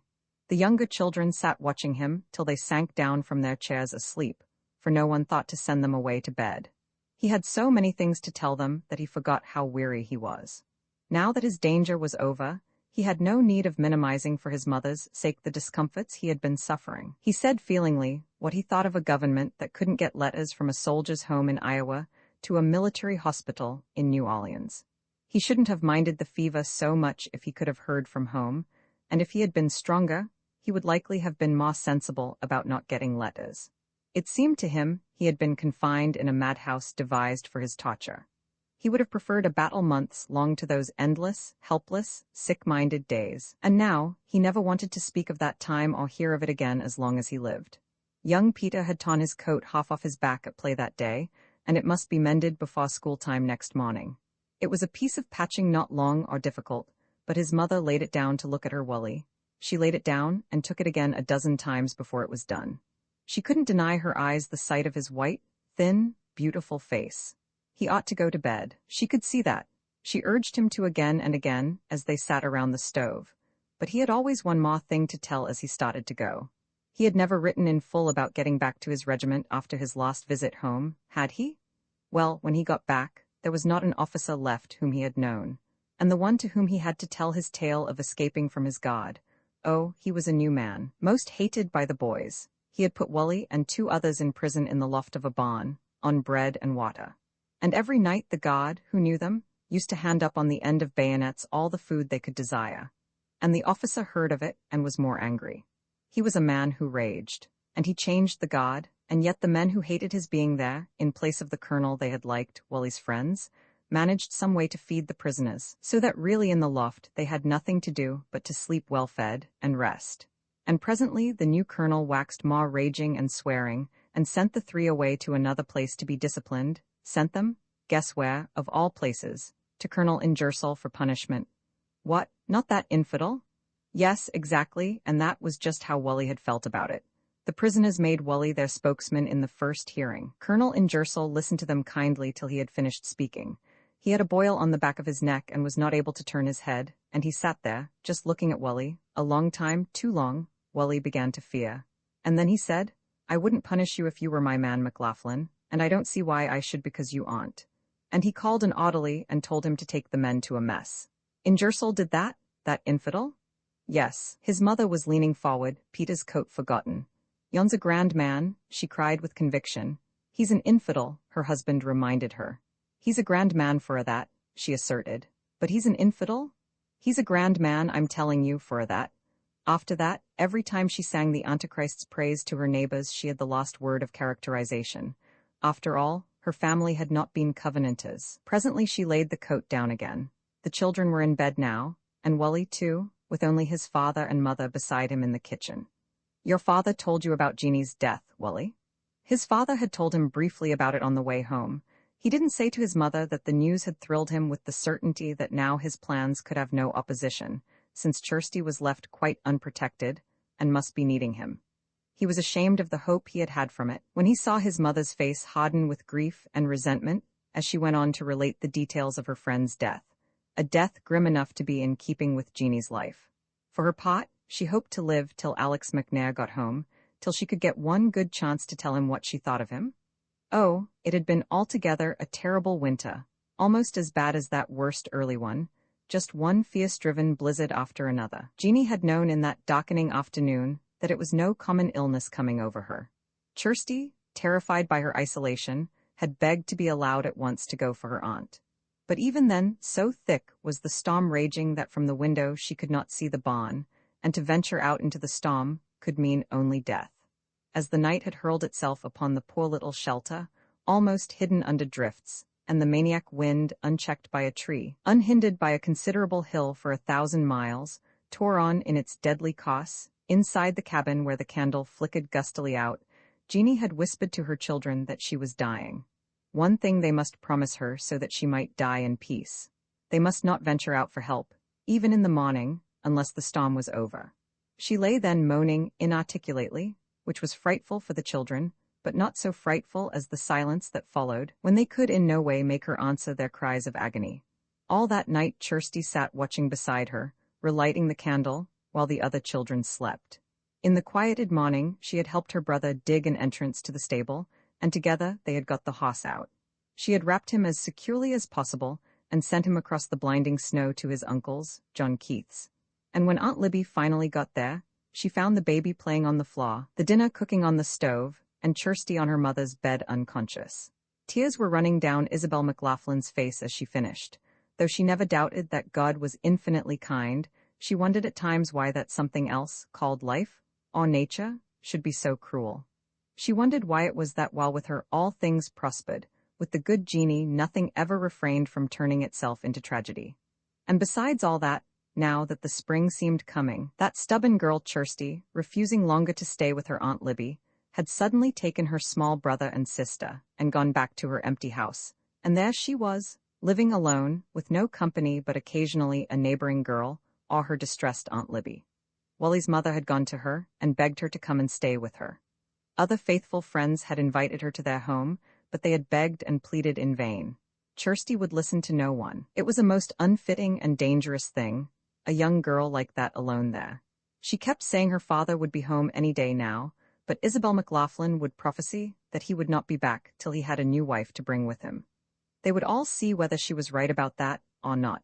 Wally, the ardent, jumped instantly to the hope that Kirsty had known he was coming, and had gone back to the cabin to be there alone to receive him. That was the explanation of her stubbornness, and indeed it was a brave thing for a girl to do for her lover. Alone there she would be this rainy night, grieving for her mother and waiting for him. Of course she would marry him at once. He would put in a crop there for her father. Tomorrow, not later than the next day, at most they would be married. He slept but excitedly that night. In the morning it was still raining. Breakfast and worship over, he went to the barn, where the men were setting about those rainy day tasks which all well-regulated farms have in waiting. In the old thatched barn, 3 sides of which were stacked slough grass, his father was greasing the wagon's axles. Andy was repairing the rope ox harness. Peter and Hughie were struggling to lift wee Sarah into their playhouse cave in a haystack side of the barn, and having at length all but upset the wagon on themselves, propped up as it was by only 3 wheels, they had to be shooed away to play on the cleaner floor of the new barn. Wally took up a hoe that needed sharpening for the weeding of the corn that was to be planted. They talked of the new machine that was being made for the corn planting. Wally answered absent-mindedly that he had seen one in Davenport once. He spoke with one eye on the hoe and one on the heavens. After an hour's waiting, the sky still forbade a journey, but his father, presently, looking up from his work, saw him climbing on a horse, wrapping himself in bedraggled blankets as best he might against the downpour. He naturally asked in surprise, "Wherever are you going, Wally?" Wally replied, "Just down the road." Fancy that now, a McLaughlin answering his father in a tone that implied that what he asked was none of his business, but it was Wally who was answering, just home after 4 years of absence. His father was amused. The thought came gradually into his slow mind that there would be a lassie in this. A feverish man wasn't riding out through a rain like that one without some very good reason. What lassie would it be? He must ask his wife about it. The path which Wally took required caution, but the cause demanded speed. The way seemed to have stretched out incredibly since he had last gone over it. After riding 100 miles or so, he got to the little shanty of a barn on the McNair place. Kirsty's 12-year-old brother Dodd was there, and Wally gave his hoss to his care. That hoss had to be watched carefully, Wally vowed. He had never seen such tricks as it had been doing on the way over. Dodd must not take his eyes from it. Wally hurried to the house. The door of the house opened and, oh, damn, and all other oaths, Scotch and army. Kirsty's aunt stood there in it, Libby Keith.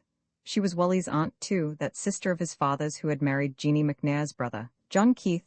This was the first time that Wally had wanted really to curse an aunt, though he liked this one but dutifully. She saw him, and her voice fell in dismay. "Lossy me?" she bewailed. "I thought it was my Peter. Bad enough to be taken for her Peter at any time," and she had to stand there stupidly a moment to recover from the disappointment, as it were, and then looking straight at him, it was like her to ask, "Is it you, Wally?" As if she couldn't see that it was, standing there filling the door, hiding the room from him. "Whatever is the matter?" Where was the girl? Was his aunt a permanent blockade? He came vigorously towards her, hurrying her slow cordiality. There she was, there was Kirsty, she had seen him. He went towards her, and she shrank away from him. Not only had she not an impulse of welcome, she shrank away from him. She gave him her hand because she couldn't help herself. "Kirsty?" he faltered. "Are you back?" she asked. She pulled her hand away in a panic. "It's a fine day," he heard her murmur. It was the bitterest day of his life. He sat down weakly. Men stagger down helplessly that way when bullets go through them. The damnable aunt began now welcoming him fondly.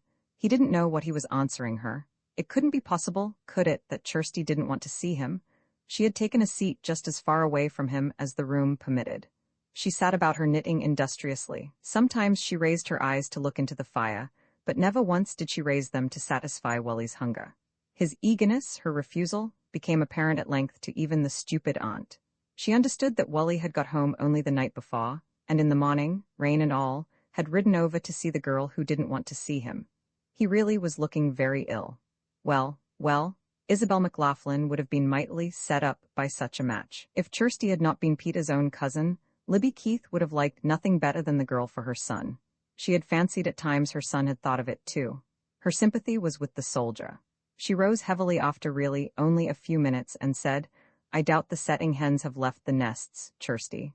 She put a shawl over her head and went to the door and closed it after her. Wally jumped to his feet and went to bend down over his sweetheart. "What's the matter, Kirsty? What's the matter? What have I done?" She shrank back into her chair. "You haven't forgotten? You remember that afternoon? I thought now that you are alone here, we needn't wait. Sit down in your chair," she commanded. "Don't." He didn't, he couldn't. "You're in my light." He drew back only a little way. "I didn't say it all, but you know, didn't you get my letters either?" She moved farther away from him. "Now that I think of it, I guess I did. I got one or two." She looked as if she was trying to recall something trivial. He stood absolutely dazed, looking at her hard face. Then she said, "It's near dinner time. You'll be going back."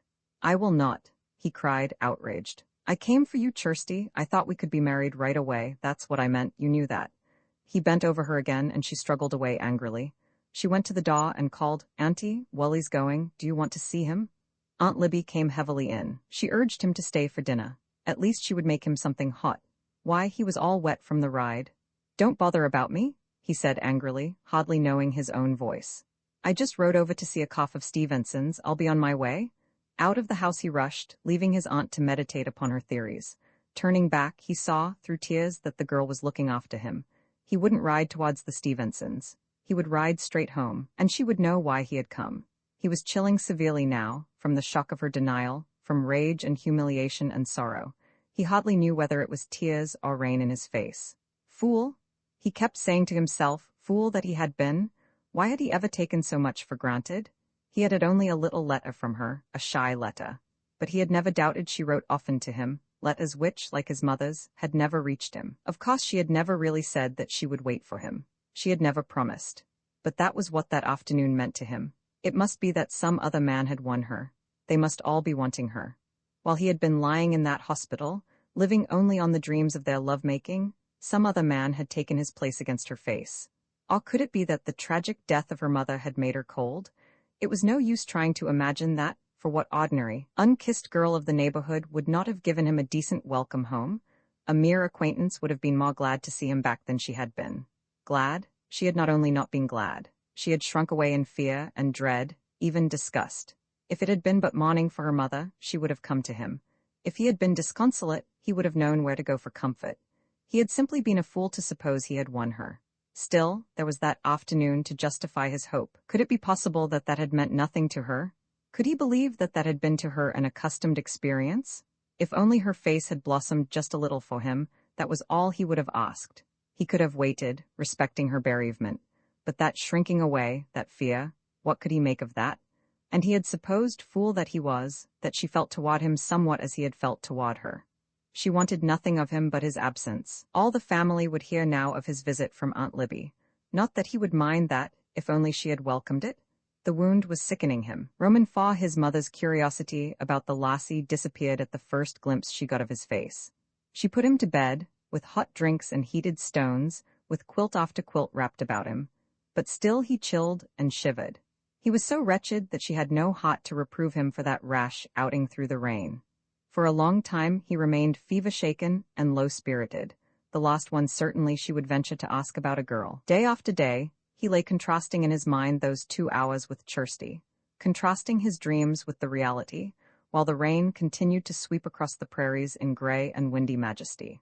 One day, Andy returned dripping from the post office with the news of Les' surrender.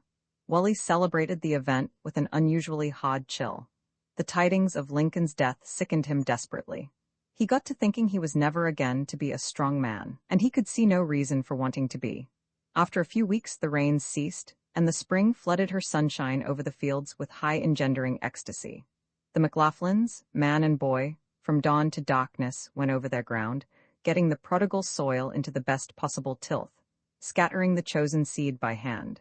Even on the holy Sabbath of the Lord, Wally's father walked contentedly through his possessions, dreaming of the coming harvest and of the eventual great harvest of a nation. It was lambing time and calving time and time for little pigs and chickens. The very cocks went about crowing out their conquering energy all over the yard, till it seemed to Wally, sitting wearily on the doorstep, that he was the only thing in the world sick and useless and alone. May passed, and June. Thoughtful men sighed when they spoke of the soldier, and hated Wa the Maw. 5 years ago he had gone away a strong, high-spirited lad, and now he dragged himself brokenly around the dooryard, the wreck of a man. His mother, trying to tempt his appetite, was at her wits' end. She sometimes thought if he had been a younger boy she would have given him a thoroughly good spanking. She didn't know what to make of him. Had he not always been the happiest, most even-tempered of her flock? Had there not been times when he and Alan had made bets about which one would begin chilling first, when malaria, like everything else, had been a joke with them? She had never seen a child as unhappy, as irritable as her Wally was now. There was no way of pleasing him. All he wanted was to be left alone, to lie with his face in his arms on the bed, scarcely speaking civilly when she tried to get him to eat something. But whenever she said to herself that he ought to be spanked, at once her heart reproved her. How could she imagine all that he had been through, all the strain of those years? The poor laddie, so wretched, and his own mother having no patience with him. In all these weeks Wally had seen the girl only a few times, and none of them an occasion much less painful than the first. Once he had been well enough to go to church. He had waited till she came out of the door, and then, before them all, he had gone over to the wagon where she was seating herself with her brother. She had drawn away from him as if he had been a rattler, he said to himself bitterly. What did she suppose he had done? Anyway, that she didn't want even to look in his direction? He had gone again to her desperately one evening, determined to find out what it all meant. She had indeed been alone when he came within sight, but seeing him, she had called sharply to Dud to come and sit beside her, as if she were afraid of him, as if he would hurt her. She was even more distant now than she had been when he was in New Orleans, when he could at least think of her with hope. Once he had driven over with his mother to see her, had ridden along in forbidding silence, wondering how much his mother knew of that first visit, dreading lest she might mention Kirsty's name significantly to him. He had not condescended to go into the house that time, but finding Dod's hoe, he had weeded their little patch of corn, weeded it fiercely and well, to let her see how he would have worked for her if only she had been willing. His mother had not said a word about the girl as they rode home together, but she sighed deeply, from time to time, so that he guessed Kirsty had not even been cordial to her. He tried hard enough, as he grew stronger, to shake off his depression. There were plenty of girls in the world whom he might marry, weren't there? The trouble was, he hated other girls. Still, he couldn't let merely one woman make him unhappy, could he? Not much. He used to be happy all the time, before he got to thinking about her so much. He would brace up, he vowed, and forget her. But Harvey Stowe came home in July, and came at once to see him, a strong and hilarious Harvey, who wouldn't take any excuses. Wally must come over to his wedding. Wally would not. Likely he would go to another man's wedding. He would have fever that day if he hadn't had it for a week. But he went. The day after, thinking of his friend's happiness as he walked through his father's wheat, he sat down to rest in a path which it shaded, and stretched himself out in it. There suddenly and poignantly, for the first time in his life, he envied Alan and wanted to die. He wanted to die with so keen a despair that never afterwards could he hear the cocksure rail against suicide. He hated living vehemently and wanted to escape from it. There was no use saying one girl couldn't make him unhappy. He was meant for Kirsty, and without her life had no meaning. Some way, it had just that combination of demure eyes and white arms to stimulate his desire till it was without mercy. He could not go on without her. He wished there had been a battle that day, which he could have gone into. He would have shot himself dead with his first bullet. That was the climax of his despair, though he was far from knowing it. The next Sunday he walked with his brothers to the church where the lairds of the Wapsipinicon, ragged but clean, worshipped the god of their fathers. The little church they had built out of their wartime prosperity stands on a green knoll on Jib McWee's farm.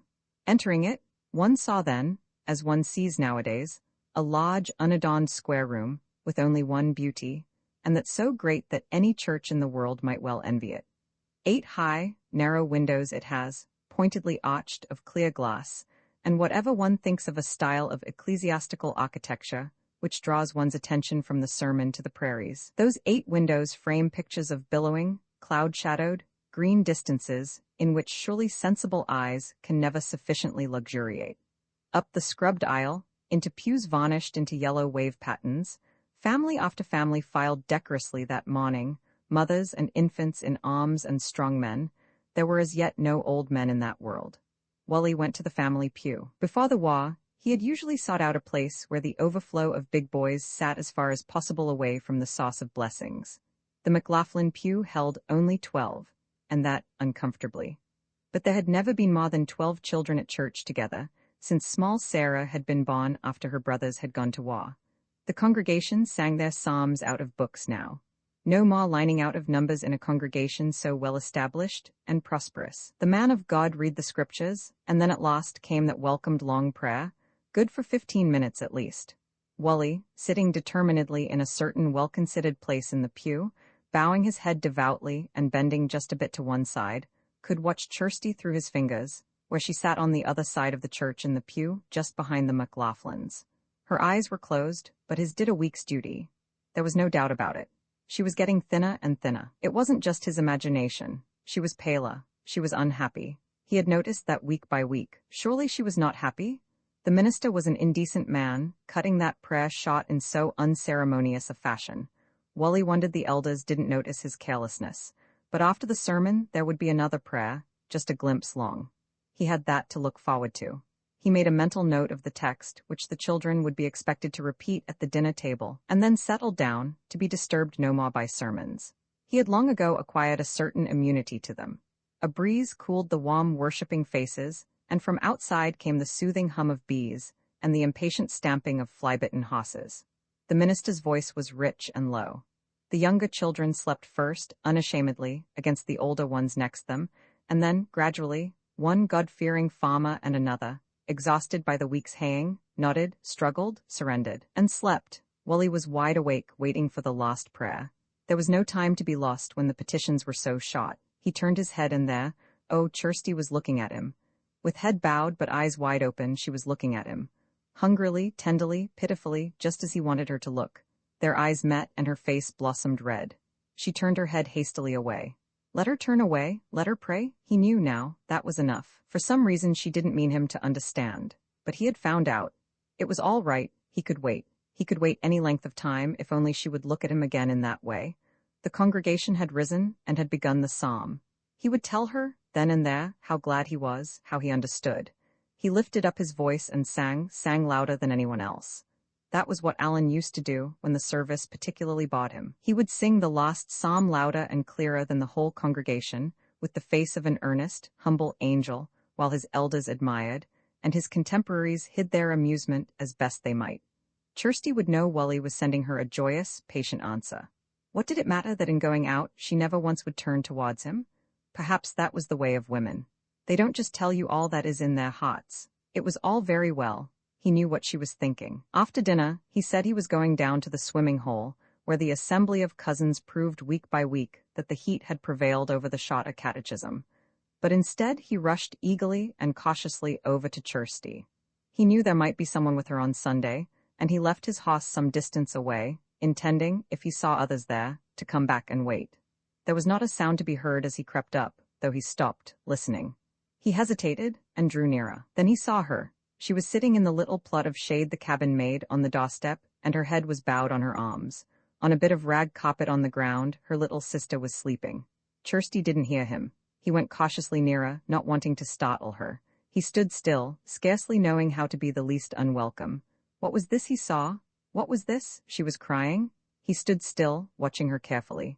She was shaken with sobbing. His impulse was to run and take her in his arms, but he knew now that he must be careful. You can't be impetuous, it seems, with women, at least not with that one. He had tried that once and learned his lesson. He slipped behind the barn and stood wondering what to do. After a few seconds he peered around cautiously. There she sat, crying shakenly. He tried vainly to imagine a reason. Perhaps her uncle was complaining of having the responsibility of her and the children alone there. Perhaps she was actually in want, perhaps in want of food. Perhaps the other girls had been talking about going away to school, and she was heartbroken because her mother's plans for her education were not to be carried out. Maybe she had just seen a snake. He remembered his mother saying that after Jeannie McNair had had to kill a snake, she used to sit down and cry. Some women did things like that, he knew, not his mother and sisters, but some. He peered around at her again, most uncomfortable. Her sobbing was terrible to see. He felt like a spy. He refrained from going to her because something warned him that if she had not welcomed him before, she was less likely to do so now, when her face would be distorted with tears. But he remembered that prayer look with hot longing. He stood hesitating. Presently he looked again. She was just lifting her head to wipe her nose, and she saw him. She gave a little cry and, jumping up, ran into the cabin and slammed the door behind her, as if he were a robber. Then she came out, even more insultingly, more afraid, and caught up the sleeping baby and carried her away to safety. She needn't barricade the house against him, need she? Wally thought, angrily. Then he remembered her face in church. He would sit down and wait a while. He would wait till Dud came home and see what he could learn from the lad. But when he looked again towards the house, there she was, sitting inside the door, and in her hands she had her father's old gun. How preposterous, how outrageous. If she didn't want him as a lover, she might at least remember he was Wally McLaughlin, a decent, harmless man, waiting for him with a gun. Could it be that the girl was losing her mind? Her mother had never recovered from that shock of hers. Could Kirsty have been unbalanced by her mother's death? He wouldn't think it. That would be disloyalty. But somebody, his mother, their aunt, somebody ought to go to her by force and get her away from this lonely place.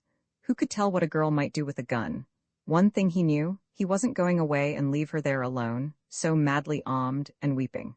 After a while Dud came home, a red-faced, sweating little lad, and sat down contentedly with the soldier in the shade of the barn. He was, of course, barefooted and clothed in jeans, and his fitful haircut did no great honor to Kirsty's skill as a barber.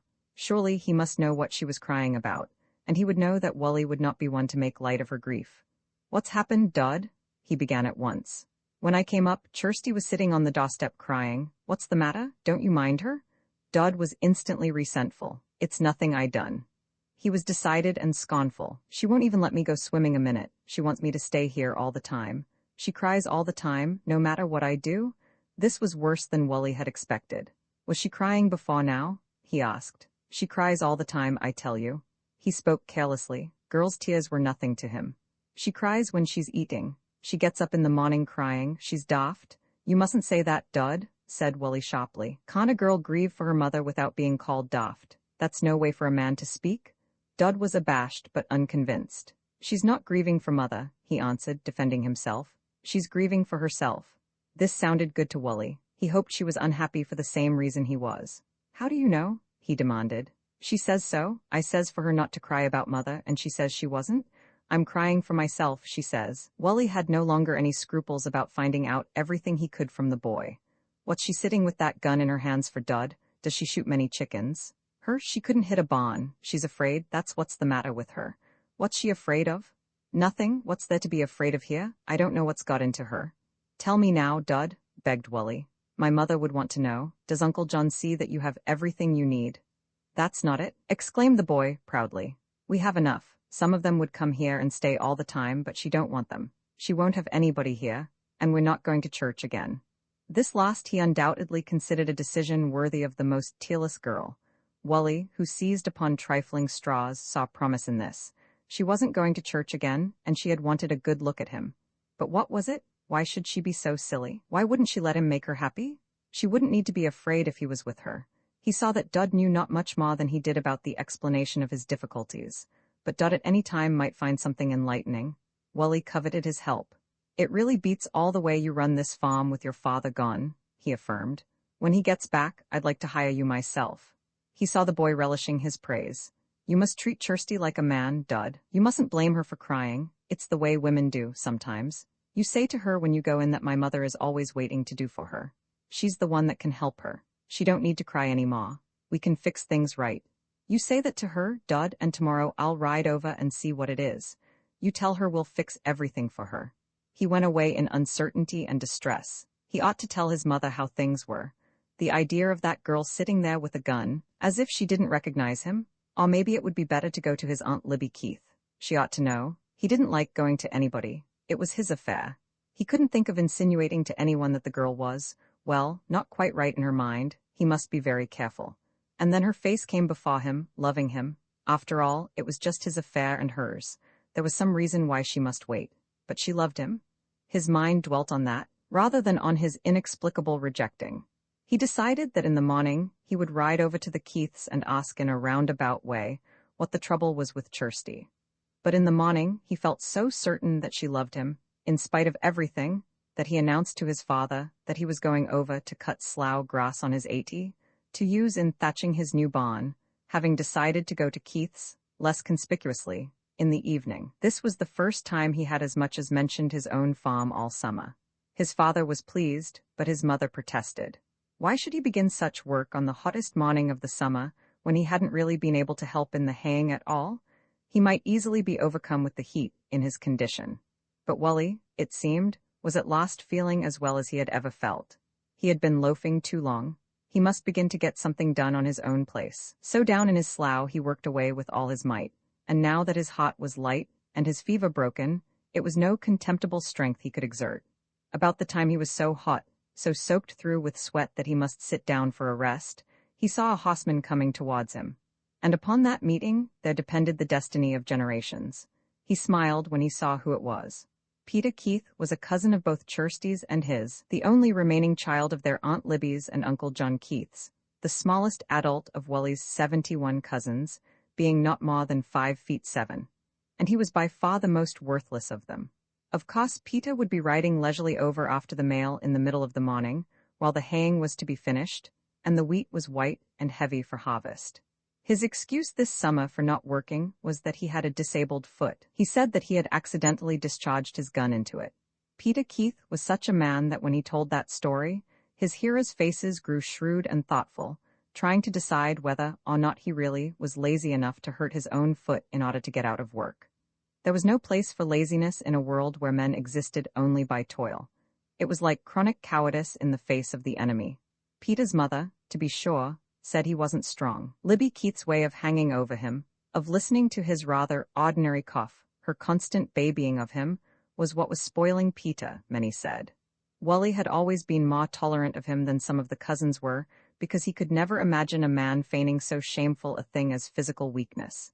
If Peter didn't want to farm, why insist, he argued. If he wanted to go west to get into something else, let him go. He might be good for something somewhere, but his doting mother would never listen to such hard-heartedness. The two of them made themselves a shade in the grass, and talked away intimately. Wally was more affable than usual, having resolved upon first sight of Peter to learn something from him. Peter was always full of neighborhood news. Tam McWee had bought 10 acres more of timber, and the Sprouls were beginning to break their further 40, and so on, and so on. Wally was screwing up his courage to introduce the subject that was interesting him, in some casual way. Peter was the last man with whom he cared to discuss Kirsty, but he was exactly the one who might know something valuable. He delayed, the question at the tip of his tongue, till even the lazy Peter thought it was time to be riding on, and rose to go. His foot wasn't really much hurt, but he hadn't renounced his limp. It was then or never with Wally, so he said, trying to appear uninterested. I was riding by McNair's yesterday, and I saw Kirsty sitting there crying. What do you suppose she would be crying about, Peter? Peter gave him a sharp look and grew red in one moment. How the devil should I know what girls cry about? He asked angrily. It's none of my business, nor yours either. A cry of frightened anger like that sent an excitement through Wally. You know very well what it is, he cried. You've got to tell me. It's some of your doings. Peter was jumping into his saddle. "I'll tell you like hell," he shouted. "You'll tell me before you go. Let go my bridle, let go, I tell you, it's none of your business." His face told terrible secrets that Wally had never till that moment imagined suspecting. Now he was pulling him down from his horse. "Let me alone, it's not my fault, take your hands off me, I never meant to hurt her." Peter was fighting desperately for his freedom. Wally was trying to control his insane rage. "Stand still and tell me what it is, I'm not going to hurt you," he cried scornfully. "What are you afraid of? Don't be a baby." But his grasp never relaxed. The boy was afraid he would be shaken to death. "Let me alone, take your hands off me, let me go and I'll tell you, it's none of your business anyway." He was free now and trembling. "I didn't mean to get her into trouble, I wish I'd never seen her. I offered to marry her once." He dodged Wally's blinded blow. "You marry her?" he cried murderously. "You marry her?" The first realization of his meaning had filled Wally with a lust to kill. Peter had sprung away. He gained his horse. Wally ran after him. All the oaths he had ever heard came back to him in his need. He ran furiously after the fleeing seducer. He called after him ragingly. He threw himself down, too shocked to think plainly. So that was Kirsty's sickening secret. That was why she was afraid of him. That was why she was defending herself with that poor old gun. This was why she had left her uncle's house and avoided others. Kirsty, betrayed and desolate. Oh, it was well he was trained in killing. He would go off to Peter Keith and make short work of him. He would break every bone in his body. There was no death long enough, large enough, bitter enough for Peter Keith. Wally lay there weak with rage, crying out curses. Anger, what little he knew of it, had always been to him an exhausting disease. He gave himself up to it. He was so dazed by this revelation that he never thought how time was passing till he heard the voice of a little brother calling him. It was long after dinner time. Why didn't he come home? His mother was anxious about him. Was he ill? He rose and stumbled along home. The sight of that kitchen was a blow to him, so innocent, so habitual it looked, so remote from violence and revenge. The dishes had been gathered from the table. The girls were beginning to wash them. His mother came forward solicitously. What was the matter, she wanted to know. Wally stood blinking. Murder? Had he thought of murder in a place of peace? Instantly he had come far back on that road to his habitual self, when with a shock he came against the criminal fact of Peter.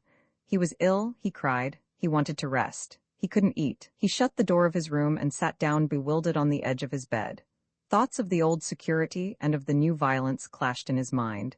His gun stood in the corner. He reached out and took it and sat fingering it, like a man in a baffling dream. At length from the kitchen there came a burst of happy laughter. That was his sister laughing. His sister Mary. Laughing. Yes, Mary was laughing, and Kirsty sat there sobbing and shaking. In that unbetrayed kitchen, one of the children had said something absurd that had delighted Mary. He knew that outburst. Mary was a girl safe, and Kirsty was undone. A girl people would scoff at? Not while he was alive. He threw himself down on the bed. He began thinking only of the girl. If he killed that snake, who would Kirsty turn to? Who, if she no longer had him? She was alone, defending herself, fighting for herself. That was what she thought of men? She didn't know any better. He would kill Peter, certainly, but what was to become of her then? After a while, lying there, he began to see a way out. He saw it dimly at first. It grew persuasive. Peter had been always talking about running away west, had he? Well, he would run away that very night. Either that, or Wally would destroy him. Wally would have that girl as she was, if he had to fight the whole country for her.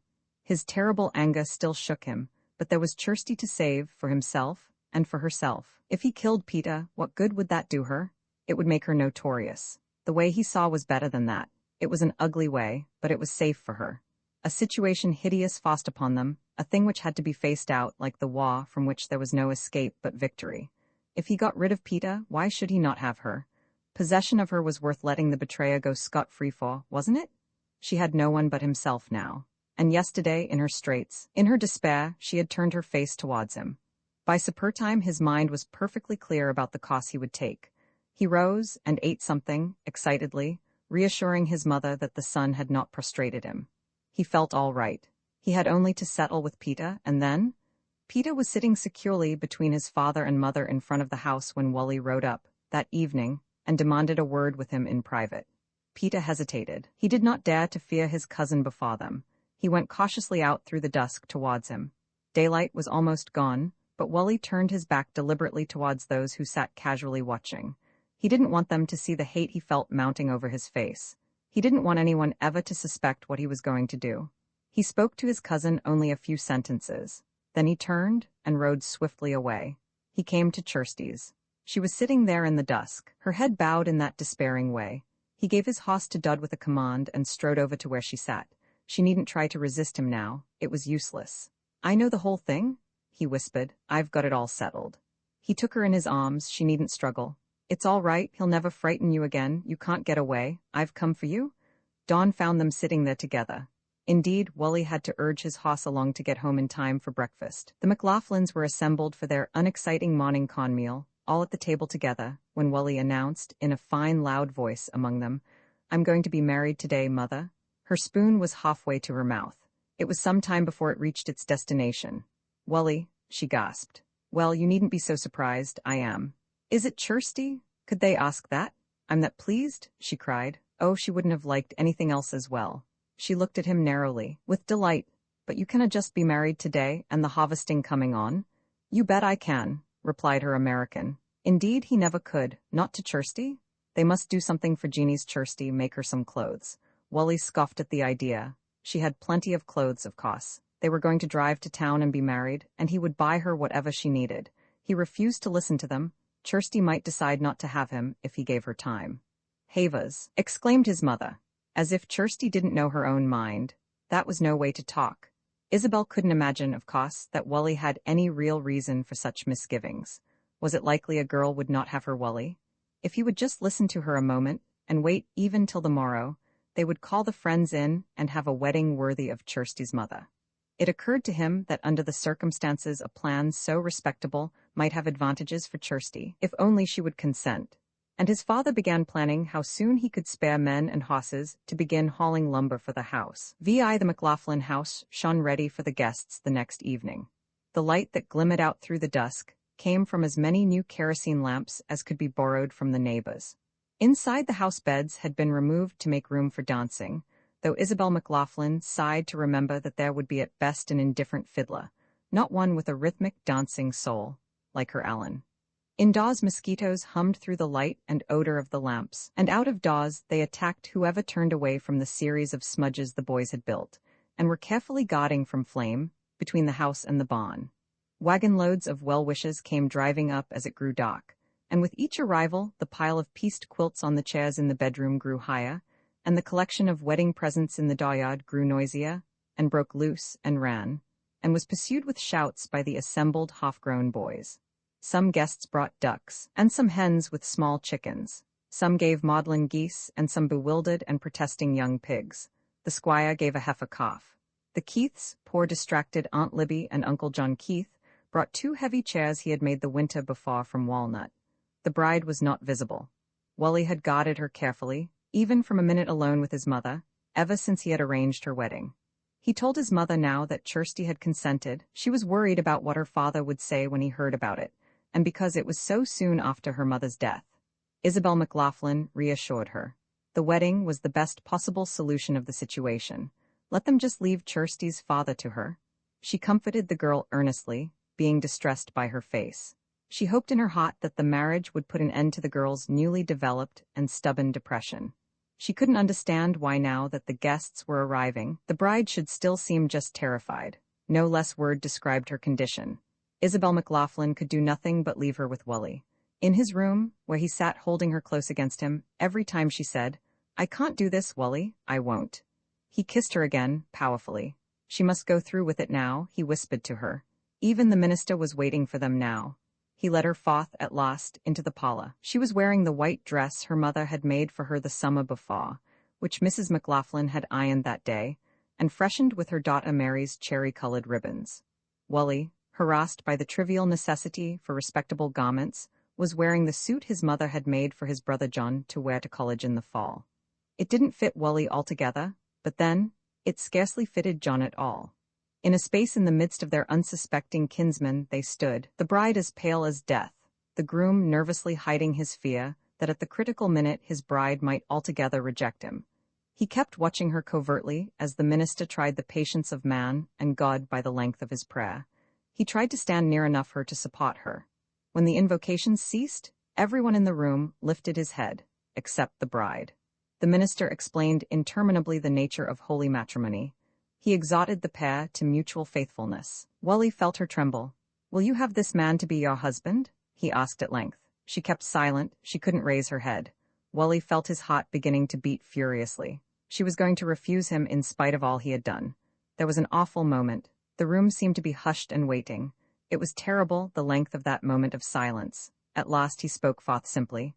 "You wouldn't think she would, but she will. Won't you, Kirsty?" Those standing near heard his words, and as the outraged divine whispered sternly, "Answer?" he bent down and kissed her. She looked around like one in a nightmare. Her lips moved. The minister accepted the sign. He proceeded with the ceremony. The smile which Wally's words had occasioned spread from those standing nearest even to those who were looking in at the windows, those who pretended to be leaving room for the rest, but were really thinking of their unsuitable bare feet. The minister had made them man and wife. The crowd gathered around them. The squire gave Kirsty a resounding smack on her cheek. Girls were pressing around her, the roomful was gathering near her. But she swayed and fell against her husband and fainted quite away. Of course that fainting was altogether the smartest feature of the hurried wedding. Not many hard-working prairie women had bodies which permitted such gentility. It was a distinguished thing to do. The women who saw it forgot for a while to comment on the strange appearance of the bride, which they understood more fully later. At the time it seemed no more than a proper honor to pay Jeannie McNair's memory. When she was herself again, Wally found a place for her out of doors. Planks laid on boxes and chairs made seats for supper out there where the smoke defended them, and since there was no back for her to lean against, she having just fainted and all, it was only proper that Wally's arm do its duty around her, and it was necessary that it give her little strengthening messages, while inside the more zealous young things danced to the fiddle that was not Alan's. Out in the warm starlight and the smoke, the older guests talked to the bride and groom. Aunt Libby joined them again, when by chance they were for a moment alone. "Tell me again what it was Peter said, Wally," she begged. He felt Kirsty shrinking against him. "He told me in the morning that he had decided to go this time for sure. I told him he was foolish, and I wrote over again to give him some advice in the evening." Kirsty's hand stirred nervously within his, and he held it more firmly. "And did he not say where he was going?" "He only said west. That's all he said in his note," she sighed broken-heartedly. "It's a strange thing he wouldn't heed you, Wally." Wally gritted his teeth. "He certainly heeded me that time," he thought grimly to himself. He had already told his aunt those nicely dovetailing lies half a dozen times, and each time he had felt them crushing his wife. He wished his aunt would go away and leave them in peace. After all, her cursed Peter hadn't got a taste of what he deserved. Finally, the wedding was over. Time, however it drags, must eventually pass. They had driven away together, after he had changed John's good clothes for a fresh hickory shirt and jeans, leaving Dot at the McLaughlins. They had had 24 hours of the unfathomable luxury of unhindered intimacy. The baby sister was asleep. It was bedtime again. The new family sat down for prayers. Not that Wally was a man deeply religious, but as far as he knew, daily family prayers was one of the things a decent man does for his family. They had read that morning, according to custom, the first chapter of Genesis, and that had been most satisfactory, even quite personally interesting now, all about male and female created he them. It had come over Wally with a chuckle that divine commands have seldom been as satisfactory to humans as that first one was. And now, in the evening, he had read the first chapter of the New Testament. He resented that. He wouldn't have read it if he had remembered what was in it. That story of Mary's humiliation might seem ever so slightly to reflect upon his wife, and that right he denied even to the word of God. They were sitting together on the doorstep, and his lips were not far from her ear. "Yon was a strange man, now, Kirsty," he began. "What man?" "That Joseph in Matthew. I fear he hadn't very good sense." "Why, Wally, and him a man in the Bible?" "I don't care. He didn't know much. He didn't know enough to take his own lassie till an angel told him. A man like that, he was daft, or else." "I wonder at you, Wally." "Or else what? I doubt the lassie wasn't really bonny, not like mine. A deeper embrace, more kisses. Oh, Wally." Romans 7, it was growingly inevitable that the news, the determined news, must be broken. Wally, with his whole heart shrinking from the task, made light of it to Kirsty. Wasn't having her better than anything he had ever imagined. He hadn't really known at all at the time how greatly he was enriching himself. If he had been ready then to shoulder whatever blame there might be, he was ready now to do it a dozen times over. He didn't mind in the least telling his parents about it. Accidents of the sort happen among even the most respectable people from time to time. It was in vain that he tried to reassure her. It might be all very well for him to talk so, but when everyone knew about her, oh, what should she do then? Was it that she doubted him then? Wasn't he going to be with her? If by chance there should be one neighbor rash enough to see anything not perfect about his marriage, he would tell her for sure there would never be another. It was his mother she thought most about. What would his mother ever do when she heard it? That was nothing. Wally would go and explain it all to her, after his fashion. Falsely, his wife insisted on saying wretchedly. His mother would be angry of course at first, and give him the scolding of his life. But she'd soon get over it, and come over bringing Kirsty a lot of baby clothes. Kirsty would see if she wouldn't. Why hadn't he explained it to her then, the last time he went over for that purpose, if it was so light a matter? The children happened to be all at home that day, because the teacher was ill, and he had got no word alone with her. He didn't add that he had been highly relieved to find them all there. He would go over at once, so that the burden would be off Kirsty's mind. Having arrived at the scene of his humiliation the next morning, he saw his father coming from the cornfield with his hands and pockets full of chosen ears of seed corn. Wally met him in the path just behind the barn, and they greeted each other without a sign of affection. What did Wally think of these ears? Wally felt them critically, one after another, with his thumb, and found them good. His father started on towards the barn. "I want to tell you something, father." He stopped without a word and stood listening. "We're going to have a baby. 'Tis likely. I mean in December." "December? In December?" "Yes, that's what I mean." John McLaughlin's long, keen face, which changed expression only under great provocation, now surrendered to surprise. He stood still, looking at his son penetratingly a long time. Wally kicked an imaginary clod back and forth in the path. Presently the father said, with more bitterness than Wally had ever heard in his voice, "It seems we have brought the old country to the new." Wally pondered this unexpected deliverance without looking up. After a little the older man added, sighing, "I prayed my sons might be men who could wait." "A lot he knows about waiting," thought Wally, half angrily. 13 of us? You tell mother about it, father," he pleaded, knowing his entreaty useless. "I will not." "I wish you would. I can't very well." "You'd best." Wally stood watching him tie the yellow ears into clusters on the sheltered side of the barn. He was trying with all his might to gather courage to face his mother. He hadn't felt such a nervous hesitancy since the first time he went into action. He remembered only too well the last time he had really stirred her displeasure. Alan and he had quarreled, and had nursed their anger, in spite of her remonstrances, for 2 days. He had growled out something to his brother across the supper table, and after that, she had put the little children to bed, and had set her 2 sons down before the fireplace. It was in the first house they were living then. She had drawn her chair near them, and had proceeded quietly and grimly to flay them with her tongue. She had continued with deliberateness till they were glad to escape half-crying to bed. He remembered still how she had begun. It might be natural, she said, for brothers to quarrel, but she believed that it would never again be natural for her sons to quarrel in her presence, and she had been perfectly right about that. What she would say now, upon an occasion like this with her dismaying self-control, he couldn't even imagine. It would be nothing common, he felt sure. On the bed which she had just finished spreading with a drunkard's path quilt, they sat down together in a low room of the second story, where 3 beds full of boys were accustomed to sleep. She kissed him fondly when he came to her, saying it was a lonely house with him away so much. She wondered why they had not been at church. Was Kirsty not well again? "I have something to tell you, mother," he stammered. "I'm listening," she said encouragingly, her eyes studying him tenderly. How beautiful a head he had, how beautiful a man he was. "We're going to have a baby? In December, mother?" Over her face there spread swiftly a smile of soft amusement. She had always looked that way when one of her children said something especially innocent and lovable. "You don't mean December, Wally? Dinna ye ken that? The weans canna just hurry so." He couldn't look at her. "I know what I mean," he said doggedly. "I mean December, I understand." The silence became so ominous that at length he had to steal a look at her. Her incredulous face was flushed red with shame and anger. He rose to defend his love from her. "You want to say a word against her? It wasn't her fault." Then the storm broke. "Do you think I'm likely to say a word against the poor Greeton bairn?" she cried. "Her sitting there alone among the wolves and snakes and a son of mine to bring her to shame? I'll never lift my head again." Her rush of emotion quite choked her. "My fine, brave soldier of a son," she burst out, recovering herself. "You did well, now, to choose a lassie alone, with neither father nor mother to defend her from you." "Mother," he cried. "Jeannie's wee Kirsty?" she went on. "No one else could please you, I suppose. Oh, she did well to die when her son was but a laddie. Wretchedly ashamed of his deceit as he was not able to take more of her reproof without trying to defend himself. "I didn't mean any harm," he mumbled. "I didn't think." That was what Peter had said. "And why did you not think?" she demanded, furiously.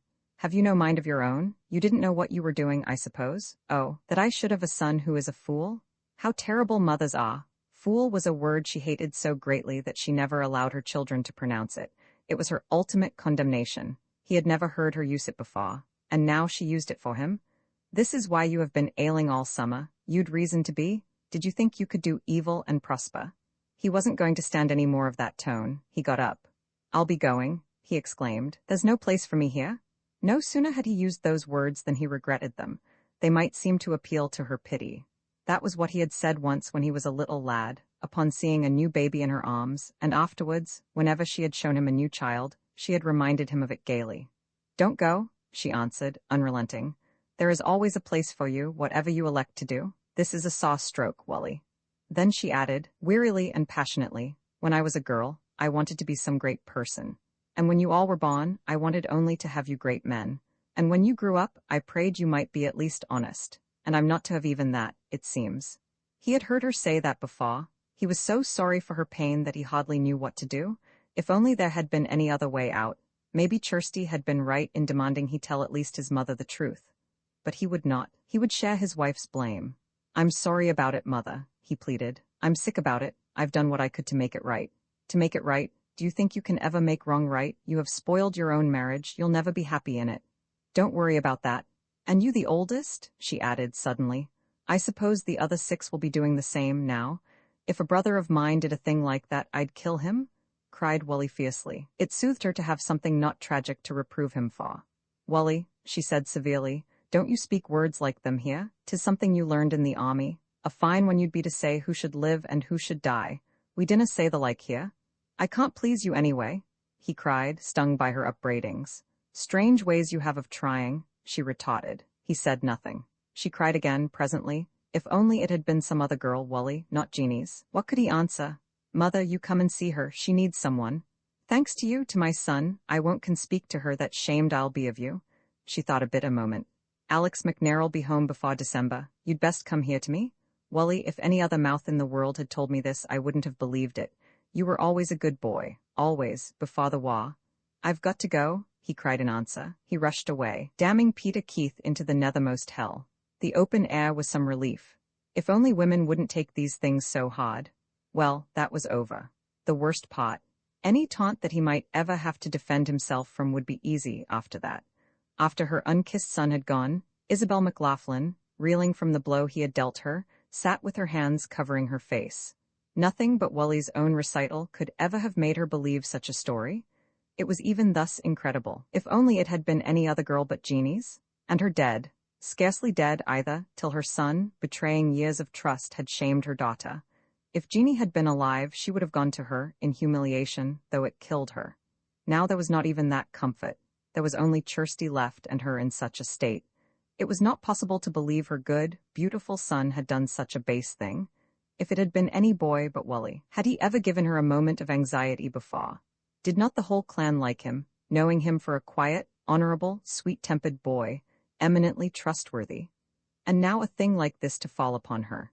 She refused to remember that Alan's irresponsibility, his extravagant pleasure in the society of women, of any size or kind of woman, had made her anxious many an hour. That son, from the time he was 12, had fairly glowed when there was a woman about to admire him. But Wally had only chuckled over his brother's kaleidoscopic love affairs, things so foreign to his nature. His mother, remembering Alan's escapades, exempted the dead loyally from blame. If Wally had been like that, she might have understood this tale. But he was not like that. He had never been at all like that. It must be the army that had wrought such evil changes in him. That was what had undone her years of teaching. That was what had made all this frontier sacrifice barren. Was it not for the children's sake they had endured this vast wilderness, and endured it in vain if the children were to be of this low and common sort? In their utopia, it was not to have been as it had been in the old country, with each family having a scholar or two in it, and the rest toilers. Here they were all to have been scholars and great men. And now the war had taken away Wally's schooling and Alan's life. And not only Wally's schooling, which was, after all, not essential to life, but that ultimate gift, his very sense of being a McLaughlin. Some Americans might have smiled to know that this immigrant family never for a moment considered Americans in general their equal, or themselves anything common. They were far too British for that. Until lately, it had never occurred to them that anyone else might manage some way to be equal to a Scot. Until the war, when some young McLaughlin had shown signs of intolerable depravity, his father had entirely extinguished the last glimmer of it by saying, as he took his pipe out of his economical mouth, "Dinna ye act like a Yankee?" So withering was that reproach that no iniquity ever survived it. Now that Yankee of the Yankees, Harvey Stowe, had been a very brother to Wally through campaigns and prisons, that denunciation was to be heard no more. But surely, Isabel McLaughlin moaned, her husband and herself had not let the children think that they were anything common. Had she not hated all that democracy that justified meanness of life, and pointed out faithfully to her children its fallacy? She remembered the first time she had taken them all to a 4th of July celebration in the Yankee settlement, where a barefooted, tobacco-spitting, red-haired orator of the day, after an hour of boastings and of braggings, had shouted out his climax, saying that in this free land we are all kings and queens. A fine old king, yon? She had chuckled again and again, explaining his folly to her flock. A man like that had no idea what a king was. He most likely had never even seen a gentleman. She recalled that Wally, once when he was quite a small boy, had alone and unaided found and identified a gentleman whose team was struggling in a swamp. He was a poor old gentleman, trying manfully to get an orphan grandson to a son's home farther west, and Wally had brought him proudly home, and his mother had done for him till he was able to travel on. Having him in the house had been like having a pitiable angel with them. When he was better, they had called all the neighbors in, and the old New Englander had preached them a sermon. He had preached to the children about the Lamb of God, using as his text the lamb tied near the door, and they had never forgotten how gentleness, he said, had made God great. And when he had been starting on, John McLaughlin had taken a bill from his pocket, and bills were things not often seen by the children, and given it to him humbly, for the benefits his presence had bestowed upon the family. Afterwards, when his mother had asked Wally how he had known the stranger would be welcome, he had said he knew he was some great man by the way he spoke to his floundering horses. Oh, surely in that wilderness, Wally had known the better ways of living, and he had chosen despicable ways. She was only an old, tired, disappointed woman.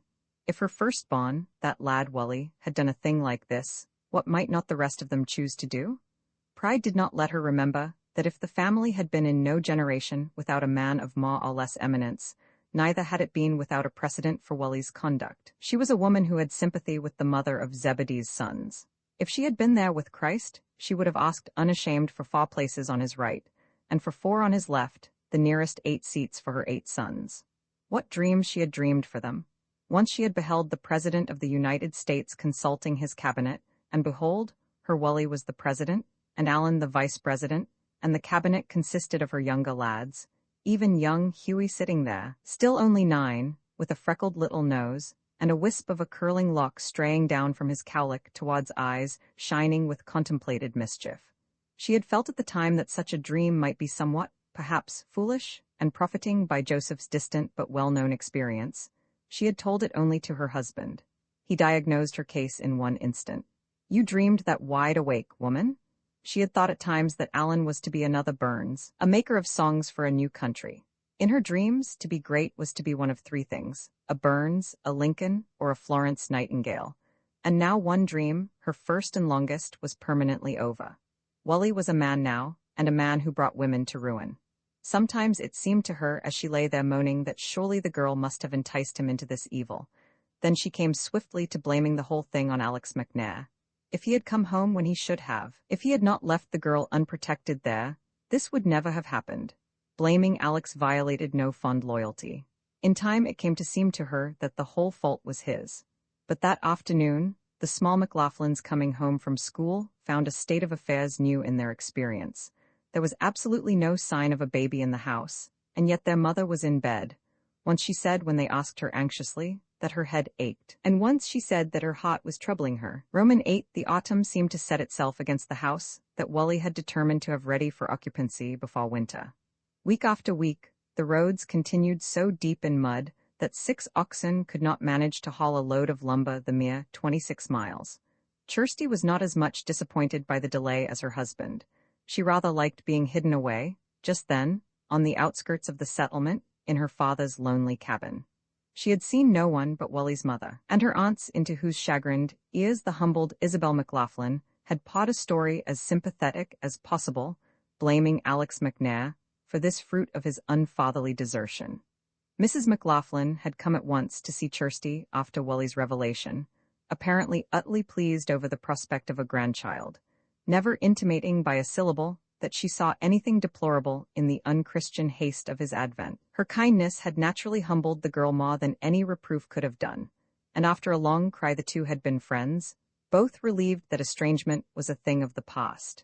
One afternoon, late in November, Mrs. McLaughlin came as far as Kirsty's with her husband, who was going on to the Keiths on an errand.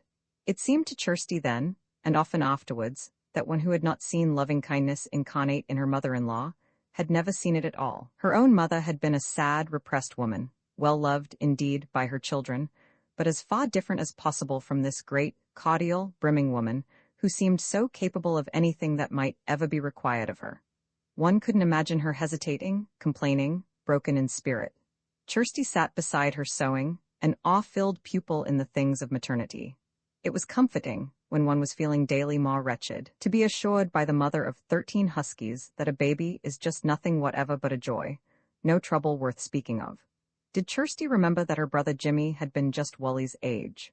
Many was the time Jeannie McNair and Isabel McLaughlin had sat together waiting for those two, and sewing, and Jeannie had said so, and Isabel had answered thus and thus. Once she had said to Kirsty's grandmother that she wouldn't like to have just a common bairn, and the old woman had replied that there was not the least chance of it, for no woman yet had mothered just a common child. In Scotland, too, when a baby was born, one had to lose the flavor of joy wondering where its food was to come from. But in this land crying aloud to the heavens for inhabitants, there was no anxiety of that sort to dull one's happiness. What had it been to them but an omen of the new home's abundance, that the John McLaughlins had had twins born the year of their arrival, that the Squires had had twins within 6 months, and that before the year was gone, the Weirs, from the same Ayrshire village, were also blessed in the same way. To be sure, Squire McLaughlin had uttered a word which might not have been taken to signify altogether pure satisfaction with these godsends, the morning after the double increase in his family. He had gone to his barn, and finding that his dearly bought cow, which was to have furnished him milkers, had given birth to twins, he had sighed a sigh which became a tradition, and murmured, "Bull calves and lassie weans." The men had laughed at that, but the women considered it a rather cheap thing of the old wag, even as a joke.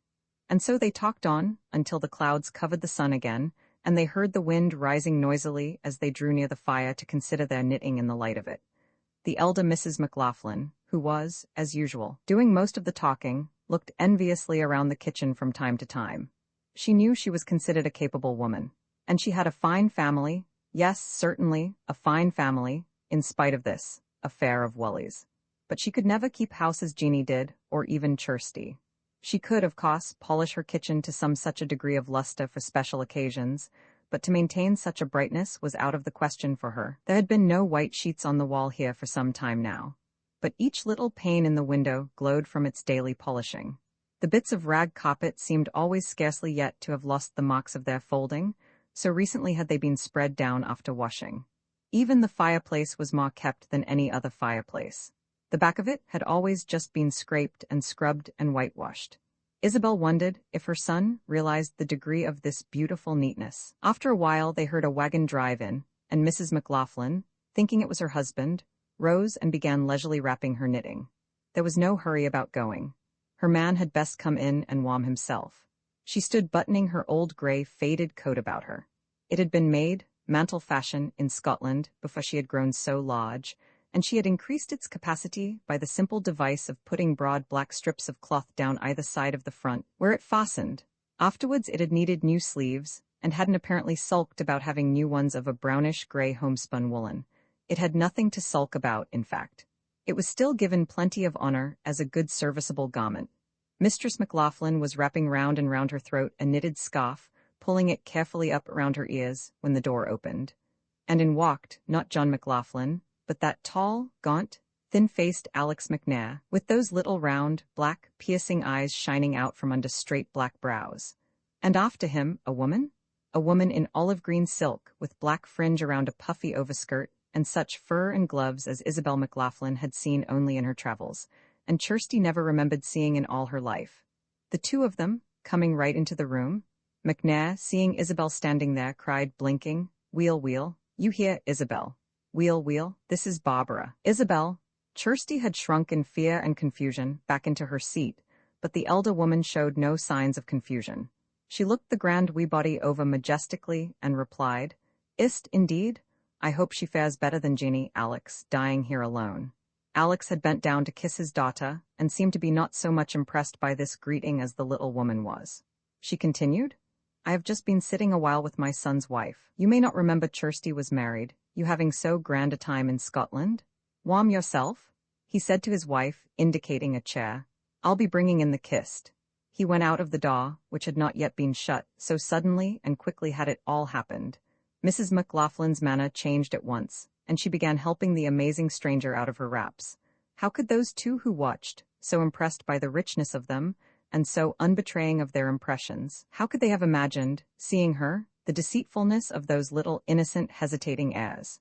The garments were scarcely laid gingerly on the bed, until Alex returned, carrying, with Bob McNaughlin's help, a great box, which they seemed to plan to leave in the middle of the floor. Kirsty remonstrated and gave them directions. It seemed from Alex's grunting and hard-breathing words, as the box was put in the only possible place for it, that he and his bride had ridden out with Bob, who had to be hurrying on. Alex went out of the door with him, and after Alex, Isabel the Avenger. "I'll just have a word with you," she said to him, stepping inside the barn to be out of the wind. It was a powerful word. Had she not planned it many a night as she lay sleepless thinking of Jeannie and her daughter? "I mind the day you brought Jeannie home a bride," she began. "'Twas no day like this. None of them would ever forget the day she died deserted." Never had Isabel McLaughlin had an occasion worthier of her tongue, and never a stronger motive for making the best of the occasion. McNair was a slow-moving, slow-thinking man, not without tenderness. Isabel's recital of grim detail after grim detail as he stood there amazed, remorseful, humiliated, angry, tired of his journey, and chilled to the bone, overwhelmed him. He could scarcely follow her. It seemed that the whole clan was bitter against him, not only because of his wife's death, but because, some way, his absence had brought disgrace beyond disgrace upon the McLaughlins. He could scarcely understand. Wally and Kirsty had waited and waited for him to come home, and he would not, and fine results these were of his delay. They were married now, but not soon enough. The girl feared to marry without his permission. If he had only come when they wrote for him to. He wasn't to blame the Keiths or any of the neighbors for this. They had done what they could. He was to be very careful what he said to Wally, none too pleased with him, and always head-headed, and to Kirsty. It was all his own fault, he was to remember. The man was staggered. He liked this news all the less because all the day the little new wife's spirits had been sinking as they traveled over the prairies away from the world. Now to bring her into a disgrace of this sort, he was shivering. He wanted to get into the fire. "I have nothing against Wally," he murmured to the woman who bearded him. "He's a fine man for the lassie." Nevertheless, when they were inside again, Isabel watching saw his face darken with anger as he realized Kirsty's condition. She saw, too, that the girl had seen it, and she determined not to leave the house till Wally would come. She busied herself to make tea for the strange woman, sparing her daughter-in-law with the consideration which so beautiful and so fruitful a woman deserved. She sat herself to make the wee body feel at home. Dud came in from school, and she noticed without relenting the warmth of his father's greeting. Even the little lassie was persuaded to go to his lap. Alex was probably wishing Isabel would go home and leave his family in peace, but she would wait. McNair was telling something about the passage across when Wally opened the door. He paused a moment, seeing the room full. He looked at them in surprise, and they looked at him with various degrees of admiration. He came from cutting and hauling home wood for the winter, and the wind had made his cheeks as red as the fringe of the scarf around his neck, and his eyes as blue as the knit wool of it. In the old coat wrapped about him, he filled the door, a huge young man one would not like for an enemy. His mother had just begun to tell the strange woman that this was her son, when Alex rose and stretched out his hand. "Come away, man, come away," he cried cordially. It was not the kind of meeting Wally had anticipated. But what could he do, with his mother and the women right there, but acknowledge the little woman's salutation and give his hand to Kirsty's father?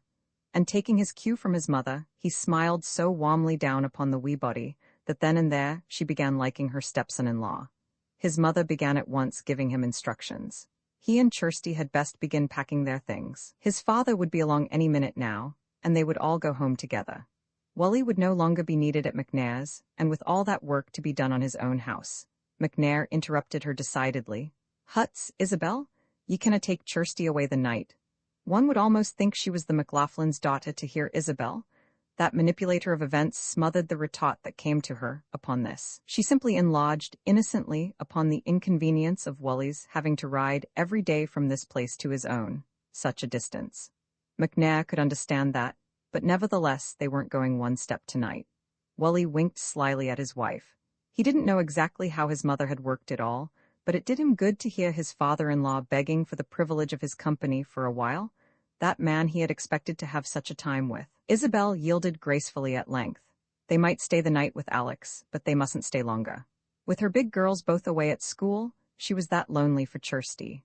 Then the elder McLaughlin came in, and the greetings were all gone over again, with this difference that John McLaughlin, being less quick at taking hints from his wife than his son had been, showed just enough coldness to McNair to let him see that Isabel's account of the clan's opinion of him was not exaggerated. Naturally, after the worthy McLaughlins had departed with so little of the old cordiality, Alex was more eager than ever to placate Wally, who, divining that Kirsty dreaded her father's outburst against her, stood very much upon his dignity, a rather forbidding son-in-law. When the young two were alone in the kitchen that night, Kirsty said, weary with the day's excitement and her first taste of shame before strangers, "Whatever'll she say in the morning when you're not here, Wally?" He answered, "What do you care what she says? Anyway, she don't look like she'd say anything. Just you hold your head high and she won't dare. It's well enough for you to talk of holding your head high, but how can I? I'll stay about in the morning, and in the afternoon we'll go home. I'll say we must go." So they planned, little knowing how useless it was to fear the wee body. In the next room she was saying to her husband, "You never telt me you lived in a sty." "Huts, woman, 'tis no sty. And I thinking you like a lad with so many fine acres. It's a new country. It's an old sty." Had she not from the train seen many a little snug place among comforting hills, livable little places, but that had been, to be sure, far from this in the east. The further west they came, the more they travelled into desolation. Lonely enough places she had seen, but none so unpromising as this sty. Could it be expected that a man with so disconsolate a bride would add to her woe by rehearsing the fresh scandal of the family into which she had come? She remarked at length that it was a terrible thing for a lassie with the baby coming. Why had he not told her of that before? He hadn't remembered to. It was a fine place for banns. Just let her wait till the spring came. She remarked that it was many months till spring. He snored, more or less successfully. The next morning the new mother unpacked the great kist to get out the presents she had brought for her stepchildren. She unpacked till the poor room lay heaped high and hidden under richness. Wee Jeanie had a fine doll. Dod had fur-lined mittens. Kirsty had a collar of lace more soft and fine than she had ever seen. And the wee body presented these things with that timid, conciliatory air that made her career later so hard to understand. She apologized for having nothing for the baby. If she had known about that, she would have brought it something good. When was it to be born? She asked, point blank. Kirsty, blushing to the unruly little curls about her forehead, said in December. This seemed to relieve her stepmother greatly. By that time, she declared, she could make a fine little dress for it, out of stuff she had in another box. Another box. Were there then other boxes? Of course brides bring dowries to their husbands, the girl remembered with a pang. But she had brought hers only disgrace? But the wee body talked on, in a kindly way. Kirsty watched her making friends with little Jeanie. She liked her very much. That woman could never be anything but kind to the little sister who was to be left in her charge. Oh, Kirsty could have coveted that woman's love for herself. But of course, when the truth about herself became known, and when she thought of going to the McLaughlins to live in that house, full always of children and cousins and visitors, the centre, as it were, and rallying place of the neighborhood, her spirits sank lower and lower. Wally had learned before now to conquer her depression, and he talked the cold hours cunningly away as they rode towards his father's. His reward, that evening, was to see his wife sitting there at the table, long after the meal was over, forgetful of herself, telling his ejaculating mother of the dresses, the capes, the mantles, the ribbons and feathers, reds and browns and greens and blues, puffs and ruffles and tucks, all of these out of one box, and besides the one there were 3 others left at the station to be brought out, full of, whatever did they suppose? They couldn't imagine. Isabel was trying to fancy how Alex had enticed a woman so obviously rich to the wilderness. She was disappointed in this marriage. She had hoped when Alex married again, he would get a woman who would show him how to treat a wife. But that timid, wee body? Meek-like, with faded red hair and mild light blue eyes, there would be no hope of her ever separating him from the price of a milk crock. Anyone could see that. The poor wee thing, married to Alex McNair, Roman 9 Kirsty used to say afterwards, when Wally's younger orphaned brothers and sisters would try to thank her for making her home their own, that she had never spent a happier winter in her life than the one during which she lived with her mother-in-law. That partly explained to them her detestation of all mother-in-law jokes.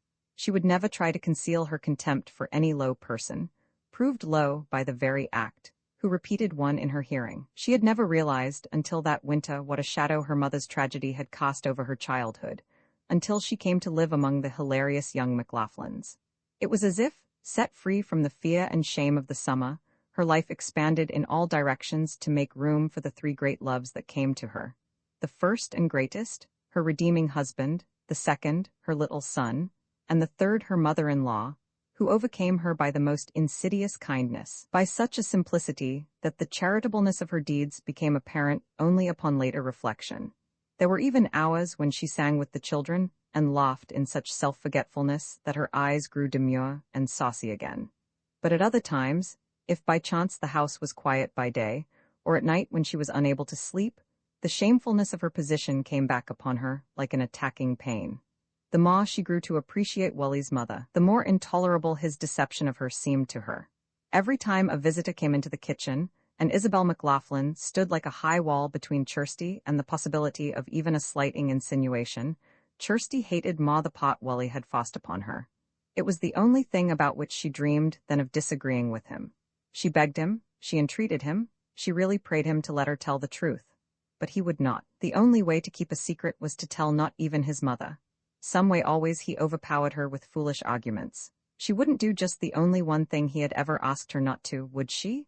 The only one thing that could make him hate her would be to betray him now, after it was all over. It wasn't over, not for his mother, she argued. She pointed out that some day it would be all known, some way. It was sin, and were they not to be sure their sin would find them out? How could he grin and make such an unbelieving face about such a thing? She was helpless before him. He wouldn't even let her talk about telling anyone. Her only comfort was that some time it would all come out. And then he would have to say to his mother that every day she had begged him to tell her the truth.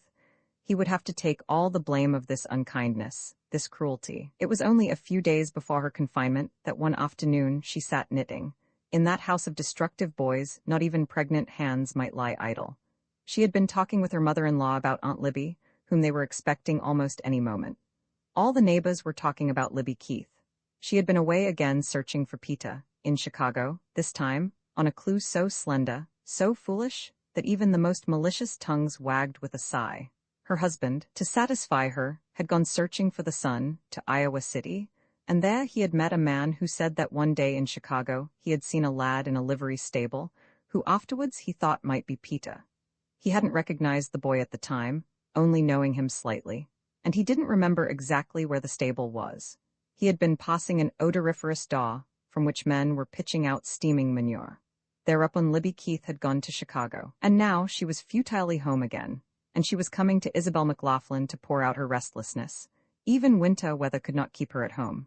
She went from house to house seeking reassurance from those who could have none to give. She had had no letter from her boy, and that proved to her that he was lying in some place ill, unable to write. The neighbors scarcely dared suggest to her that Peta might be, well, the least bit careless. Boys were at times, and thoughtless about writing, but she would never believe that her boy was like that. It was not like him. He would write her, that she knew, if he was able, because he had always been such a good laddie, such an exceeding good laddie that in decency they seemed to have to agree with her. Whoever went to town went laden with her instructions for inquiry. They must ask everywhere if anyone had heard about a sick laddie trying to get back to his home. Not a quiet woman, the neighbors reflected, not one of dignity, one who never would scruple to disturb a world for her son. Some of them recalled Isabel McLaughlin when the news of Wally's death had come to her. They had gone to her carrying their consolation, and she had rejected it with a gesture, going softly about her work with a face that none of them forgot. But Libby Keith took thankfully the crumbs of comfort they saved for her, and begged for more. She humbled herself to ask their incredulous aid. She had no pride left. She had nothing left but her anxiety for her worthless Peter. She had had 3 children there in Scotland when her brother John's letters from the New World began stirring her kinsmen. She lay bedridden reading them. She had not moved from her bed for 2 months, even when John had taken his departure. Nor would she ever again, the doctors said. She lay there suffering when her second brother, Squire McLaughlin, came to say his last words to her before leaving for America. Then her sisters said farewell to her there, one after another, and her cousins and her friends. And when she would say she would soon be joining them over there, they were kind, and saw no harm in saying that they hoped so. For 2 years she lay fighting, crying for pain, making her absurd plans. Her neighbors tried to turn her mind away from such wild ideas by ridicule. They hooted at her in disgust. How was she to go to a new place, where there were no houses, nor any doctors, nor any beds? Her brothers wrote her, sternly forbidding her to think of such a thing. But were the children of others to lot it over utopian acres in a new world, while hers, because she had married somewhat poorly, slaved along in an old one, apprentices of some half-fed mechanic? Her husband resisted with all his might. He was no farmer, he felt no drawings toward pioneer hardships, but his lack of them was in vain.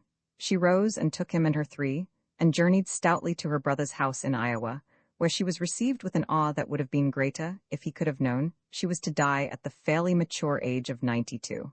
She had come thus for her children's sake to the new world. Her oldest son, her Davy, a lad well liked by all, was the first of those who fell before the plague of typhoid. That bowed her down. She was nothing but a mother, a woman who nowadays would be called rotten with tenderness. Maternity was her whole life.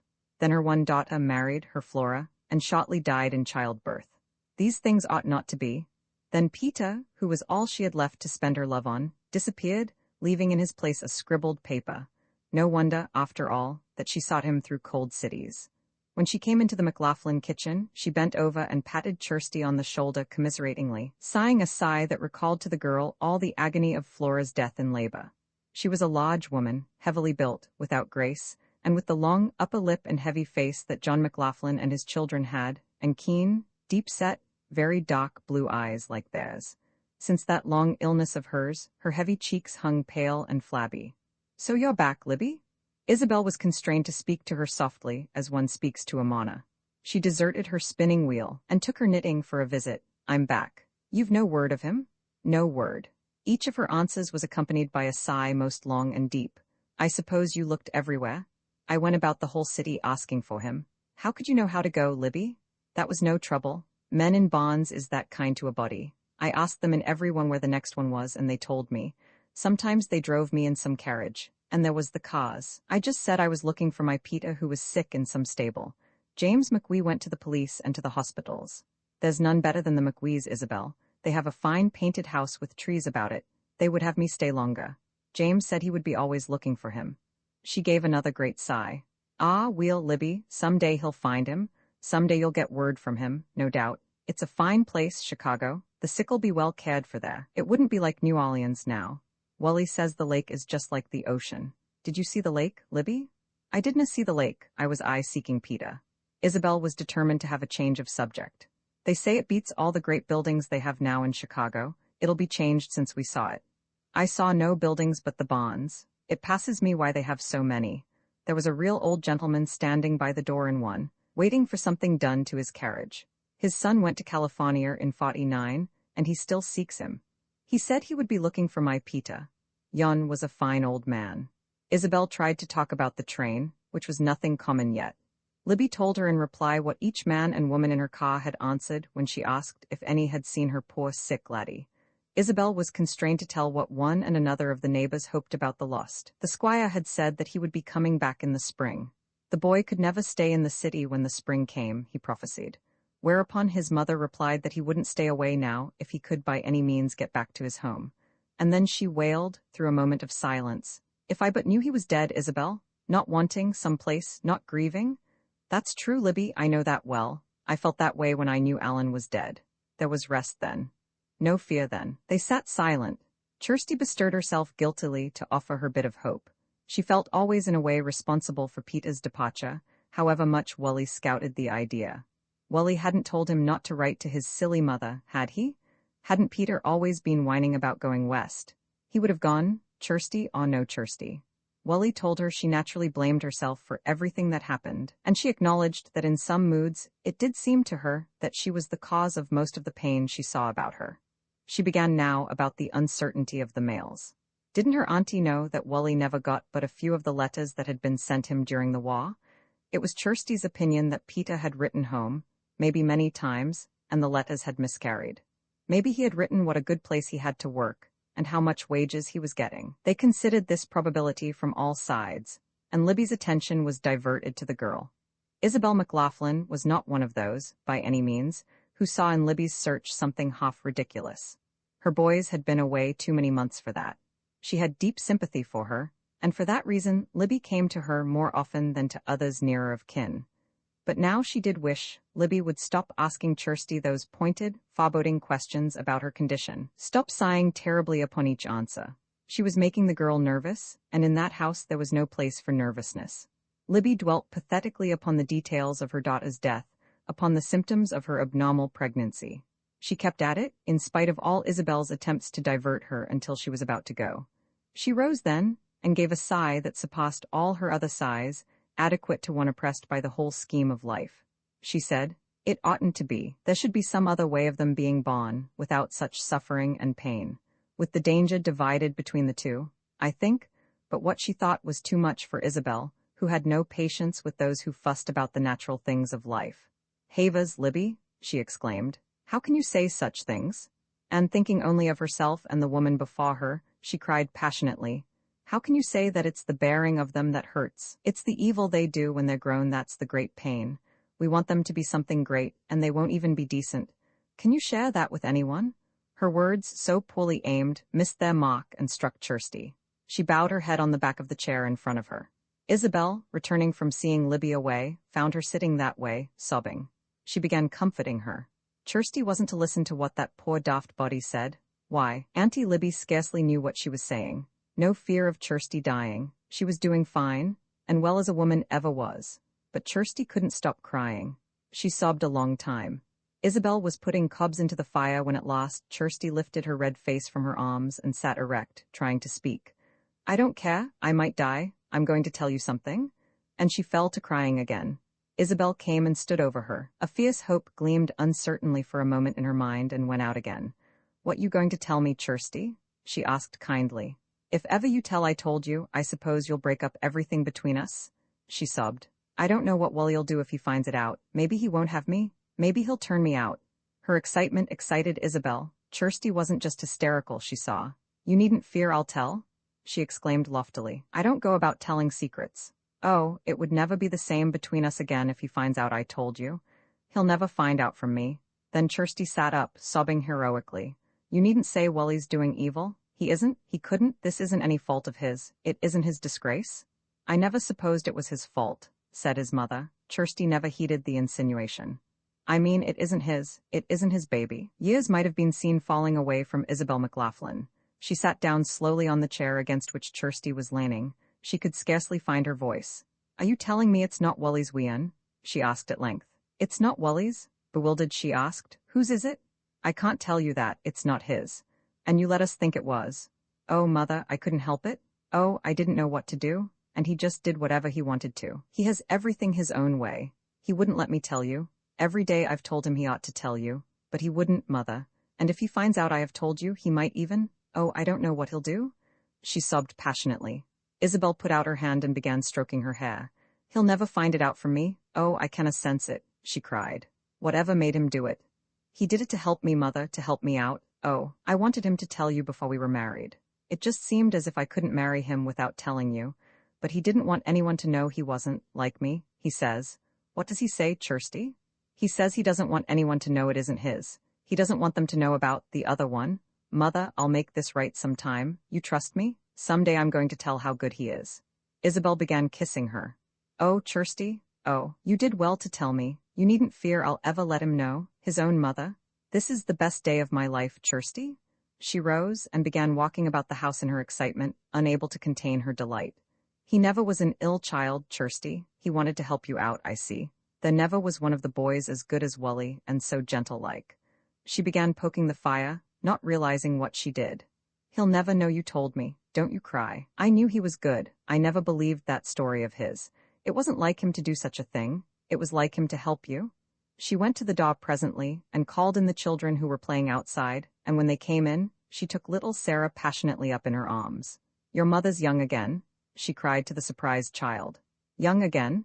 She gave them both cookies. She comforted Kirsty, stopping in her turns about the room to stroke her hair. She sang snatches of psalms. He was never an ill child, she kept repeating. She began making tea for the girls' refreshment. She looked out of the window. She clasped and unclasped her hands excitedly. She shone. An hour later, John McLaughlin drove into the yard with a load of wood, and Wally was with him. Isabel threw a shawl over her head and went out through the winter nightfall to meet them. Aunt Libby's been here, Wally, talking to Kirsty about Flora till she's having a great cry. You needn't be frightened. She's lying on the bed, but there's nothing wrong with her. Then, as Wally started hastily for the house, she drew close to her husband. He had begun to unhitch his horses. She said, John? At the sound of her voice he turned startled towards her. What ails you? He had begun to ask, but she was saying, Yon's no child of Wally's.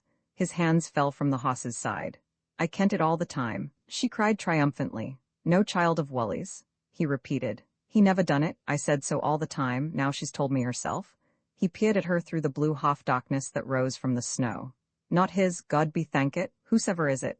It's Peter Keith's, whose would it be, and her in Libby's house half the winter, and Peter running away the very day they were married. Libby's that slack, thinking him such an angel. Did she tell you that? She did not. But I kent it. Did I not say Wally never did so ill a thing? You did not. It was a grand thing for him to do, but I can't think what possessed him ever to take all that blame on us. Can you not? Meditated her husband. She says he doesn't want folks to know it isn't his. He wouldn't. Why wouldn't he, indeed? Would he be wanting to disgrace us all? He wouldn't want folks to know Peter had her. That's but natural. It's but natural I shouldn't want folks to think he'd shamed Jeannie's Kirsty.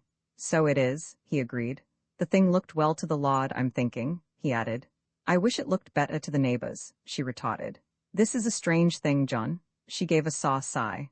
Libby grieving herself daft about that Gomeril already, so that we won't can say a word to anybody till he's found. Any more sorrow'd kill her. But when he comes back, I'll have her tell the whole thing. She says she's been wanting to clear Wally. She's a good girl, John, but we'll have just to bide our time. I'm glad I've no son like that lad Peter. She had to forget how he had sacrificed her pride for that girl. She had to idealize her son again. She could see that he had done a generous thing, and she would see that the world saw that. She could run to meet Jeannie now, across the floor of heaven, unashamed.